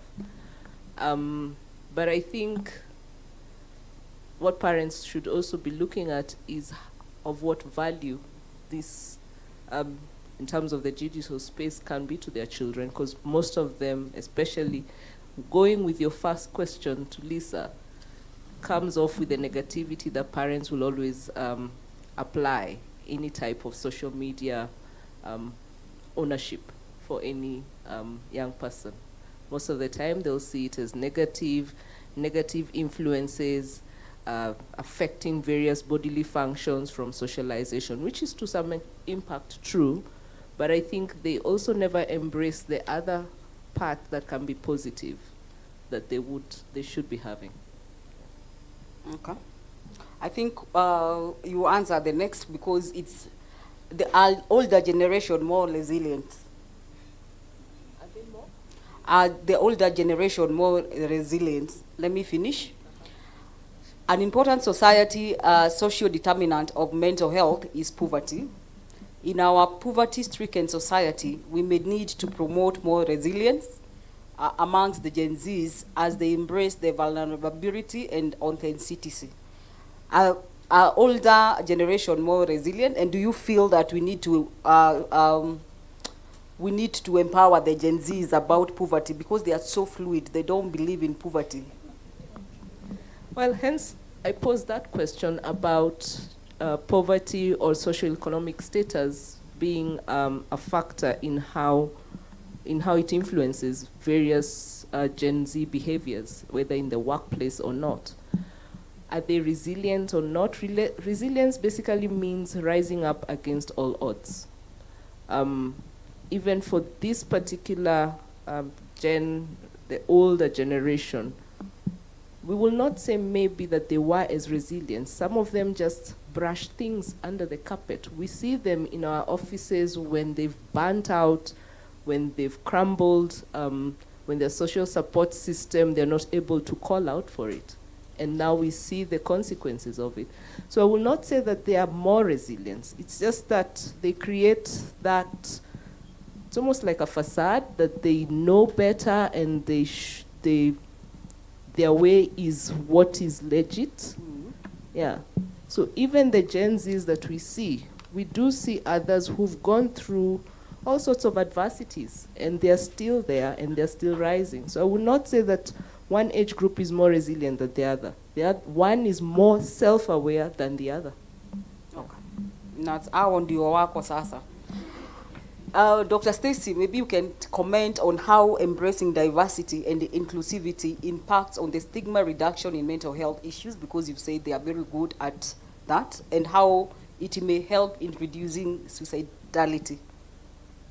I think, yes, as you said, they are a more self-aware generation, and being more inclusive and accepting allows for, I think how it would help to minimize suicidal ideation and depression is when an individual walks into your room as a mental health care provider, you avoid pathologizing the sexuality. You don't look at them and think they're depressed because they're queer. they are suicidal because they're queer, you think they're depressed because they have a chemical imbalance, just like you and me could have. They are substance users because poverty is happening to them just like everyone else. So I think being more inclusive and accepting shifts the focus on something that might be distracting at the moment and helps to offer mental health care to these individuals in a way that they deserve. Okay. 2 more questions, then we wind up. Nelly, in the legal system, what is the next step post decriminalization of suicide in Kenya? What next?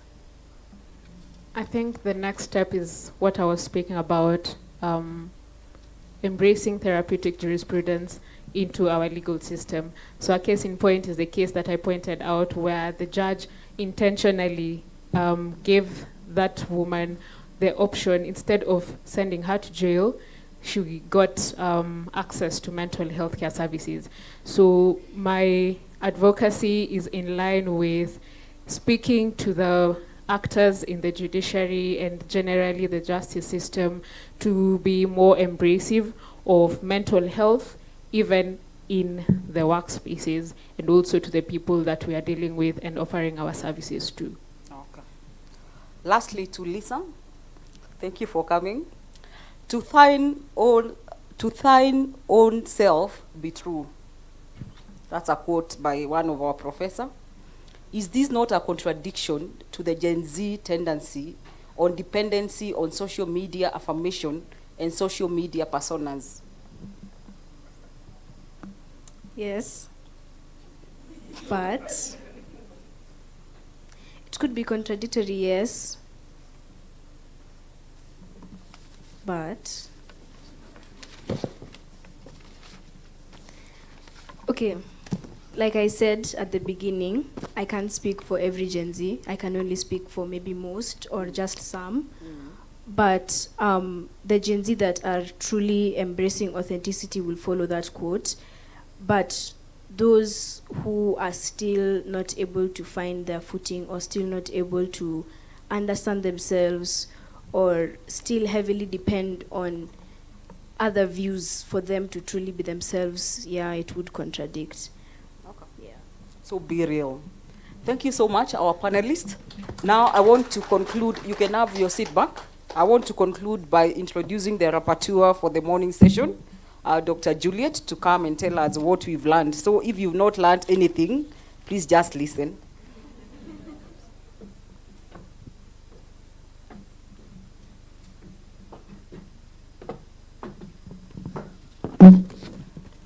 Right. Good afternoon, everyone. I've only been given 4 minutes to talk, so I will be very brief. So I know it's been a very packed morning today, and by now some of you are already eyeing that lunch out there.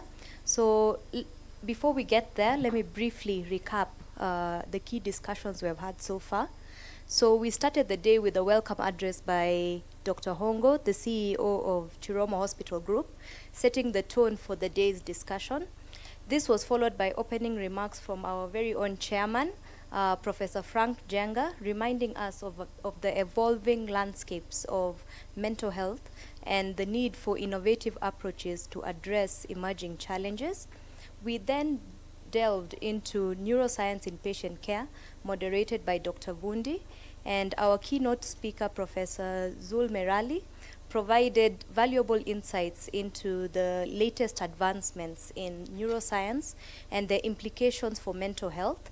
He mentioned how the Brain and Mind Institute is focusing on innovation, education, and community engagement to address mental health challenges in Kenya.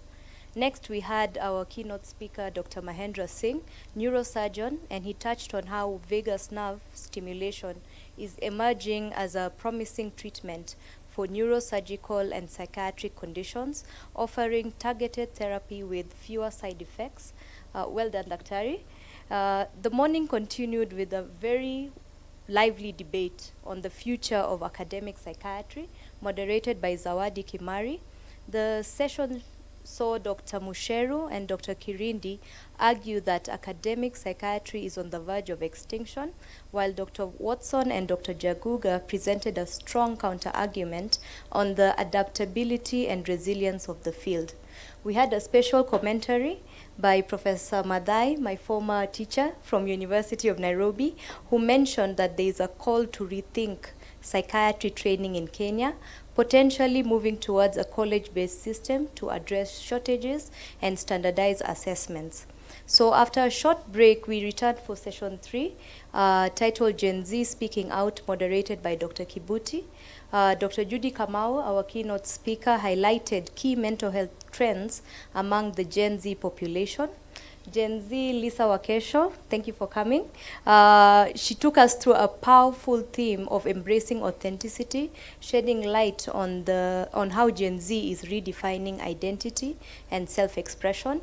Nelly Minor introduced us to innovative approaches to suicide prevention, using technology and Gen Z advocacy to create meaningful change. So Dr. Stacey Njani examined Gen Z influence on sexuality and gender identity, highlighting the intersection between social activism and mental health challenges. So as we conclude the morning sessions, I want to thank all of our esteemed speakers for their valuable contributions, and the audience, both in-house and also online, for your engagement. And it's evident that today's discussion have challenged conventional perspectives and brought forth innovative approaches to mental health care. As we break for lunch, I encourage everyone to reflect on the transformative insights shared, and these insights set the stage for an equally engaging afternoon session. Thank you and bon appetit. Thank you so much, Juliet. We will be having a group photograph at 2:15 inside. So I know you took a very big tea, you took very long time to come back. Let's do the opposite and grab our tea, grab something to drink, and reconvene here at 2:15 for the photograph. Thank you all.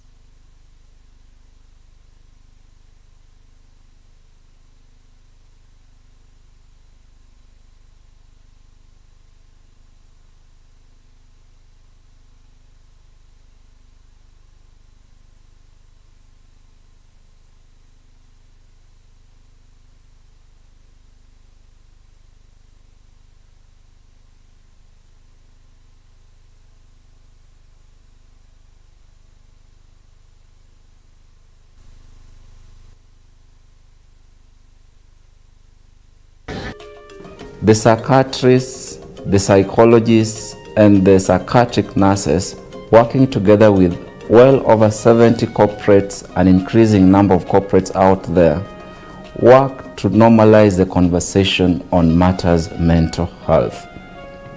The stigma, the discrimination that has been so entrenched in mental health care can only be reversed when collaboratively we push this conversation in the normal social spaces. The inpatient and outpatient mental health care programs are fully integrated with a multidisciplinary team of well-trained and qualified psychiatrists, psychologists, psychiatric nurses, counselors, spiritual leaders, pharmacists, and laboratory technicians, all under one roof, working to deliver quality outcome through face-to-face and telepsychiatry platforms.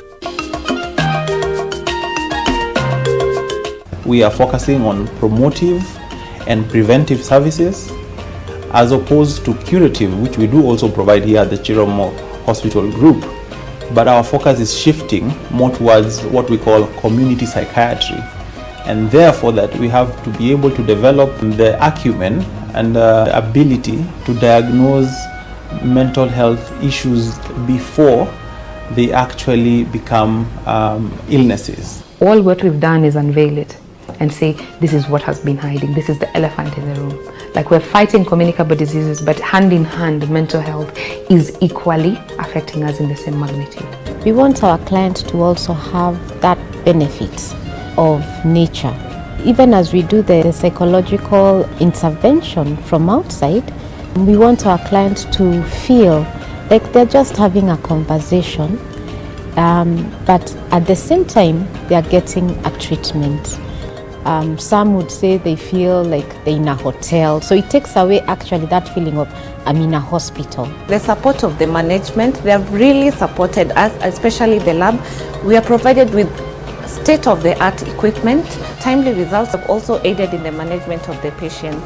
We take pride in keeping the rooms clean and also issuing clean bedding to the patients, because once a patient enters a room and it's well arranged, it's neatly arranged, it helps them in their recovery. From the work that we have done, we've been also able to publish a case study on the use of social media to harness the mental health care gap in Kenya, and this paper was published in the Pan-African Medical Journal. The silver lining, just like any other non-communicable diseases, is mental well-being can be promoted and mental illnesses are preventable. Once in a while, we have 1 or 2 cases where they are not able to pay, and sometimes we consider it as a social corporate responsibility. Our 25-year legacy is based on the people. We've had staff who've been here since the inception of this great brand, the Chiromo Hospital Group. Over these years, they've worked tirelessly onboarding other team members. Every unit at the facility works towards the recovery of our patients. With a consolidated 180-bed capacity, the hospital is driven by a core team of 38 psychiatrists, 54 psychologists, and a team of 171 multidisciplinary team members to deliver the following curative and mental wellness program.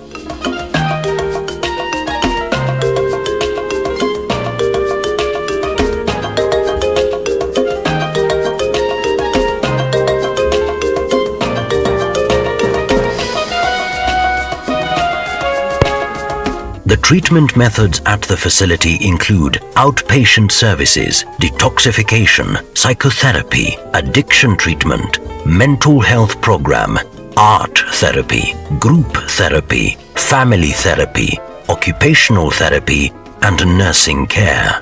We give our patients first-class treatment as we walk with them on the recovery journey. The hospital has 3 branches in Nairobi, 2 located along Muthangari Road, Lavington, and 1 in Westlands, with 201 strong core team members working around the clock serving the mental health care space with utmost respect, honesty, and reliability. Chiromo Hospital Group is dedicated to make mental health care fashionable. The partners are proud to be associated with Chiromo Hospital Group, a leader in mental health. Quality, affordable, and investments on the right place. Chiromo Hospital Group serves Kenyan and international clients at individual and institutional levels, and many who had lost hope have a story to tell after their contact with Chiromo Hospital Group. Chiromo Hospital Group built an environment in which the safety of our clients comes first, with their special needs. One of the things that Chiromo did is it provided a safe space. The tagline is recovery with dignity, and it's easy to kind of overlook that, but for the time that I was here and even the time when I left, I knew that there was a space where I could just be me. Chiromo Hospital Group is rewriting the mental health care story in Kenya. At Chiromo Hospital Group, we say recover in dignity. Chiromo Hospital Group, tufunguke.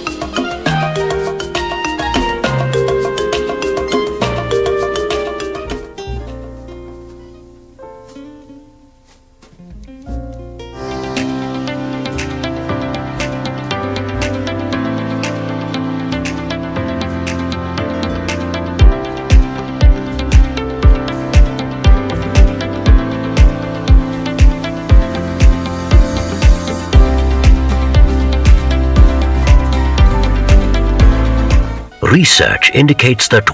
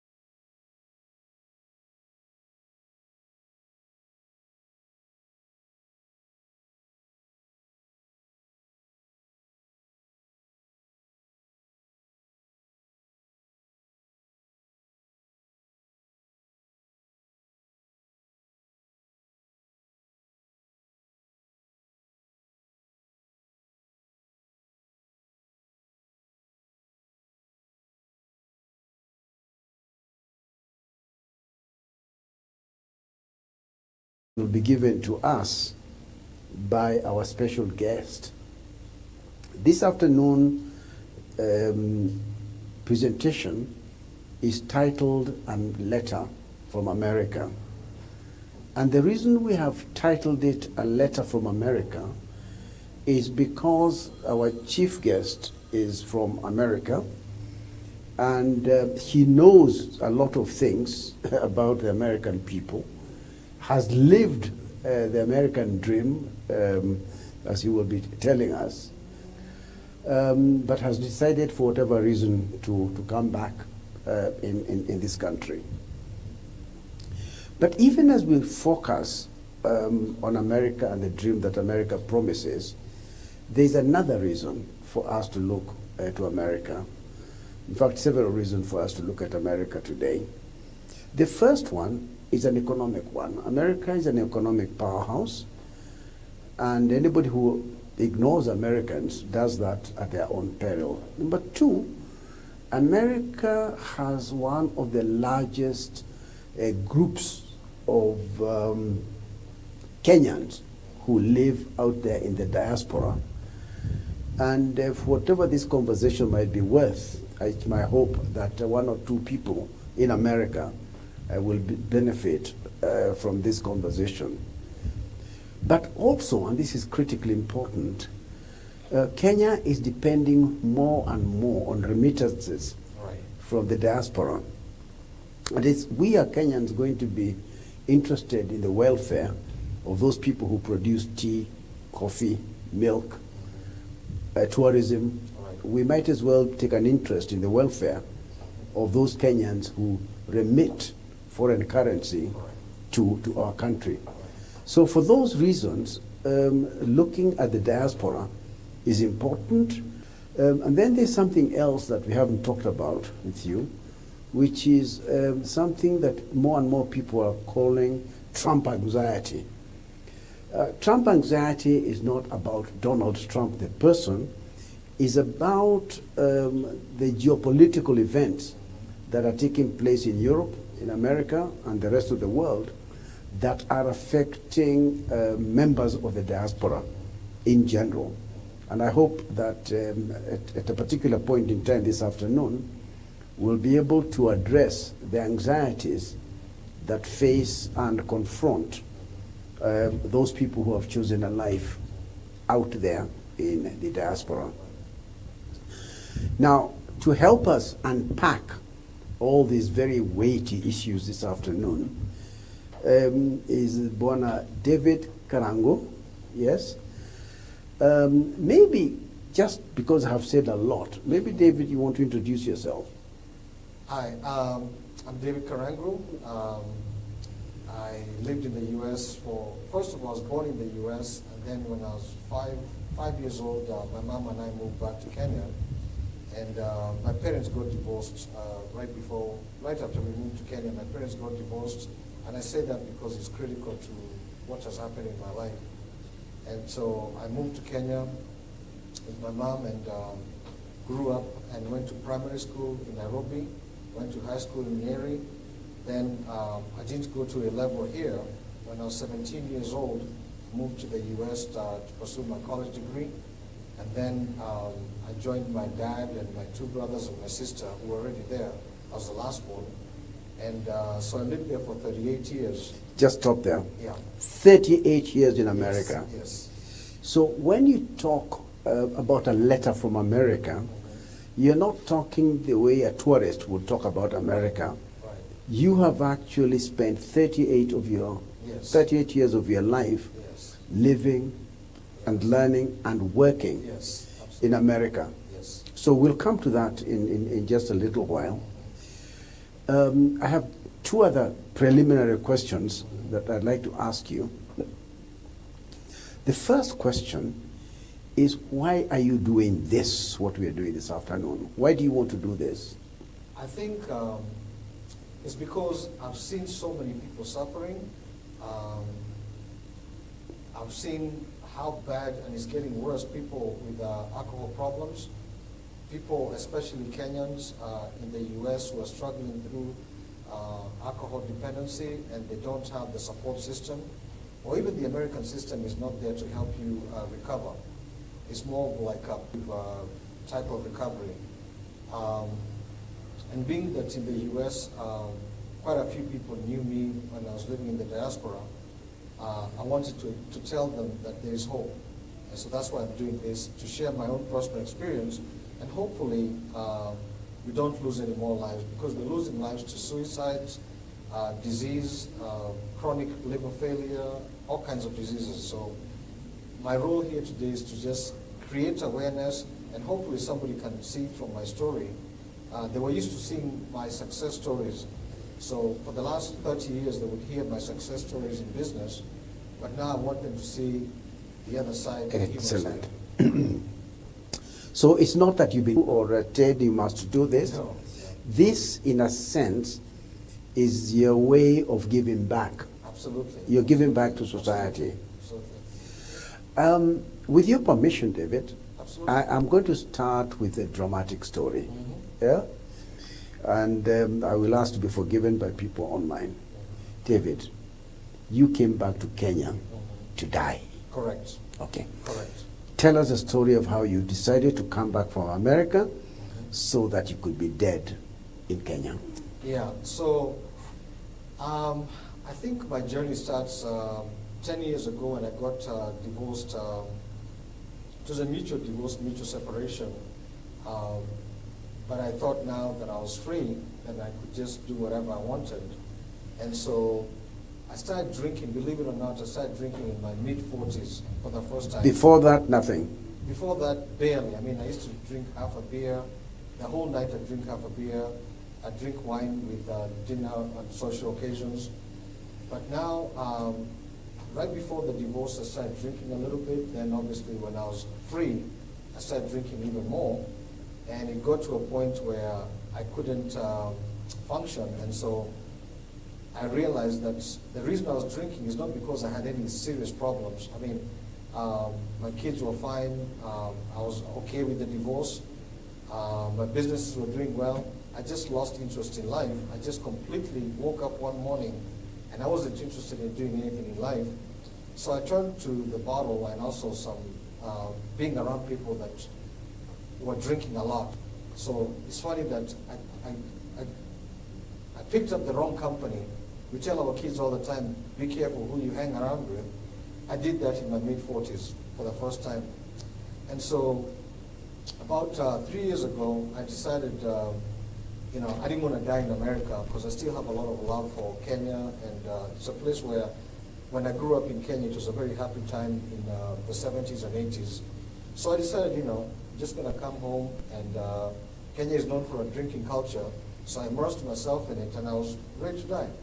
And, I was okay with that. That's really very interesting. We hear all the time that when their time to die comes, elephants migrate and move to the graveyard. So you were behaving like an elephant. Absolutely. Here I am in America, getting into an aeroplane so that when I get to God knows where in Kenya, you may die. Yeah, absolutely, absolutely. And I think I'm saying this because it sounds very dramatic, very morbid, but the fact is, when I look at everybody who drinks, the people that I know that drink a lot, if you really, really, even teenagers and kids and millennials and so forth, when you see somebody drinking so heavily, it's because they want to die. They just don't have the guts to commit suicide, and so they do it the long way by punishing themselves. Because when people are drinking chronically, they don't care about their mothers, their fathers, their children, their job, their anything. So to me, at least this was my experience and then also my observation. When you see somebody, you see people going to rehab 100 times, they're still not, because other people are forcing them to live, but they've made a decision, either consciously or subconsciously, that they don't want to live. So to me, that was, when I look back, and the reason I recovered, and I've been sober now for 2 years from this facility, is because when I was at this facility, I decided that I wanted to live. We'll come to that in a minute. Okay. Take us into the mind of a man who has seen spectacular success in America and who has literally come to the end and has looked himself in the mirror and said, this life has no longer any purpose. Take us to the point where purpose is lost. So when I went to the US, I was 17 years old and I was in college, and by the time I graduated college right when I was 19, and I had 2 degrees. I was accomplished. I got a nice job with a big Ford Motor Company. I was doing extremely well. The first time I knew that I was depressed was when I looked at myself at 21. I had all these responsibilities, a mortgage, so on and so forth. But I drove past a college, University of Florida, and I saw people my age playing and running around and just having a good time. And but I was okay with that at the time because I wanted so much for myself. I wanted to be worth $1 million before I was age 30. And most of the Kenyans that were in the US at that time, including my dad and my siblings, whenever you left, you graduated from with a master's degree, the best job you could get was either a professor, a taxi driver, or a... Professor, taxi driver, in that order? Yeah. Okay, so good. not many options. And nobody was in business, nobody was doing extremely well. So I put a lot of pressure on myself. So thankfully, I was able to achieve everything I wanted to achieve. By 27, I had achieved my goal. By 30, I was doing extremely well. By the time I was 40, I was doing extremely well. I was able to do everything that was on my bucket list before I was 40. By the time I was 35, I was done. Life was done. Yeah. Yes. And so then I went into, at 40 years old, I was offered a lot of money by a major company, and I sold all my businesses. And my idea was not to retire. My idea was, I've done everything that I can do in this industry, and I was recognized in that industry. I wanted to do something different, just to challenge myself. And then I found out that trying to do other things, like I was selling cars before. I had car dealerships. In Kenya, you call it like a DT Dobby, whatever type thing. And I had 15 of them. And I was also physically tired. I'd hit a wall as far as being tired of, working so hard. I used to work 6 days a week. On Sunday, I'd pretty much sleep half the day because I was simply tired. And at 40, I felt like I had accomplished everything. I'd met everybody I wanted to meet. I had traveled. I had done everything. My kids, my family, my extended family. So contrary to what they tell us, your life ended at 40. Yes, absolutely. Okay. Yeah. So I think that's a good introduction. Yes. Yes. So here's a man whose life started in Kenya, ended at the age of 40 in America, and you were ready to hang your boots and say to the Almighty God, take me home. Okay. Again, just for effect, yes, you and I met exactly 2 years ago, last Tuesday. Again, just so that people understand, what happened on that day, on the 11th of February, 2 years ago? So what happened was I was at Muthaiga Country Club, and I was having lunch, a business lunch, with 2 of my colleagues, and a lady and a gentleman. I don't want to name them. They're very prominent in Kenya. Yes, we know them, but that's our anyway, secret. Yes, go on. The lady I call her the Iron Lady. It's not the Iron Lady, the politician, not that one. She's a very tough lady, and she looked at me across the table from me, and she started crying. I said, why are you crying? She looked at me and she says, David, you're dying, and nobody's telling you that. You are literally dying, and I can see that you're dying. And I said, what are you talking about? She goes, I've seen you for the last 1 year since you came from the US, and I see who you're hanging out with, and you're drinking. She says, and she's crying very, very heavily, and she was even shaking. And I was like, for whatever reason, my mother had been telling me not to drink, my siblings, my children, my everybody. For whatever reason, it resonated with her, because she's my business colleague. She's not even somebody that I hang out with normally. And for some reason, it touched me, that somebody who's a stranger that can be more concerned for me than I am concerned for myself. And immediately she called you, and I said, yeah, I'll go see him tomorrow. And you said, no, we're coming right now. And we came here, met you in your office, sat down with you. My friend came upstairs, looked at the room, and I committed right then. And for whatever reason, when I met you, we only spent maybe an hour or less, and I convinced myself, this is it. This is it. This is it. There are one or two people who work in this hospital. Look at them and tell them, what struck you about this hospital? What is it that told you this is the right place to be at? So the first thing, in the US, I've been to rehab 3 times. So in the US, what happens is, there was one time I was drunk, and my family thought that I was unconscious. But what had happened was I came home at 4 a.m. drunk, and they're trying to wake me up at 6 a.m. Obviously, I was not going to wake up. So they called the ambulance, and I was taken to the hospital. I don't understand what's going on. So the doctor is trying to help me. And I had very choice words for the doctor. So in the US, and I think maybe in Kenya, a doctor can admit you by force for 72 hours. So when I woke up, I was in a room full of just mattresses. This is rehab. Mattresses on the floor, and this is America. And the people on every mattress, it felt like 30, 40 people. And I woke up, I didn't know where I was, and I realized I was in rehab. And it was punishment. Obviously, being a powerful man, I called my lawyer, I called everybody. I was told, you can't. I even knew a judge, and I called him and said, you can't.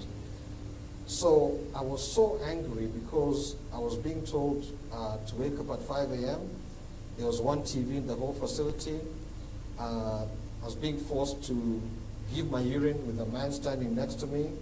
I had not committed any. Look, that sounds terrible. We'll come back to that. You know, so anyway, the reason that this place attracted me so much, it was not a jail. I was not being punished. This is not a jail. Yeah, I was not being punished. In the US, I had no access when I would go to rehab, no access to my phone, my laptop, my whatever, Netflix, the whole deal. So this felt very comfortable. I felt like the staff were talking to me like a human being instead of like a criminal. In the US, they treat you like a criminal, and they just degrade you even more. So most people, when they leave rehab in the US, you're angry. And I remember that one time, I was picked up by my driver. As soon as I got near home, I went straight to a liquor store, bought a whole bottle, and drank it inside the liquor store. So even the other 2 times, I was always angry by the way I was treated. And so, you know, it never helped. And I saw that with other people. As they say on TV, wow. Yeah. Yeah? Okay, good. So I think that captures the introduction. Yeah. I think we know a little bit about what happened to you in America, the hospital, and so on. But I want us to go back now to the beginning, to the roots, just so that we can understand, in part, what literally drove you to America and what made your parents decide to go to the land of milk and honey. Tell us a little bit about your childhood. Yeah. And what your parents did in America, and what kind of life did you have there? So it starts with my dad. My dad in 1960 was part of the Tomboya airlift program. I think the first airlift, I think, was 1959. Correct. And then my dad went in September 1960. And then my mom followed him in September 1961. And I think the program ended right after that. 100% right. Yeah. So anyway, so my parents already had 2 children here in Kenya, a boy and a girl. And then when soon there they had my brother, you know, a year later. And it was a struggle for them to both work, go to school, and raise a child. So my brother came back, was brought to Kenya for the first time, even though he had been born there. And then I appeared 5 years later, and my dad was very upset because he's trying to get his master's degree, and this woman keeps having babies, you know. We'll call our names another day. You know, so it was stressful for both of them, and so they ended up. So just for context, your father would probably have been a contemporary Yes. of Barack Obama Sr. Actually, they went on the same plane. The same flight. Yeah, same flight. Okay. They also both. Not dropping names, no? No, not dropping names. No names you know. dropping, go on. So yeah, you know, Barack Obama's dad was September 1960. They used to just go once a year in Yes, September. absolutely right. So they were on the same airplane. They went to Minnesota both of them, but when they got to Minnesota, my dad went to Mankato. I think his dad went somewhere else. But they were a very close-knit group. And so I think what you're asking me is, what happened to me then? So when I came to Kenya. No, so you're born in the U.S. I was born in the Which U.S. year? Huh? Which year? 1967. 67. Yeah. So that's 4 years after independence. Yes, Yeah, yes, go on. So then we moved to Kenya, I think in 1971 or so, or somewhere, or 72. And so I think my problem. Density is a tool to record your DJ set and master it after.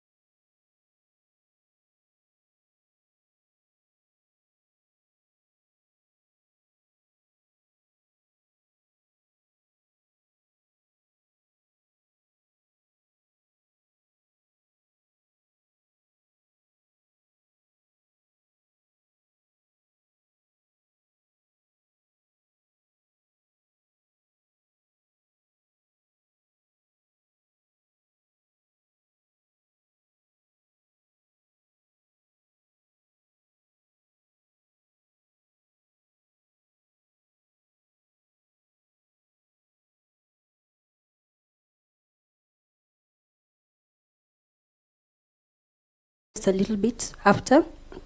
And this is not just happening by default, it's been engineered to change our minds and how they work, and someone benefits from that. Secondly, it will change how we do diagnostics. How we are currently diagnosing in psychiatry that's very human-led is bound to be revolutionized by AI. Then lastly, it can improve our practice, which is hopefully the icing on the cake. So not all hope is lost. I might go back and forth with this. Okay, wrong one. Okay, so I don't know if I'm sure there's many Kenyans in the crowd, so I don't know if you know the song Double Tap. Yes, that betrays your age, Double Tap. And that was before actually Instagram changed their feature. Now I think it's a single tap. So you guys need to get your hearing aids, and I hope you're taking your supplements and all of that. So do you actually like what you are double tapping on or clicking on or liking, or have you been engineered to like it?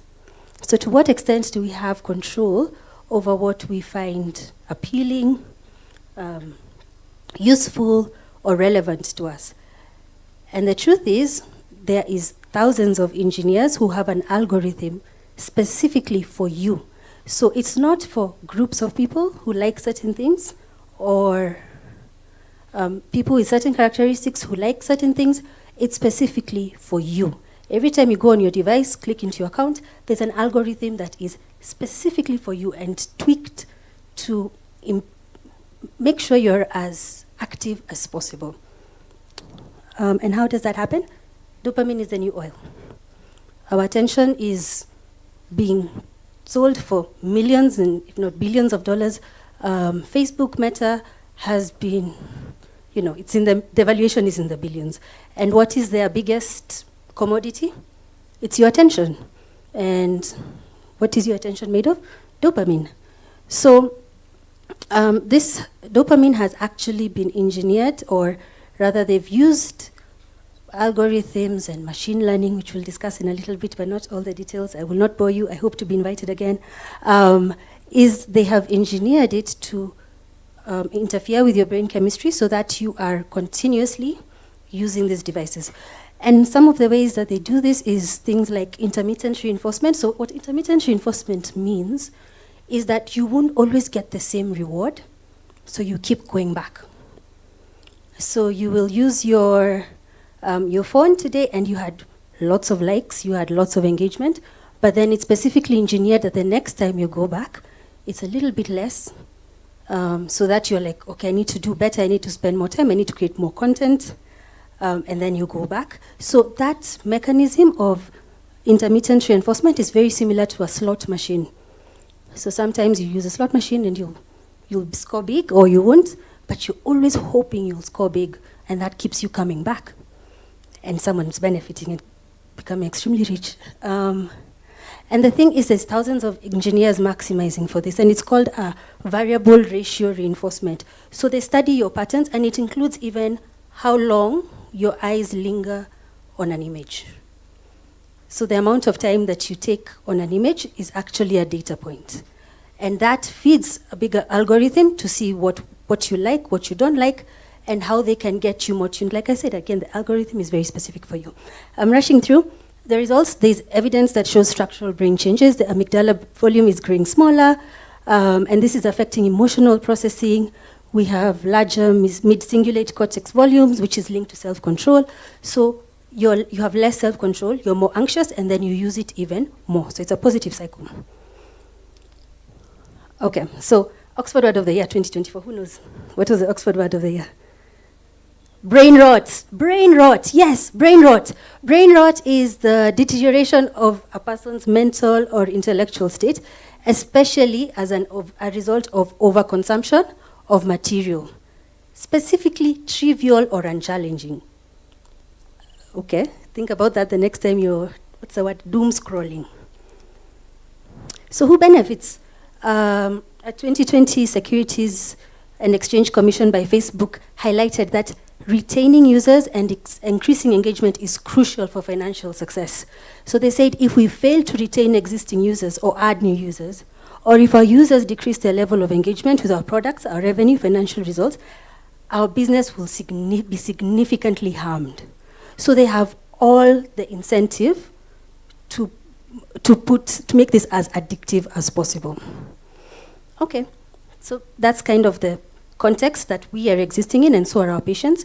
And it gets a little bit more complicated now with the rise of AI, and specifically natural language processing. And what's natural language processing? It's a field of AI that focuses on the interaction between computers and humans through very natural language. So if you've used ChatGPT or Claude or there's a bunch of others, DeepSeek, you know that you can ask in very lay language and you get very clarifying information. Rather, you get a lot of information from ChatGPT. So the model is just layers and layers of neural networks where your words are forming patterns, and those patterns are tuned together based on similarity and spewed back to you. And I know I showed my mother ChatGPT and she says, oh my God, this person knows me. I was like, well, you know, it does feel very realistic and it's designed to feel very realistic, but it's not. But it's been used in language translation, sentiment analysis, and voice activated. Okay, this is where it gets a bit creepy. So now we have AI and AI-based character companions. So there's an epidemic of loneliness in the West, and that's, you know, that would be a topic for another day. But now, a product, something that has been productified or rather commercialized, is companionship. So you have AI characters who are turned into companions. And a lot of them, they're like manga characters or whatever. But it got interesting because there's been cases, this is not the only one, but it made the Washington Post, that an AI companion suggested to a user that he should kill his parents. And the parents are suing. So there's a very little regularization around this, and it's happened more than once, basically. Okay, so we've talked about why AI is bad, or is, you know, it can be harmful, but how can we use it? How can we responsibly use it? Can it be responsibly used? Is there any way for it to be used responsibly? Yes, there is. And one of the ways is through diagnostics. So there are advancements in AI that now, you know, maybe for example, one is Kintsugi Voice, which uses AI to detect signs of depression and anxiety from short speech clips. And it uses voice biomarkers to identify mental health challenges. Another example is social media listening, which basically scans the web and looks for incidences or signs or any type of written signs, basically, that can point to mental illness. Then how can we use it in our practice? And I'm coming to the end. I'm looking at you and feeling very anxious. I hope you have something for the anxiety you produce. So how can you leverage AI in your practice? And the data shows that AI has been used with up to 93% accuracy in psychiatry. And in what ways has it been used? So for example, you can analyze your session data that you have with your patient. One of the tools is Listen.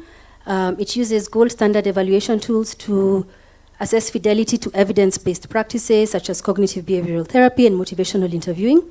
Limbic Access is another tool that's been used by the NHS. It collects intake and clinical data to ease referrals and assessments, but that's localized to the UK, is integrated into the NHS.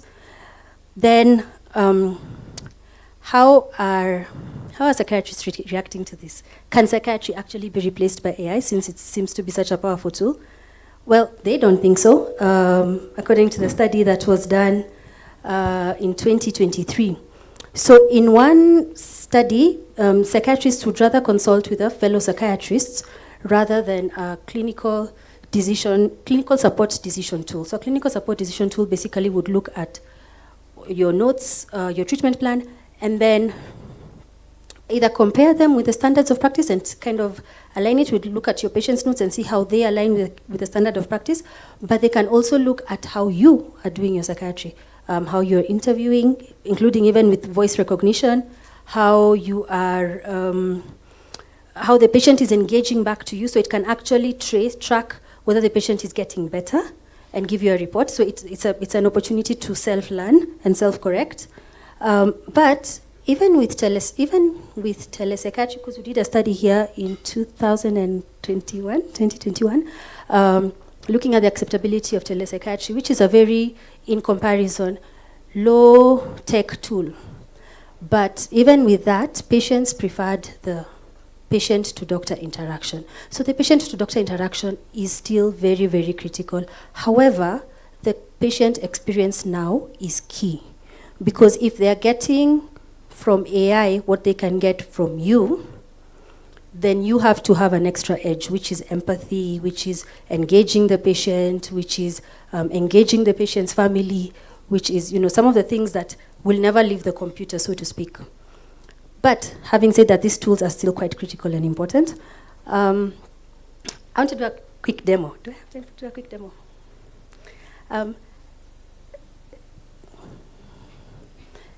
And part of why I want to do this quick demo is like this is now the next frontier of AI, and specifically AI in voice.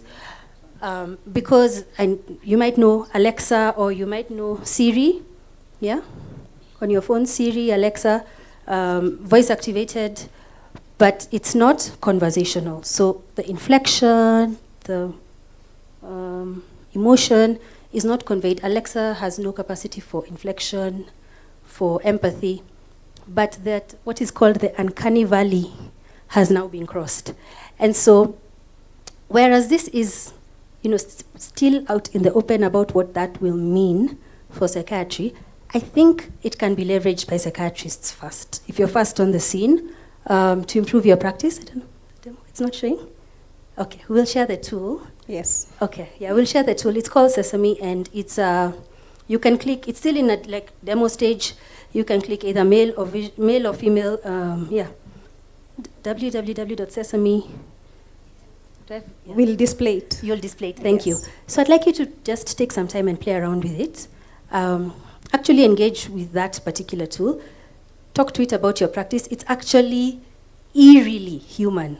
Eerily human. I even felt like shy type. And at the back of my mind, I know it's AI, but there are ways you can leverage it. So you can talk to it about your practice, you can talk to it about patients, and it draws all the sources from across the web, gives you references, and including guidelines, etc. And hopefully can be one of the ways that psychiatrists leverage AI in their practice. Thank you. Thank you so much, Dr. Wanjiru Kaigwa. I hope your seatbelts are fastened, as we can see that technology is not just a tool.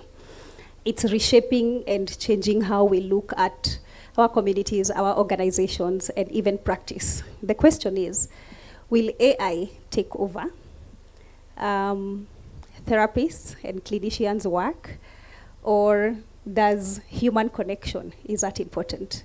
We'll hear later from Dr. Kaigwa in the panel conversation. Allow me to introduce Dr. Chimbanzi as our next speaker. Please come to the stage. Karibu sana, talking to us about problematic social media use among Kenyans. Let's give him a round of applause.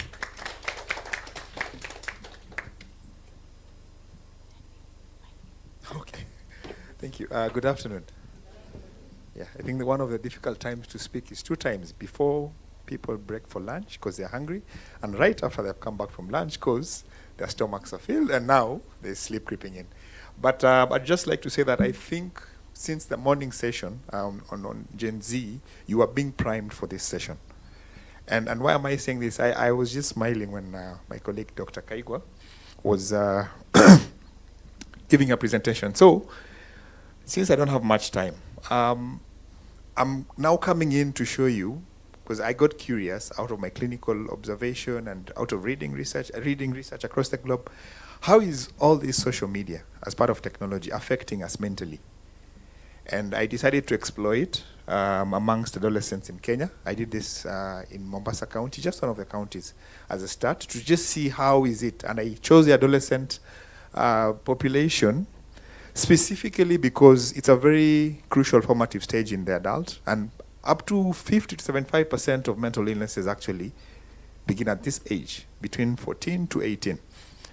And now imagine all that neuroplasticity happening in the brain, and then now you have social media and all this technology and all this exposure and information and how it impacts on us. And yeah, so this is going to be my outline. This study is yet to be published. I'll just give you preliminary findings and just a peek preview of what we were able to pick as the key home take-home messages. Is there anyone without a social media account here? WhatsApp, Facebook, TikTok, Instagram, Snapchat, Pinterest? There's no one. You have at least one. Yeah. And so it's just basically creating an account that is a virtual you that allows you to interact with people, get information, and share all that. But there's something called problematic social media use, which is doesn't have a standard definition, but it's actually a contemporary issue in psychiatry that is a phenomenon that results from excessive use of the social media platforms and leading to harmful effects on your social life, on your relationships, your work, and resulting in psychological and social levels of functioning being impaired. Yeah, so research globally has actually linked problematic social media use to development of mental illnesses such as anxiety, depression, psychological distress, body image dissatisfaction because of social comparison, particularly among adolescents and young adults. But I'm also curious to actually, because I've noticed a trend with the older population, 60 and above, who've really gotten into social media and they're retired, they're at home. And they spend most of their so that's something I'd like to explore in future, just to see how does it relate to this younger population. Yeah, so this is just to show you how much it's a rise of social media use. 11 years ago, 2014, this is out of the global population, we were at 1.8 billion users of social media. As of January 2024, which is last year, we had gotten to 5.036 billion, which is 60% of the global population. And you can imagine earlier, Lisa presented that 60% of the global population is also young. So you can imagine, just project the future in your head. Just try to think about it that way. And then this was a study in 2019, just was titled The Rise of Social Media. And it began around 2004 with MySpace. For those of us who used it then, I think we were in that age where we were exploring. And by the time we got 2019, but this study being published, Facebook was actually the leading. It had, and currently it's the leading. It has 4.6 billion users, which is a very big proportion of the global population. Yeah, so I just looked at these three things. What is problematic social media use prevalence in adolescents studying in public primary schools in Kenya, in one of the counties in Kenya? Just determine its association between socio-demographic factors and this problematic social media use. And here I looked at gender, age, level of class from 1s to from 4s, and also looked at other issues like household income, access to social media, so many other factors. And then now look at the association, to draw associations between problematic social media use and anxiety and depression, just those two specifically. There are so many other issues I didn't want to get into for this initial study. So it was a cross-sectional studies on the targeted 13 to 19-year-old adolescents in secondary schools. So what are our findings, preliminary findings that I can share with you? So we found a very significant prevalence of problematic social media use among adolescents in public. Remember, these are public. I'm not talking about private schools where they have access to more technology and more social media, phones and all that, as opposed to public. But it was quite high. To an extent, it was higher than the global prevalence, and that has been seen in several European countries, and even in the US, Italy, Finland, Germany. And then, so in assessing this, there's something called normative social media use, and then you have moderate, and then you have problematic. So half the students, just slightly less than half, had normative. The rest were in the risky category or the problematic social media use. So that shows the significant impact social media is having on your mental health. And so these were statistically significant socio-demographic factors. And I think I'll reveal that I asked you that question about what age do you think, because I had this in mind. About what age do you think someone should have a social media account and all that. I had this in mind because the findings, and these findings are corroborated with global studies. It's gone off. Yeah. Is that older adolescents actually had higher odds of experiencing problematic social media use than the younger adolescents, which was very interesting. And then we looked at Form 1s, Form 2s, Form 3s and 4s. The Form 3s and 4s had a higher odds than the Form 1s and 2s. And then now when it came to gender, female adolescents were actually more likely to experience problematic social media use than the male gender. And this is across the globe. If you look at the research studies that have been done, it's actually been corroborated. I'm seeing curious faces. I'll tell you why.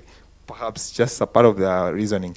And then the more time you spend on social media, from 30 minutes a day to even 3 hours, 4 hours a day, the more likely you are to experience problematic social media use. So how much time do you spend? And I think phones nowadays have ways of monitoring your social media use and your screen time. 2 minutes, I'm almost done.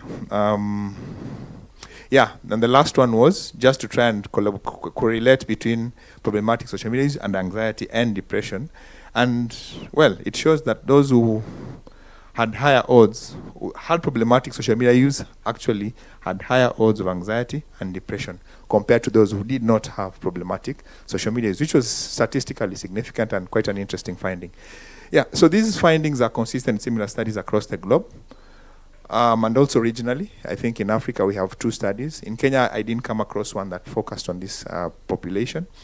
But these variations across the continents from US, Europe, Africa, due to varying factors such as sociocultural environments, restrictions and access. That's why I also asked Lisa about the question about restriction to social media use. I'm just trying to relate the morning session and what we're talking about here. And then access to social networking sites. I think in Africa we've had a very large increase in access to the internet. Between 2012 and now, it's grown exponentially. And there's a lot of, we have so many smartphones, we have so much access to the internet as opposed to 20 years ago. Yeah, and then these are some of the other factors that can be attributed to this phenomenon. The fear of missing out, known as FOMO. Social comparison with peers on social media. This is where the female gender actually got caught. A lot of social comparison. And I've also seen patients who actually come in depressed and actually said, you know, I look at my colleagues, what they're doing, I look at the image, body image, there's so many factors. And it was found to contribute significantly. Then the intensity and frequency of social media use amongst the population. Yeah. Now, sleep disruptions. How many go to bed trying to wait to get to sleep and pick up their phone and start scrolling and then realize it's 2 a.m. and they're supposed to be at work at 8 a.m. I mean, so many. Cyberbullying and harassment, how people relate, and self-esteem and body image satisfaction. So these are some of the contributing factors. Yeah, so I think in conclusion, these findings show a negative association between problematic social media use and adolescent mental health, and that we really have a lot of work to do to educate and promote a positive use of social media among school-going adolescents, specifically for this study, in order to minimize the detrimental effects of problematic social media use. I think I'll stop at that. Thank you.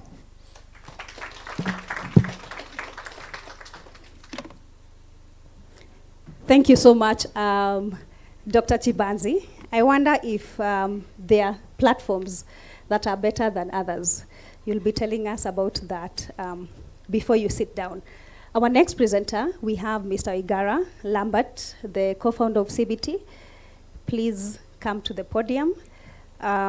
He will be talking to us today about search engine optimization.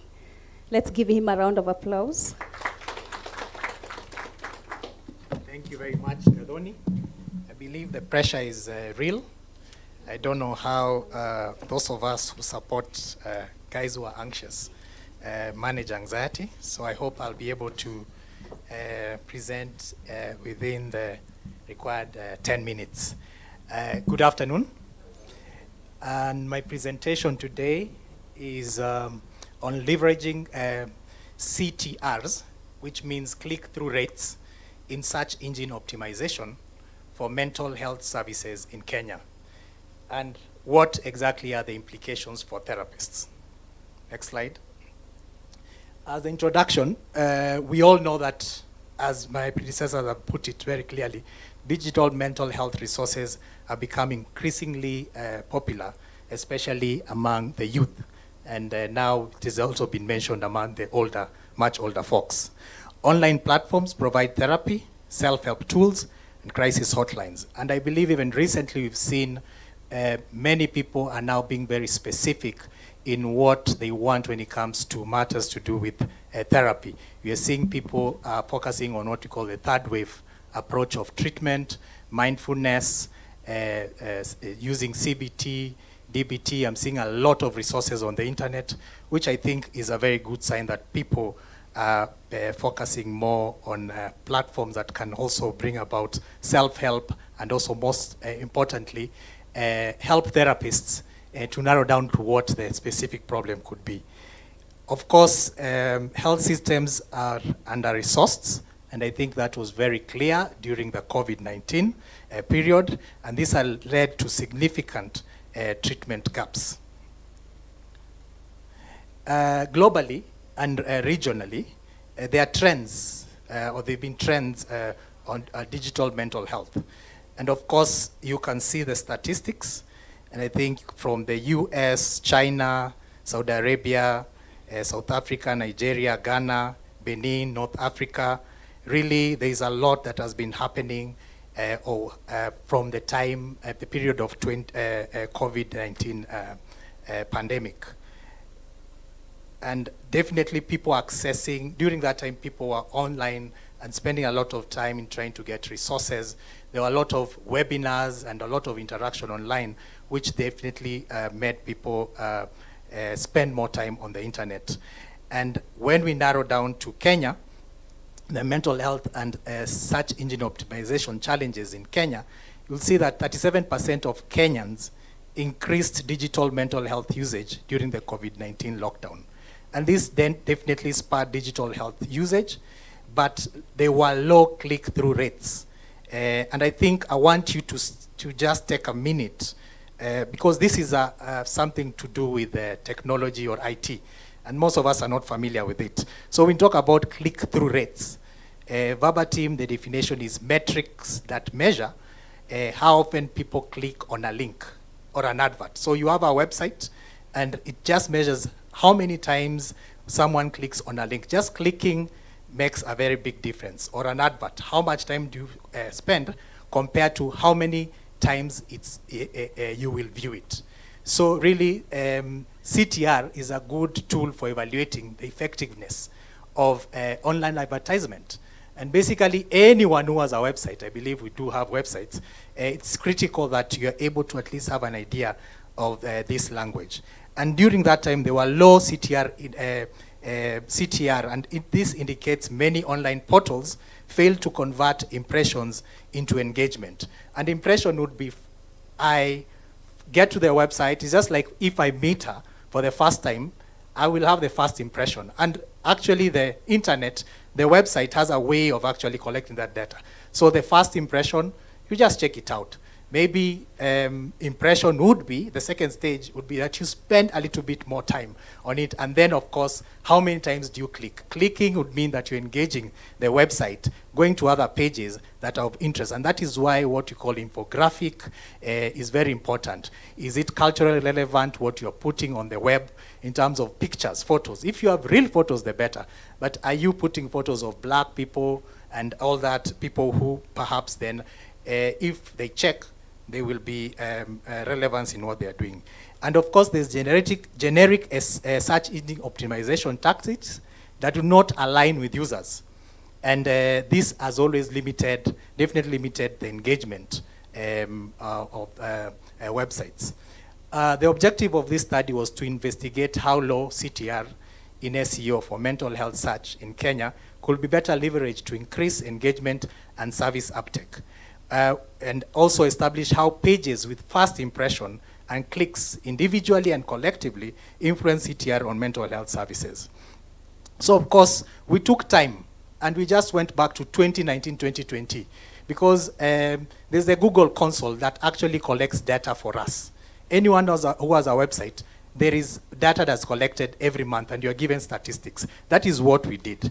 And then we collected data gathered from the Google Search Console, of course, and focused on mental health related keywords, like mental health services in Kenya, mental health services in Nairobi, et cetera, et cetera. And the metrics that were collected are CTR, total clicks, impressions, and average search position, which is always a way of evaluating performance on the website. And all this data, if you have a functional website, is actually easily collected for you, and you get a report every month. And how did we analyze the data? We used descriptive statistics to summarize CTRs, clicks, and keyword performance monthly. And the trends analysis visualized changes in CTR over 4 years. So this was a period from 2020 to 2025. Part of the limitations were property verification, because if you have a website, it's your property, and date Google search consoles only begins collecting data once the website is verified. Therefore, we had that limitation because our website had not been verified, so we had to wait until around 2020. And of course, we considered ethical matters. We used publicly available aggregated data to maintain privacy. So these were people from all over who were just actually getting on the website, and we were collecting data. And we ensured no violation of user confidentiality. Overview of SEO performance trends. Of course, my eyes fail me sometimes. I don't know if it's age or whether it's genetics. But the SEO data, as you can see, the number of pages with first impression declined significantly from 2020 to 2023. So in 2020, there was pages with first impression were 215. In 2021, 189, 140, and 114. And then this trend suggests a shift towards a more focused search engine optimization strategy, prioritizing high-performing content. And of course, you can see that the clicks, there's a graph for the clicks. They moved from 8,996 to 15,100. By the time we got to 2023, they had actually decreased to 12,590.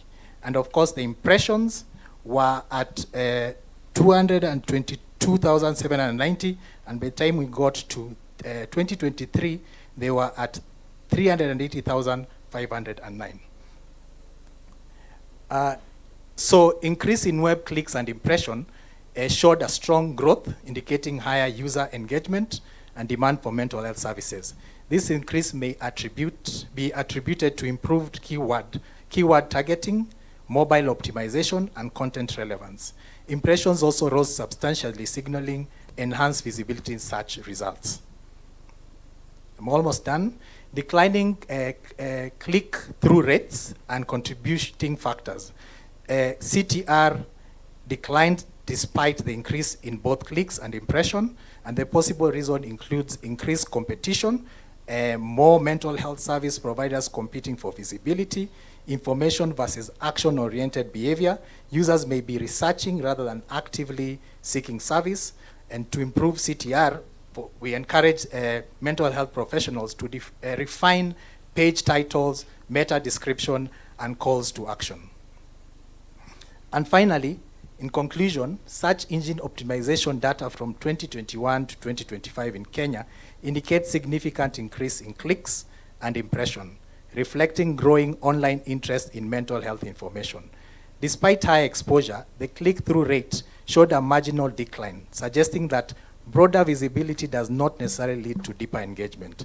The decline in CTR points to issues with content relevance, targeted messaging, and user trust, as users are less inclined to take action after initial exposure. These findings underscore the critical need to transition from generic health content, which is basically having a website and having so much information in it, which might not really direct someone or make someone narrow down to a specific service, which of course, when you search on the internet, on Google, perhaps there's a high likelihood that this page will be fast, but also it might be overwhelming for the person who's doing the search. And rising impression and click highlights increased curiosity and awareness. However, barriers such as stigma, limited awareness of available help, and distrust in online resources continue to hinder service uptake. I will request to leave it at that, and thank you very much. Thank you so much, Mr. Igara. We could not agree more that indeed technology is going to change how we look at mental health services through reach, views, and clicks. Last but not least, we have Tina Masai. Please let's give her a round of applause as she comes forward. She will be speaking into integrating digital mental health technology in Kenya. And please continue writing your questions. I'll have the panelists each do a video to answer all the questions you'll write. Due to time, we might not necessarily have the chance to have a panel discussion. Thank you. Is it 5 minutes, 10 minutes, or as my spirit leads? So good afternoon, everyone.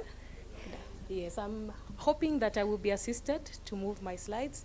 I would like to request only for 5 seconds to break script, Gathoni, just a little bit. I know earlier today we had a session that focused on suicide. Nelly, if you're here, thank you very much. And we lost one of our very critical champions late last year, who I know is a friend, a collaborator to many who are here. So I would like us to do a 3-second moment of silence in honor of Charity Muturi, and then I can proceed with my presentation.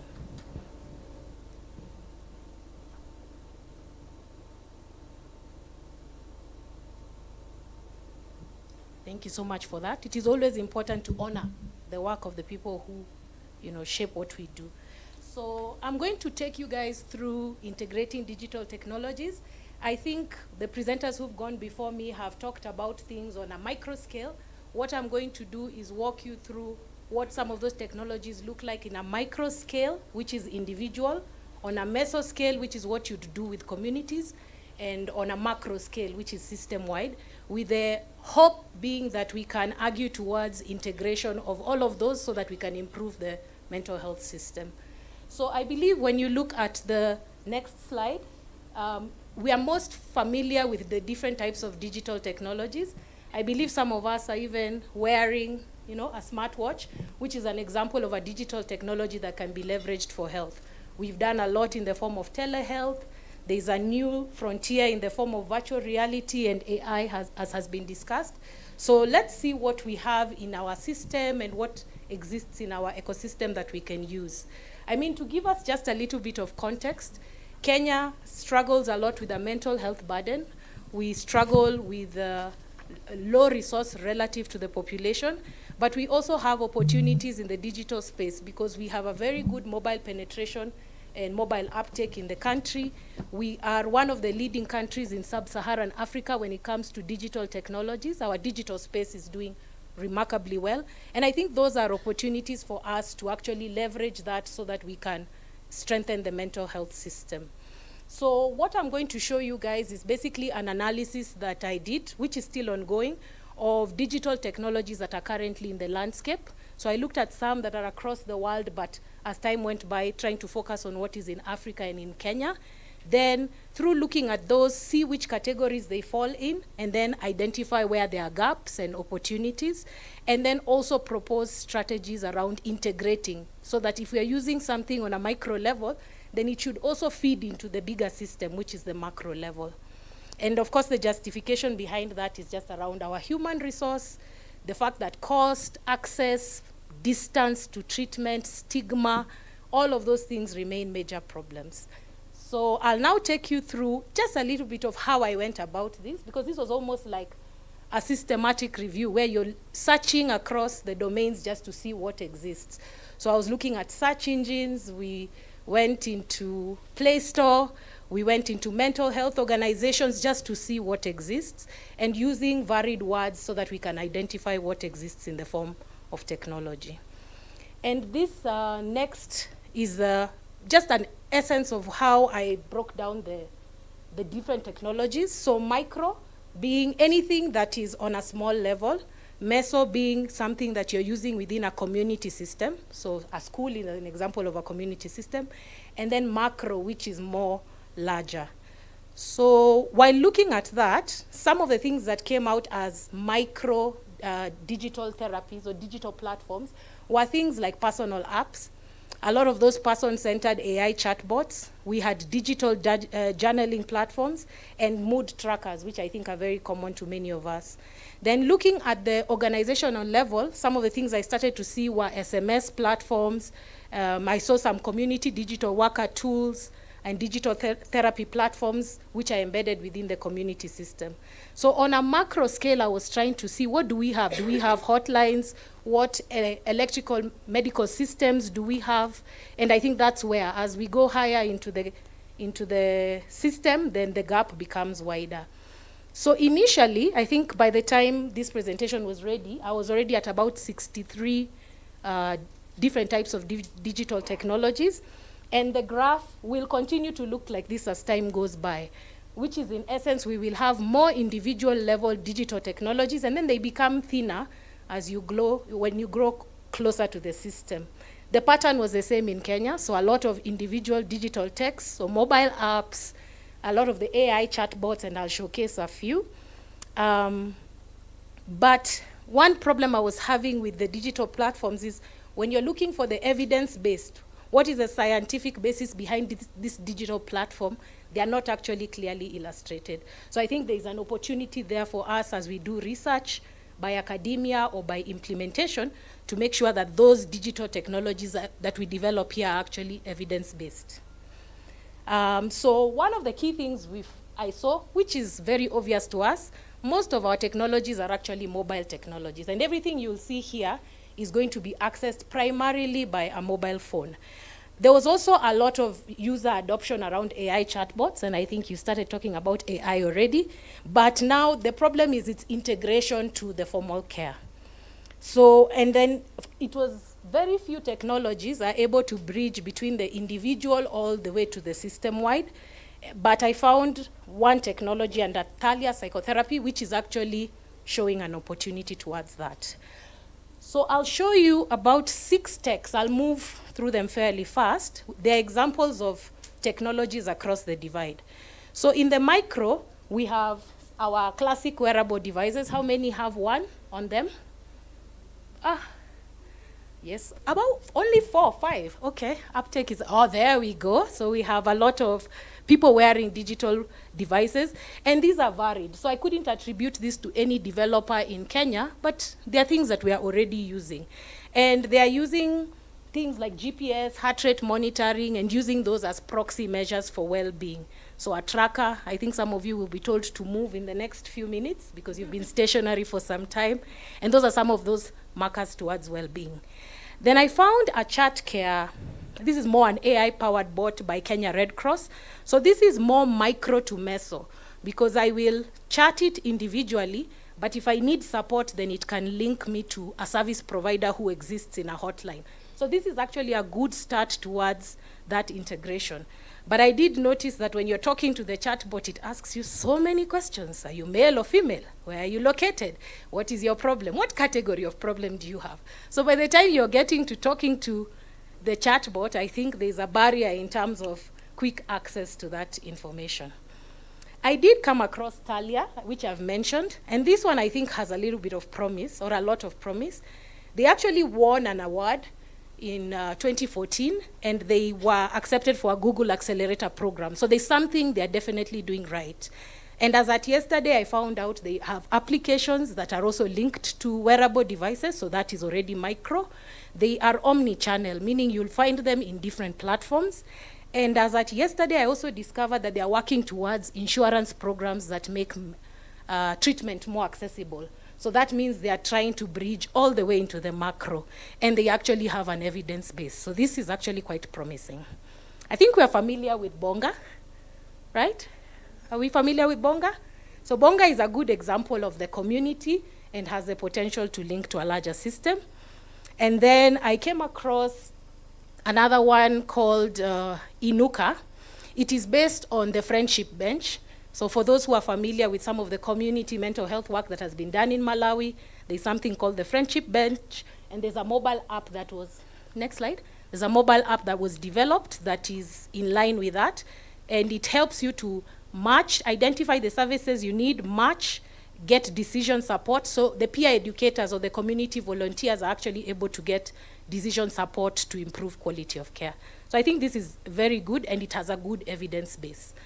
Then in terms of macro, one-to-one is by LVCT. So this is actually a national hotline.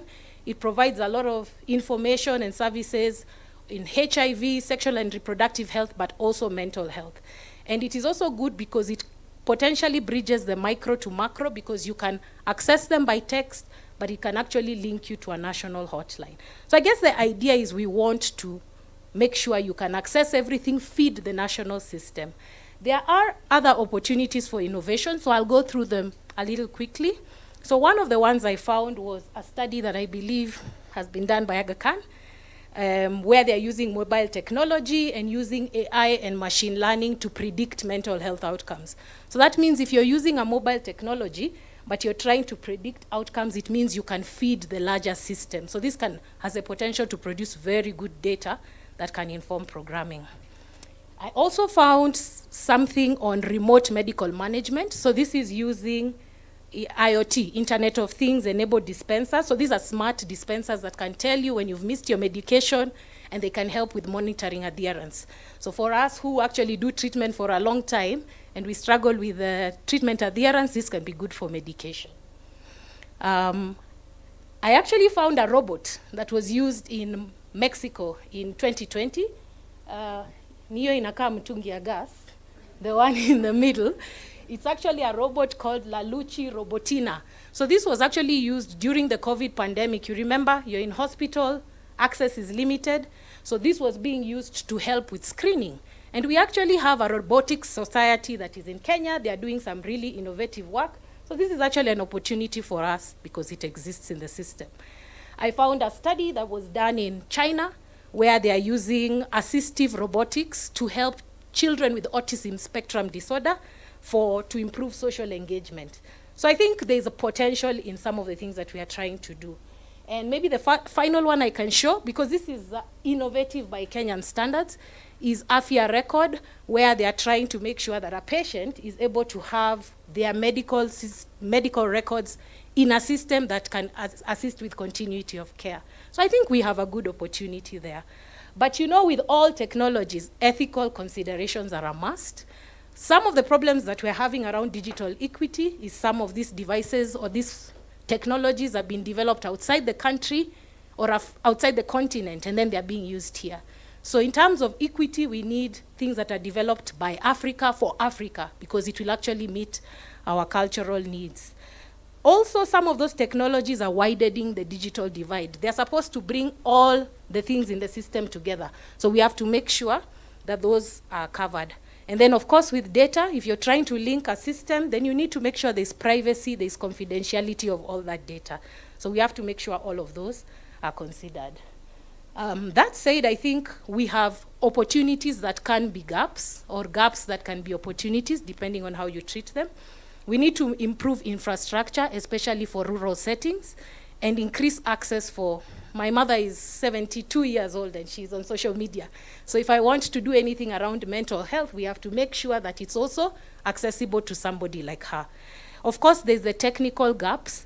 You have to address the culture gaps. A lot of these platforms, if you find them, they are only in English and Swahili. Some people speak other languages, so how do we ensure that it works? And most critically, the evidence base. If we have a solid evidence base, then we do well. I think with that, this will actually cover, I don't even need to do my recommendations, they're actually covered in there. Thank you very much. Thank you. Thank you so much, Tina. I was coming to support you, but thank you. No worries. Right, we can clearly see that Kenya has a very unique opportunity to lead in digital mental health integration. Allow me to say, when Bonga started, they did come to us, to Chiromo Hospital Group, to help in the back end of it, and our psychologists were there. So I would say that it's a very effective platform. Also, allow me to really thank this stellar line of speakers we've had here today, Dr. Kaigwa, Dr. Chibanzi, Lambert, and Tina. But I promise that they'll be doing an individual video just on the questions that have come. We have questions online. I have also received papers with their questions, and I would still like that answered and put online. So ladies and gentlemen, that marks the end of that session. The digital era is taking over. And one thing that I would like to say is that a lot of us say that the digital era is fast approaching, but I want to emphasize that it is already here and it is very transformative. So the question is, are you just going to be a passive consumer, or are you going to be an architect of your future? Thank you so much, and allow me to welcome Dr. Joseph for the next session. A round of applause for my speakers.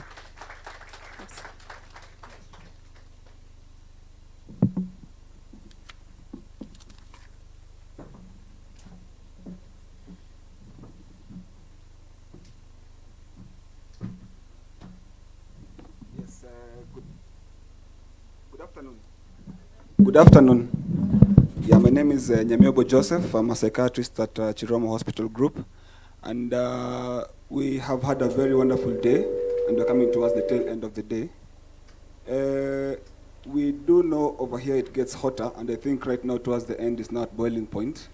So I hope that you'll get to understand as much as possible as we are now dealing with advances and frontiers in therapeutics. As scientists, we know that you are therapists, and you're going to see what are these cutting-edge technologies that we may use and leverage to prevent and to treat diseases. So with that, I would like to appreciate the presence of our panelists. The first panelist will be Masi Gadara. Please come sit next to me.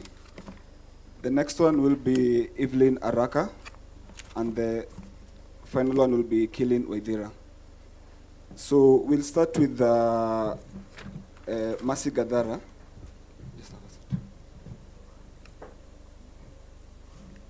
So Masi Gadara is a clinical psychologist and currently a mental health and psychosocial support manager at Kenya Red Cross.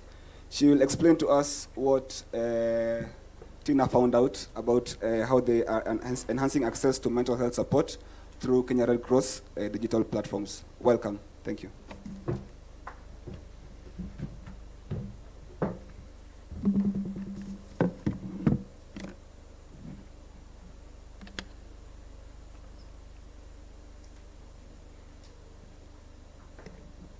Good afternoon. Yeah. As you've heard, Mercy from Kenya Red Cross.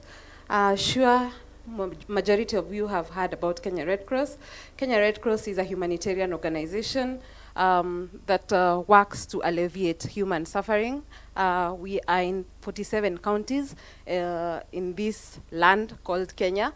And we have done some innovations towards mental health, and that's what I'll be sharing with you today.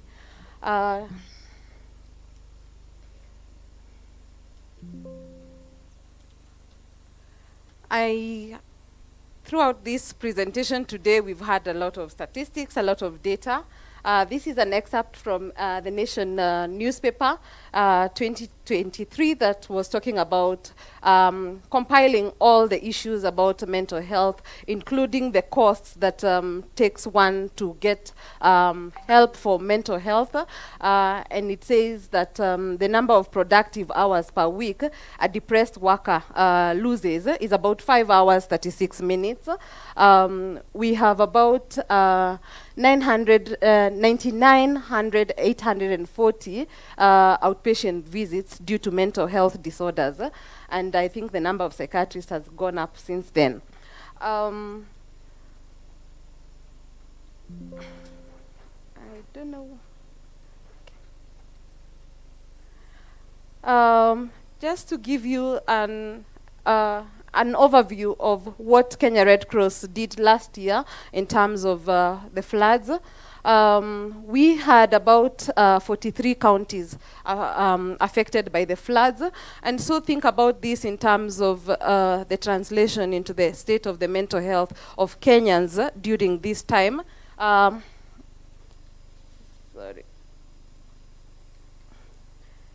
Technology, bear with me. Yes, look at the number of households affected during these floods, and of course, levels of anxiety went up.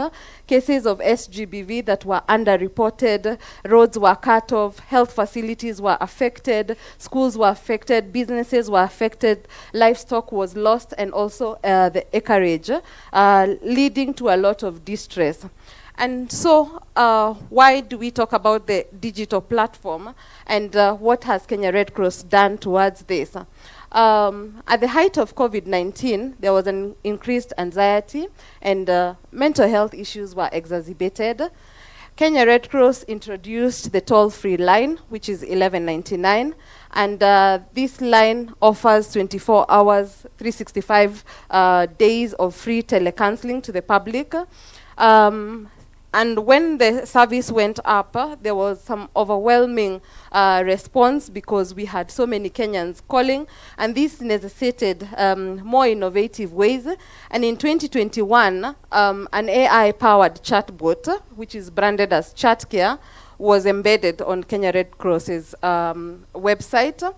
And this website has been trained to offer empathic care. Tina, you were saying that we have a lot of questions that the ChatCare asks.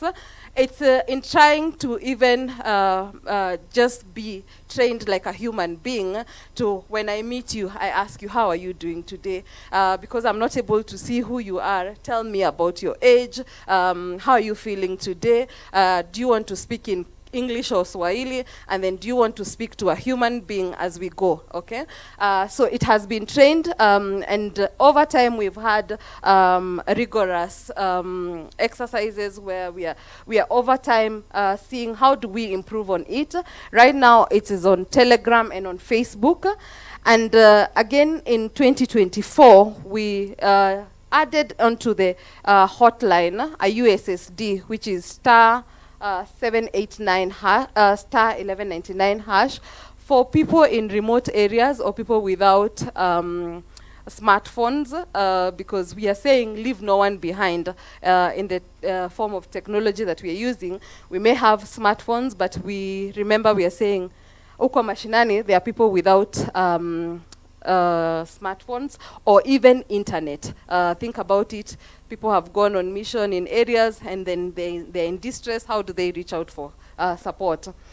In the AI-powered chat care, it has logarithms that help identify different mental health disorders and therapies, and it gives simple and less complicated scenarios to people. And I'm inviting all of us to try. If you're able, you can go to our website or to Telegram, write to Kenya Red Cross, and you're able to see such simplified, quick psychological assessment. It also has some interventions embedded on it. It is very confidential, offers privacy, and has data protection, that your data is not accessible to other people. As I had said earlier on, it is available in both English and Swahili, and it has a human handover to it, that once you get to the point where you ask, do you want to see a professional, and you say yes, it provides real-time support. Further to that, we analyze our data. We collect our data through the Kobo platform, where our counselors and psychologists do not have to do intake. There is a platform where they're able to collect the data, and we have Power BI. I will be showing that very briefly. I think we've talked over and over why we are talking about the digital interventions, and I'll really not go into that. But this is how the visualization happens. We are able to see where we are viewing, we are getting cases from. This is 2024, from the 47 counties, number of repeat cases, what are the cases looking like, what are they presenting with.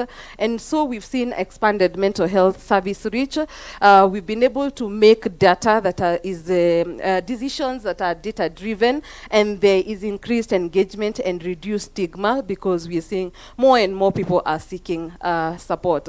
Through our Power BI, we are able to analyze trends. We are able to see when most of the callers do call in. Is it in the morning? And we know probably it's when they are alone. Remember, this is a 24-hour service. Are they alone? Are they with other people? Monthly trends, we know that even towards the weekends, maybe people are not calling as much as they do call on other days. This is the data we've received from ChatCare since last year. We've had a total of 6,000 conversations taking place on the AI-powered ChatCare, meaning people are engaging in these conversations. They can remain anonymous. We don't have to get to know who they are. And so you can be able to see sometimes the numbers, even in terms of male, female. It doesn't matter, because as long as you log in, you don't have to answer whether you're male or female. And then, as I said, because the AI is trained, there is also responses in trying to improve efficiency, and we have human handover. Yeah, and overall, we are committed to enhancing the mental well-being of Kenyans. We provide psychosocial support during disasters. We provide community awareness. We have specialized clinics in Kalobei, Dadaab, and we have a rehabilitation center in Lamu. And of course, the digital platforms that I've talked about. And just to emphasize on the conversation that we are speaking about, yes, AI is here with us. Mental health services are here with us, and they have enhanced accessibility, efficiency, and data-driven decision making. They are also very cost efficient. We've seen so many clients coming over and over, and making a stigma-free space. And I think, as we were having the conversation, is that there is room for integration and room for... I hope you'll appreciate that. Many were disappointed. We were less strict with a number of other things, like keeping time. But I think what I've learned from the audience and from the participation is that tea break is very important. Now, Professor Njenga did tell me that. And then he told me that lunch break is the most important part of any conference. So I'm glad that people took the time, and I'm sorry we didn't get to have all the panel discussions we hoped to. But I'm sure that the KPA conference, which I'm not sure about the date, September, is the opportunity to submit some more abstracts. It's more than a day long, and to carry on these conversations. We're deeply grateful to our CEO, Dr. Hongo, for leadership and support, and offer a special thank you to our hospital chairman for conceiving, initiating, and supporting this conference. It's great to be a disruptor, and I think he takes a particular pleasure in that. I can't wait for his active retirement. What I've learned is now there are three generations: Gen Z, millennials, and the rest. And if you look at the population pyramid, the number of people who are over 40 is very few. And some of us are in there. What I've also learned is that there are true digital natives and fake digital natives. So anyone who's over 30 who thinks they're a digital native has to rethink. Thank to our logistics team for the planning and coordination, allowing that everything ran smoothly. This was a steep learning curve. This is a first for us. It's the first big conference of this size that we've held here. It was the first hybrid conference that we've had. We've had all kinds of IT and tech challenges, but we've somehow sailed our way through, and not every slide was right on time. I apologize to our last speaker. She's still here. It wasn't a targeted attack on you, but thank you for pursuing your talk and going ahead. We've had support from our catering team, our security team, our digital and communications team, our marketing team, and our productions team. And our artists. You might have noticed some of the art was displayed during the breaks, those of you who were sitting here. We had an art competition to inspire and motivate some of our young artists, especially those with mental health challenges, and you'll see some of their artwork on our brochure and our advertising campaign. And we'll be rewarding those who were the best with a small award. We'd hoped they'd be here, but they haven't made it. Thank you to our sponsors, Johnson & Johnson, Intas and Sun Pharma, Aga Khan University, the KPA, and of course the Chiromo Hospital group. So lastly, the audience, you've been fantastic. You've showed up. You've stayed the whole day. I've been to very few conferences where keynote speakers have come in the morning and still be here in the afternoon. You know, normally they'll come, they'll do their input, and then they'll think, the rest doesn't look so interesting. But thank you for staying. I think that is everything. I'm sure I've forgotten somebody. If I have, you'll come and tell me afterwards. But for those with FOMO, our photographer is here. Let's take your instruction as to how you'd like us to assemble on the stage. I'm imagining that our front row will just teleport themselves, which we've learnt is possible, onto the front bench. But perhaps we'll just move these chairs forward. Over to you. Lens change. Well, let's do some arranging. Someone has their hand up, a last minute announcement? Oh,